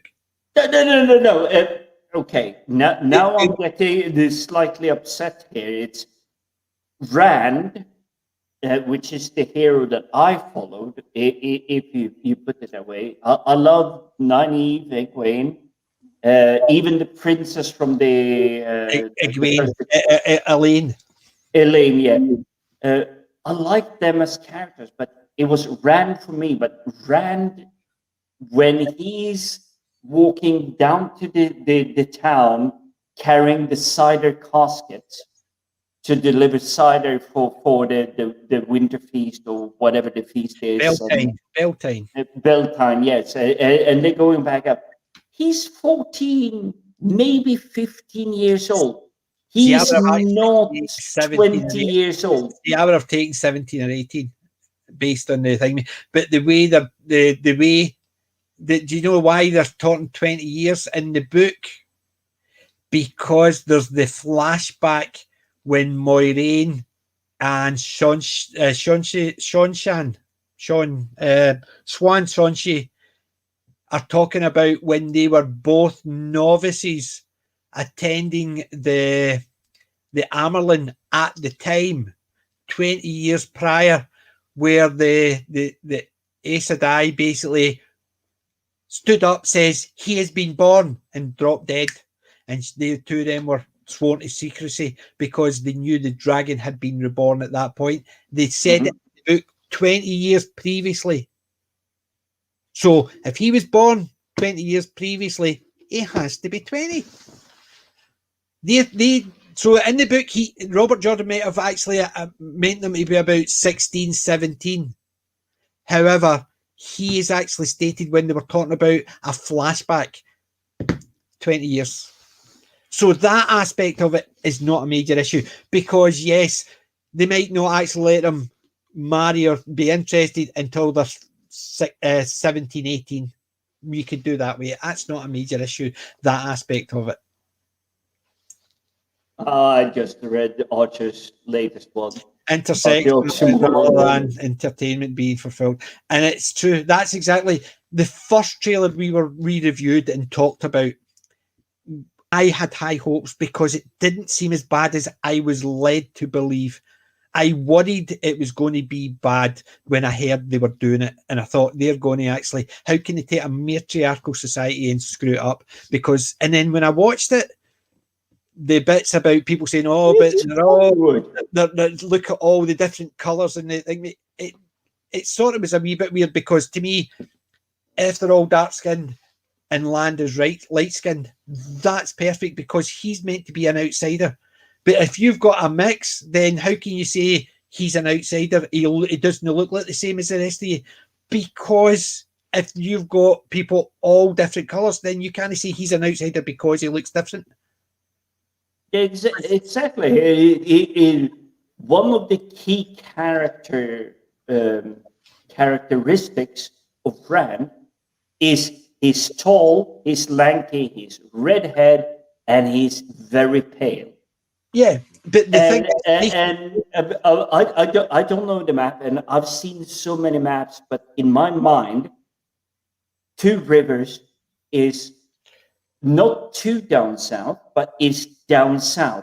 You would have Mediterranean, like olive-skinned looking people, dark hair, dark beard, the brown eyes, that kind of things. Whereas he would be tall, lanky, redhead, maybe blue or green eyes. Yeah. Well, see, Andor is in the map. It is just south of centre. Right, so it's just south of centre. Andor starts there and goes down. So from the whole map, you're talking about it goes just south of centre to about, it's not like cut into quarters, say it's cut into 8, and it's basically about an eighth of the map. So that's Andor, and the Two Rivers is just left of centre. Similar idea. So it's not centre map of the Wheel of Time, but it's just southwest. Yes, Archer. He's definitely a Scandinavian Irish descendant that likes Guinness. Yeah, but the thing is, as well, if they decided that the Two Rivers had a darker skin, then all of them should have had, because Rand is known because he's an outsider. But if they decided that, well, Rand was the one who had the dark skin, then all the other people had to have a darker skin or a lighter skin. because he's meant to stand out as an outsider. You can't have everybody looking different and turn around and says, you can tell he's an outsider because he looks different. Really? It doesn't work like that. No. Even the book gives a subtlety to it. It doesn't give like that hardcore. You're still stuck with the book. I'm talking about these feckwits who do the TV show because they're basing it on the book, but that's all they're doing. It's very loosely based because they're mixing things up, they're changing things. But what I'm saying is, if they want us as an audience to believe that, oh, you don't look as if you come from around here, and everybody in the village is all different colours. How can you bloody tell who comes from the village if you've got half of them are white, half of them are black? But this one white guy, you say he looks different. It doesn't work. So you either have, if the people from the village could all have dark hair and a slight sallow skin or darker skin, that's not the issue. But if he is just another white guy when there's another 50 white guys in that village, how can you say, I think it's him because he looks like an outsider? Well, I hate to burst our bubble because you've actually touched on something really, really here, and I saw Archer's latest day. I sort of agree with it, and which is where my thinking is coming from. It's Moraine is coming to this village looking for a child born 20 years ago. Yeah, a set amount of time. Yeah, a set amount of time. And there is Matt, who's definitely ingrown. There's Perrin, who's definitely ingrown as well. I mean, he's working in his father's blacksmith. No, you don't even actually, because it could be 2-3 generations. So his father could have actually built the thing. But what you're doing, but still, 20 years ago. And then you have Randall Thorpe. He's tall, he's redhead, he's lanky, he's pale, he's skinny. He's taller than his father, much taller than his father. See, aspects like that don't bother me for it because my grandfather was 5'2", and all his sons were 6 foot to 6'6". I'm feeling his pain. You know what I mean? But what I'm saying is that thing. But if they're wanting people to actually turn around and say you're not from the Two Rivers, how can they say that when you look at the trailer and look? I'm walking through the Moraine, going through the bar. You've got people with sallow skin. You've got people who have got pale skin. They're a mix. So how can you say he doesn't belong there?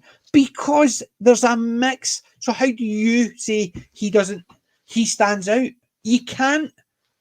But the book clearly defines that he stands out. I'm not going to stop going back to the book. We know what the book says. We're talking about these feckwits who have done the TV show. They cannot do it but they're going to do it. They're going to say, oh, you don't belong here because you look different. How? His height. Some people are tall, some people are short. Colour of his hair. No. Rand has clearly defined characteristics in the book. In the book, we're talking about this fecking trailer.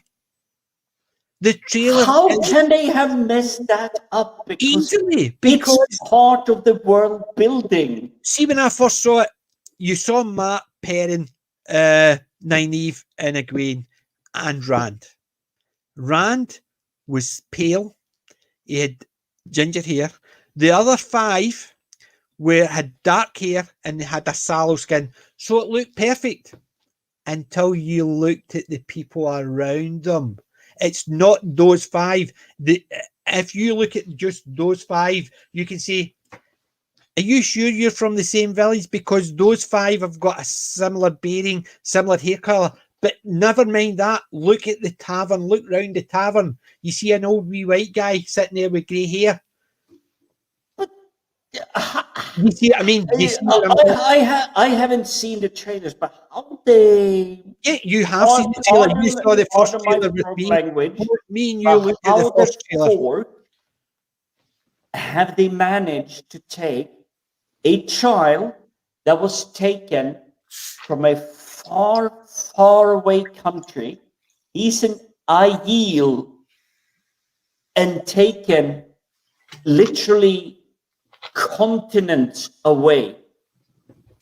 He's literally supposed to stand out because he does not look like anyone in literally the next 5 continents across.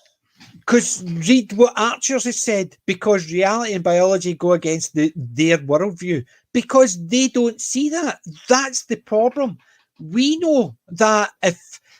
Right, I'll give you an example. Right? Okay. Up in Scotland, you come up to Scotland just now, just as you are, none of us say a word, not one word, right?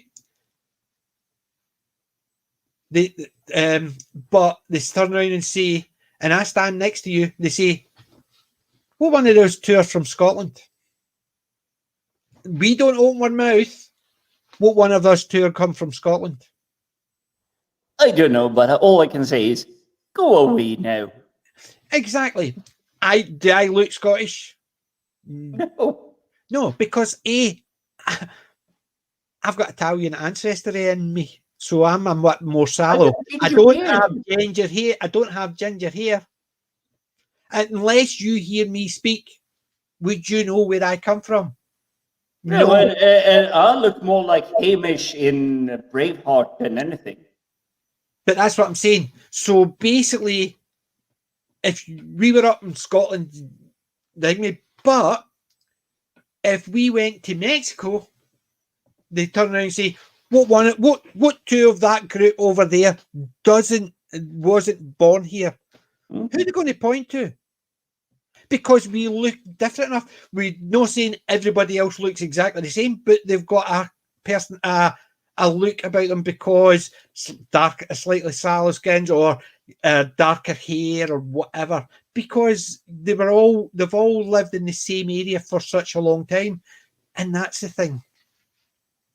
This is for Archer, by the way. He's asking if I'm thinking critically, and it's Iron Brew. Who's this? Right, hold on.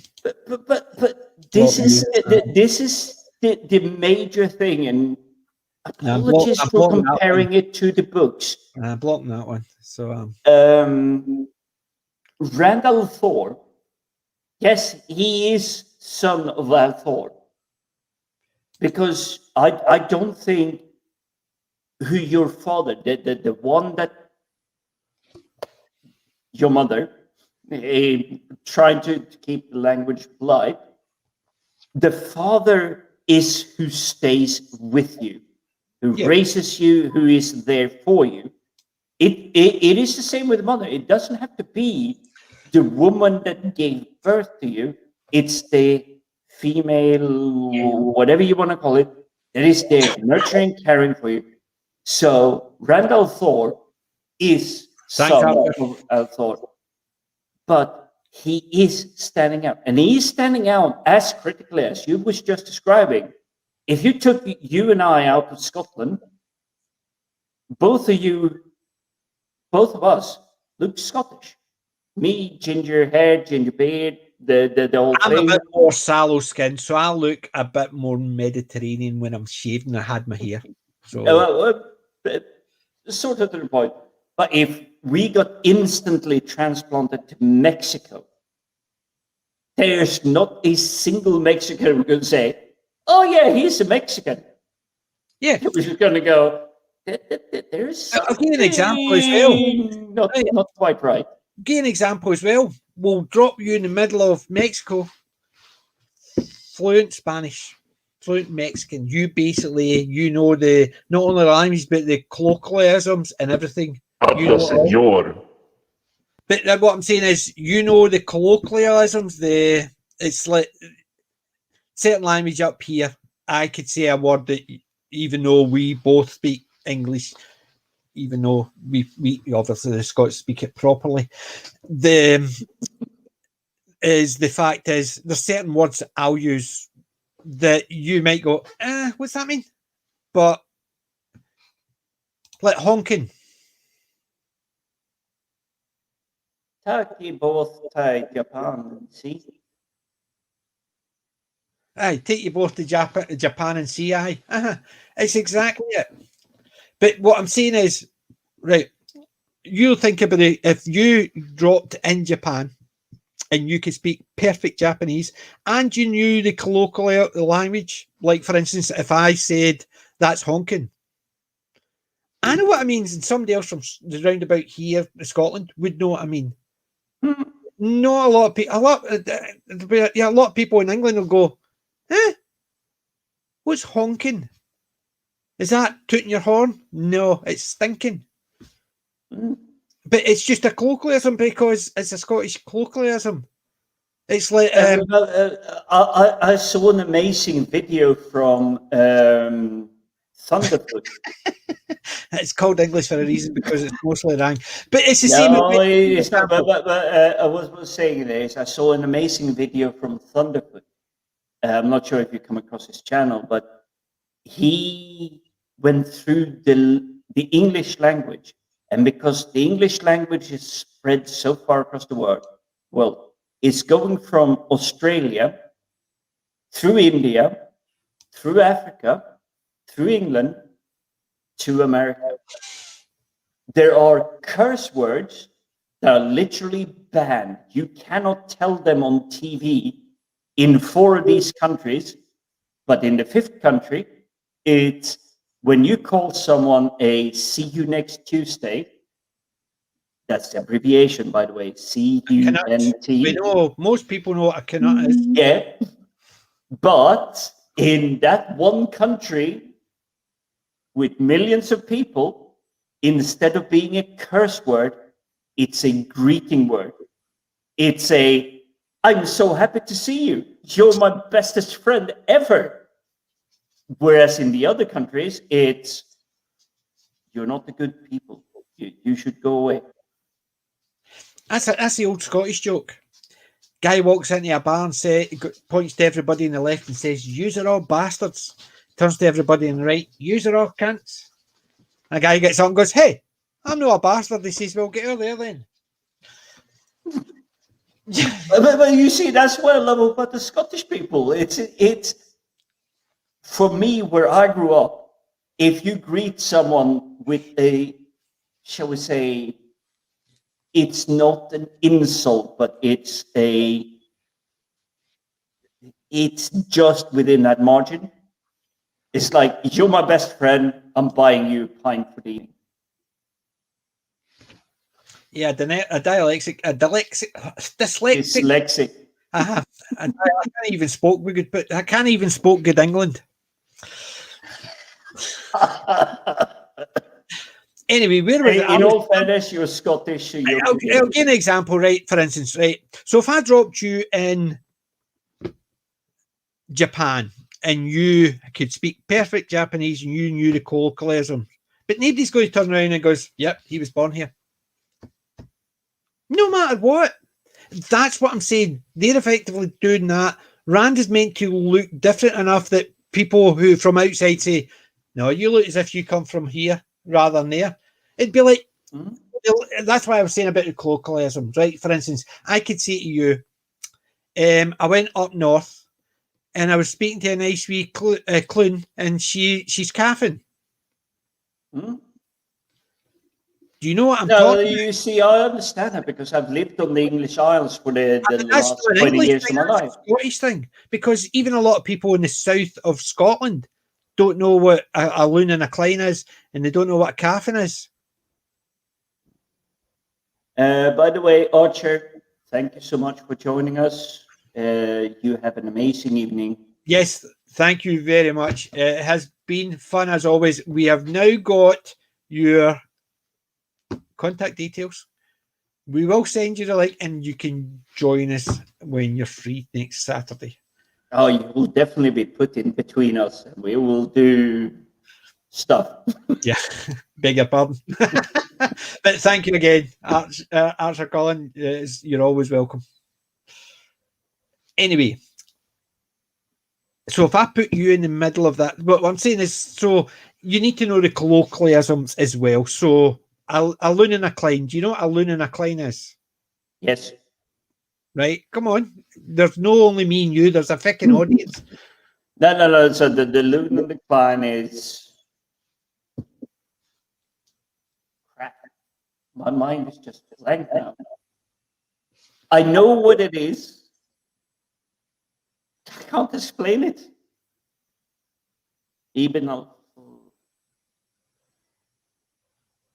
Yeah, that's the guy that is 13 Warrior film thing. He was a poet traveling. Stop distracting me. Loon and a Cline. Loon and a... I know what it means. My brain can't translate it. Right. Please So help a me. loon and a cline. The loon and a cline had the cline's laugh is caffeine. Caffeine. Caffeine. Caffeine or caffeine? Caffeine. It's nothing to do with a drink. So you've got a loon and a cline, and the cline is caffeine. Okay, this is not what my brain is thinking, so please. So that's what I'm saying. That's a colloquialism up north. Even a lot of people down in this part of Scotland don't know what that means. Right? A loon and a cline is a boy and a girl. A loon is a boy and a cline is a girl. Caffeine means the girl's pregnant. So that's not the way my mind was walking down. No, but that's what I'm saying. So you have loon and cline, and a loon and a cline is a boy and a girl. A loon and a cline. It's just up north. That's basically, there's a lot of people who, when they're speaking, they're talking about see that wee boy, see that wee loon. It's just that it's a colloquialism for certain areas up north. If you don't know it, you don't know what they're talking about. That's what I'm getting at. So if I dropped you in the middle of the Black Isle up north, and people started talking, and you started talking back to them, they'll go, "He's not from here," because even though you might even have a decent Scottish accent, they'll know, yeah, you're not from around here. No, it is, and it just like you proved with this one, I've heard it before. But when you say boy and girl, I would just like, no, this is it has some different meaning elsewhere. I think I found out what fell. It was my Ahura fell, so she did. Oh no, save Ahura. Ahura's fallen. Yes, she's doing there. Well, unless she's dancing in Star Trek 5. No, it's basically then you can let her be. Off of up there above my window. I think basically maybe that was the one that had a wee loose tab, and I think I've nudged it when I was taking my Babylon 5 stuff down. So I need to get a new one. And I'm still freaking out about everything here, because it's literally like command strips and everything. So it's like it's stuck up. It's snug and everything. It's got its perfect place, but I'm still worried that like the glue is just gonna go and just drop something on my head. Well, the problem is basically it's really annoying me because where did she go? Where did she go? Oh, don't say she's a wee behind my desk.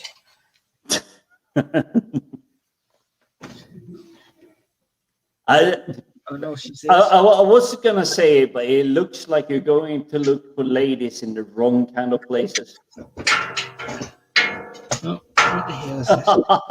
I can hear you banging on your heater. It looks like she's actually fallen down behind my desk, which means I need to pull my whole desk, my desktop, my monitors, and everything out because there's no way I can get in there.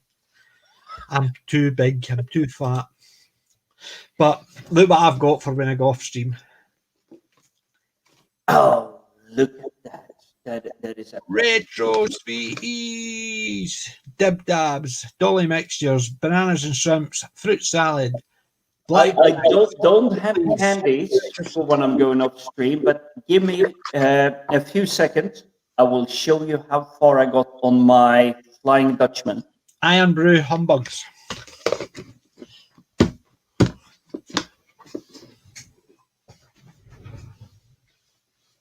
Right. So, I am not gentlemen, sure we how will be well this will shortly show. after we see this. Oh, it's actually coming along really well. Oh, do you know what I saw when I was on holiday? A 3D jigsaw in a charity shop, and I was going to get it. It was a ship, but it was a pirate ship, and I was thinking along the lines of yours. But do you know why I didn't get it? Now you were telling me how many parts yours had, and the lights and stuff like this. This only had something like 150 pieces, and it looked. This one is about 280. Yeah, that's what I'm saying. So I think it was a lot thinner. So with my hand, I don't think I would have been able to do it because it was only £3 for the whole thing, and I was tempted, but I don't think it was going to be that detailed. I think it was literally just wee bits of printed card that you just folded round, and then just the wee occasional wee clip for them. It's not like yours, a bit heavier with the. It just didn't look it. I was tempted to buy it. It was in a charity shop, and I thought, no, don't want to ruin it. Don't want to ruin it. So, I will say, lockdown, blah blah blah, all that nonsense permitting. That has been my favorite project of the entire year. Yeah. Never mind the fact that I managed to build this whole background and everything, and I do realize that Halloween is going to end soon, so I'm going to have to change the Halloween banners to like Christmas banners or something. Yeah. But the pirate ship, the Flying Dutchman, and I was surprised. It is. This is the best bottle I have. This is a 2.5 liter cider bottle. As you can see, it's quite tall. I don't know how to. It's like this is my head. The ship is twice the height. That's how big it is, and it cost me 19 quid.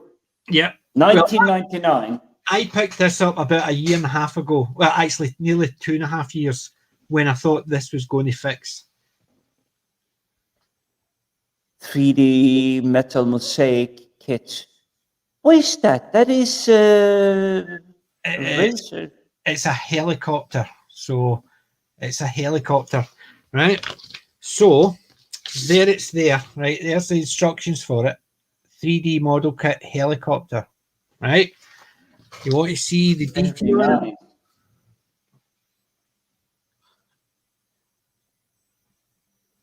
There is no way in earth I've got the dexterity to do that. Oh. There's the two parts for the helicopter.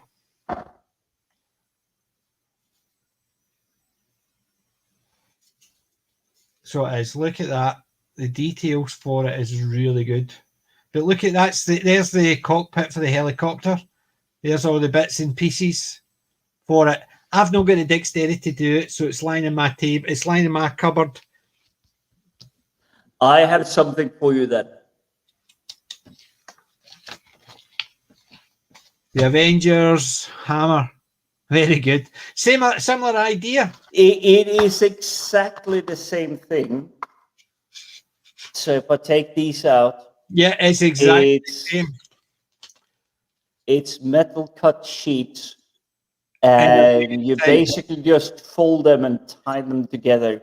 Well, this is exactly the same, but you look at the difference between that one, which is literally just the hammer, and this one, which is a helicopter. Look at the detail in this one, for instance. Look at all the wee intricate parts in that.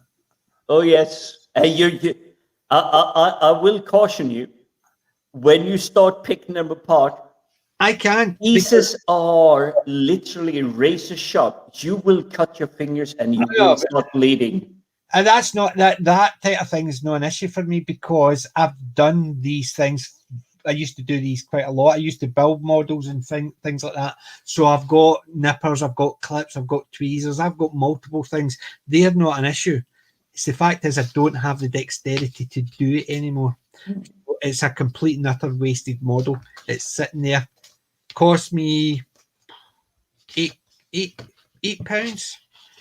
I think it was about £6 for Thor's hammer, which is the one I showed you. Yeah. I do have another one. The detail in it is basically, and it's sitting here. It's been sitting in that drawer unused for nearly 2.5 years. So, got it. I moved into this flat about 3 years ago. So yeah, 3 years. Big T, we're actually in the last 15 minutes because 4.5 hours I need to actually, because my head is pounding and I'm going to actually burst in for the loo again. But I just found out that my Ahura fell off my wall. It's been a wee bit too much of the iron brew. So yes, I'm bursting as well. Yes, I know. But I've already gone through that. I've gone through a can and I've gone through 2 litres. So, yeah. But, and my Ahura's fallen and I'm going to actually not be able to sleep. So I'm going to have to take my whole desk apart to climb down to get my Ahura. And that I think will kill me because I'll not be able to get back out once I get in. Oh, is that something else? Oh, what did you drop now? Nothing that time. Basically, I think it's I just. don't hear you dropping something. No, it was that. So it's basically that. As I put it down, it's popped back up. That's all it's been. It's just a pop. I thought it was something falling. I double checked. So, but I'm gutted. And I need to get this off because it's it's. Hey, Really... you must be cooking in that. No, actually, I'm not too bad. It's a wee bit.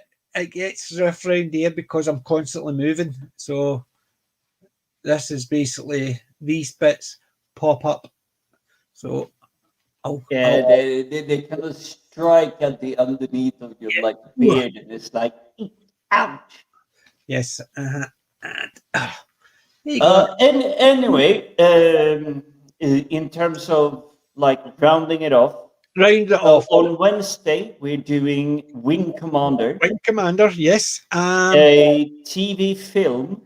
I don't think it went to cinema, but it was a TV film made of an extremely popular computer game franchise back in 1999. Yeah, I'm trying to remember. And it contains quite a lot of famous people.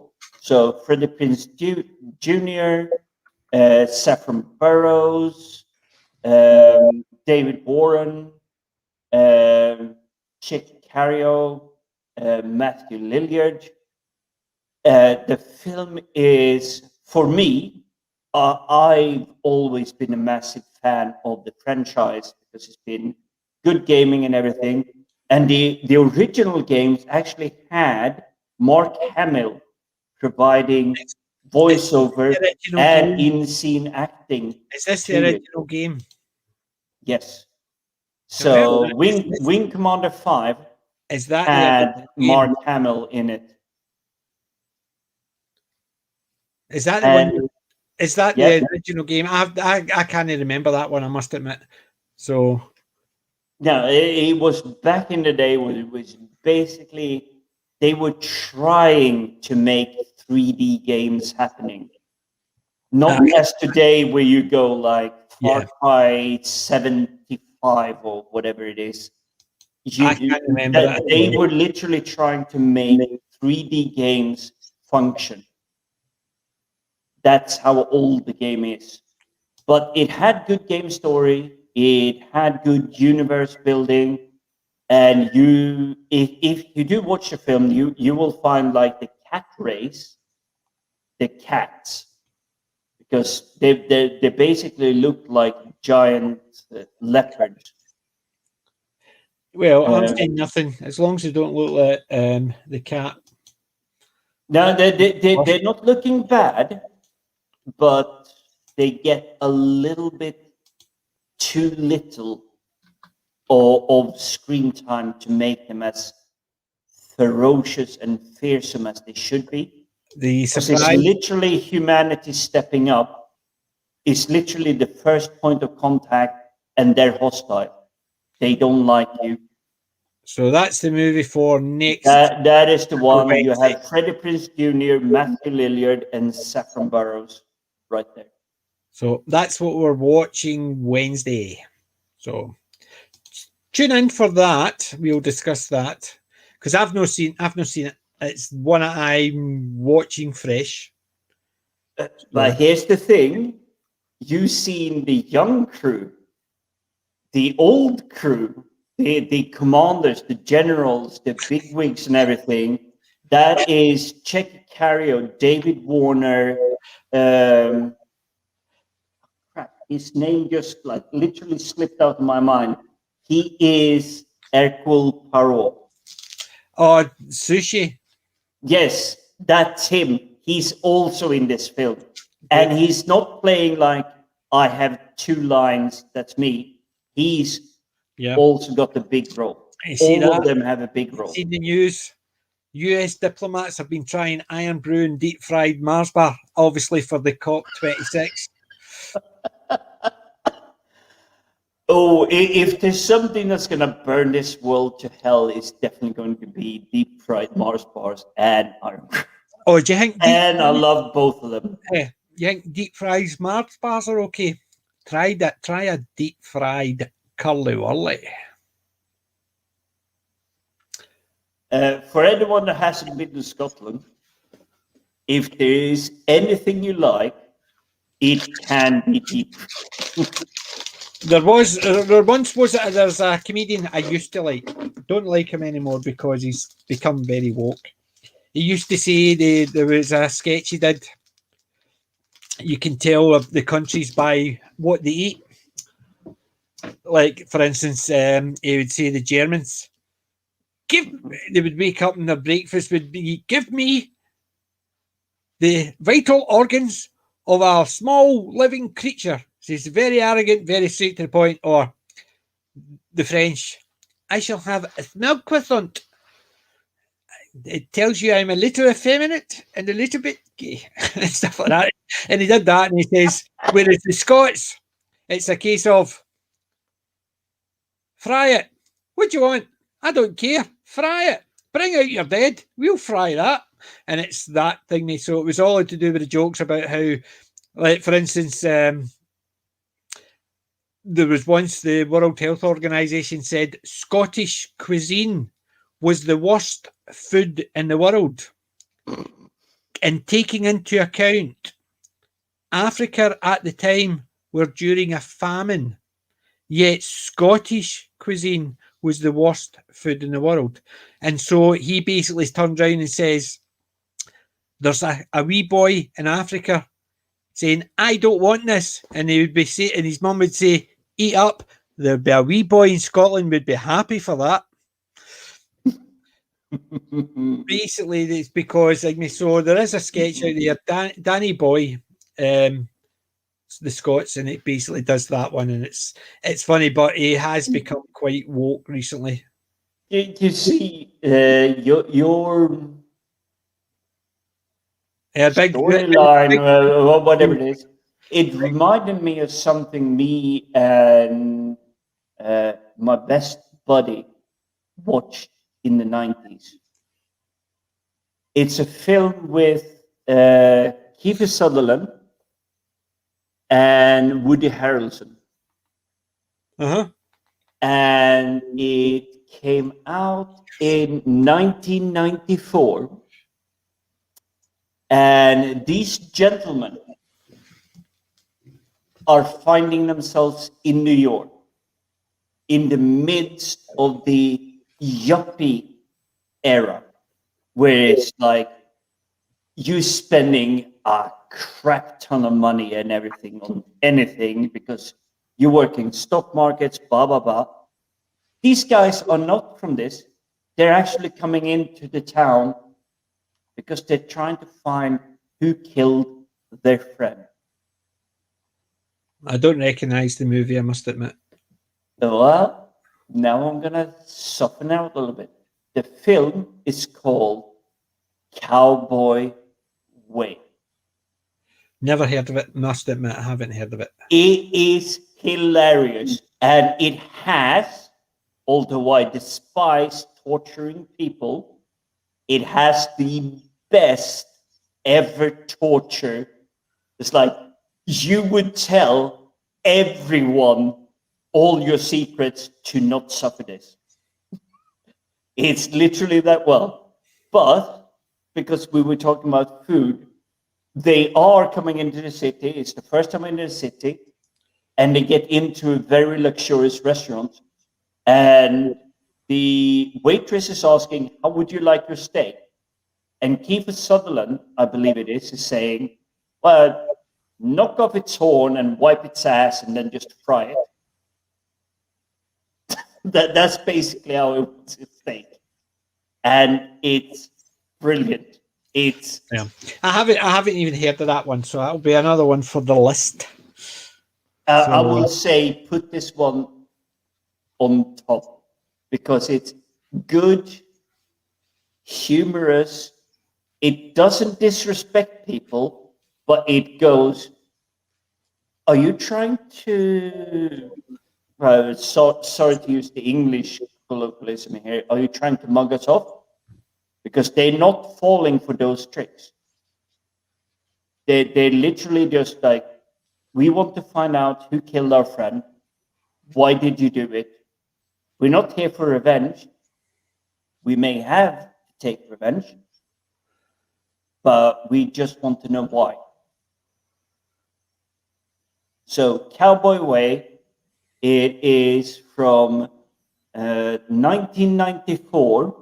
Woody Harrelson, Kiefer Sutherland, Ernie Hudson, Marge Hilgenberger, Dylan McDermott.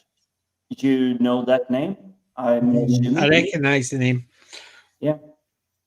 So it's got quite a few celebrities to it. Luis Guzman.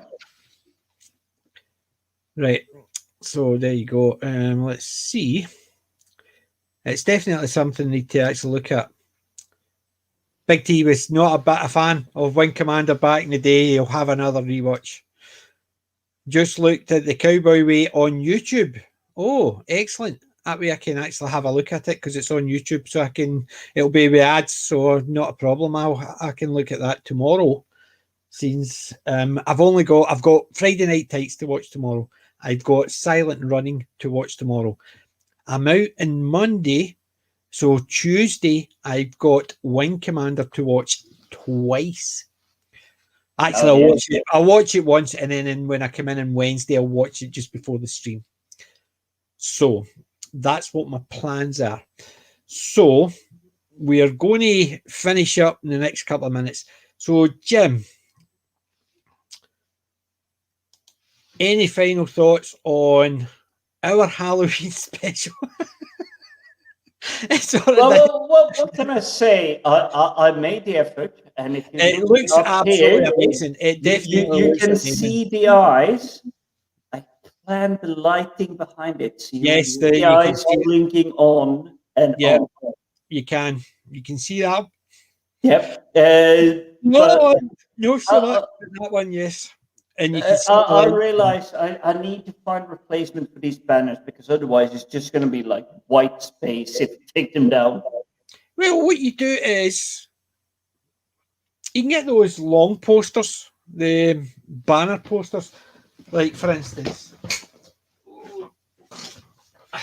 I've got a wee one here, but this is a small one. So that type of thing just sitting down the side. So you can just dig that out and go. Dun, dun, dun, dun, dun, dun. Oh, look at that Thunderbird. Classic Thunderbirds one. That's to go back up somewhere. I've just not got space at the moment. So it's the same thing when I started building this, because you know what I had before. It was like literally like 3 posters and then just like a massive white wall. There was nothing. But it actually looks amazing with basically all your classic stuff behind you, and it's just Nice. Yeah. But it is still, it's like the banners, they are the ones needing to be changed, season and all that stuff. But still, it's been such an amazing week. I've been fortunate enough that work hasn't been too heavy, so I could have paid attention to it. You want to see this? Let's see if I can change it.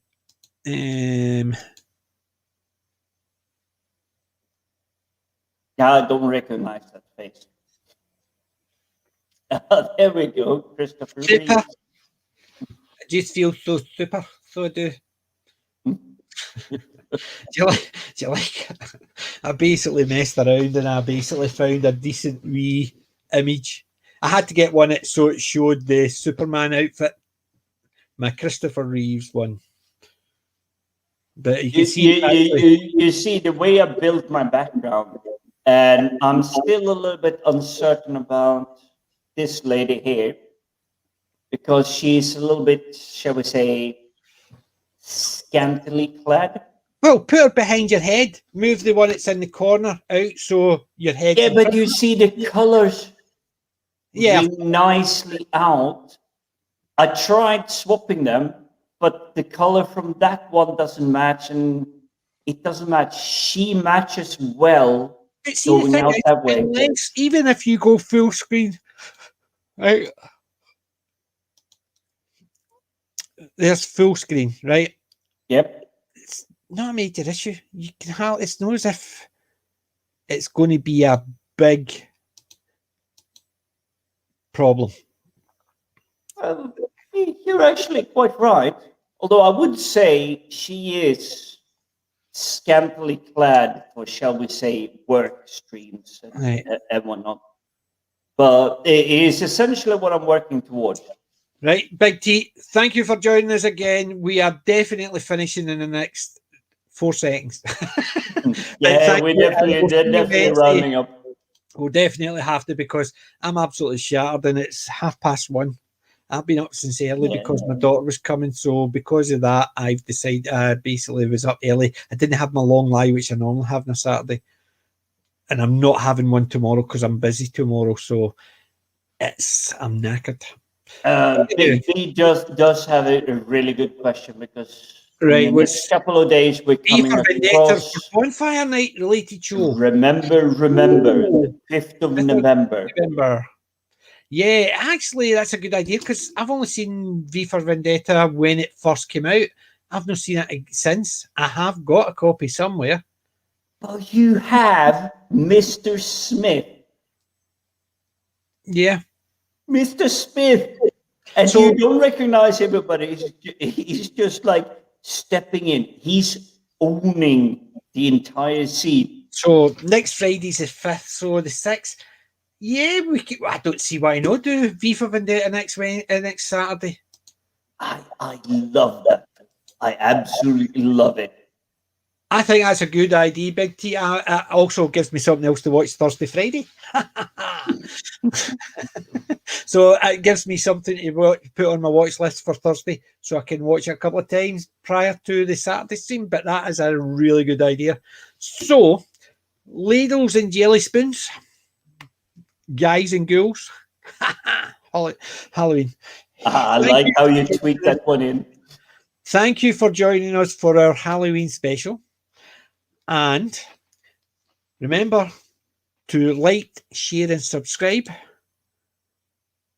And thank you for everyone who joined us. Big T, Archer Colin, Disaster Area, and where else? Because I'm just going checking all the names. Thank you so much, everyone, for watching the stream. So it is so fun to see your comments and feedback when we have our discussion. Yeah, definitely. And thank you to the spammer for increasing my view by 1.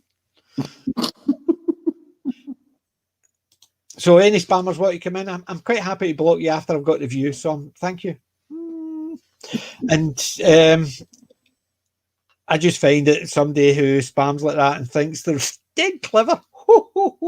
Well, how have we managed to grow so successful that we actually get spammers? Yeah, I know. Come on, my channel is at a measly 138. Mind you, it's because I've got the good viewers in chat, and the Well, spammers you're actually basically the good-looking one. I'm your Laurel to your Hardy. It's another fine mess I got you into. I've even got a hang me. But anyway, ladies and gents, thank you again. And remember, I'm not old, I'm classic.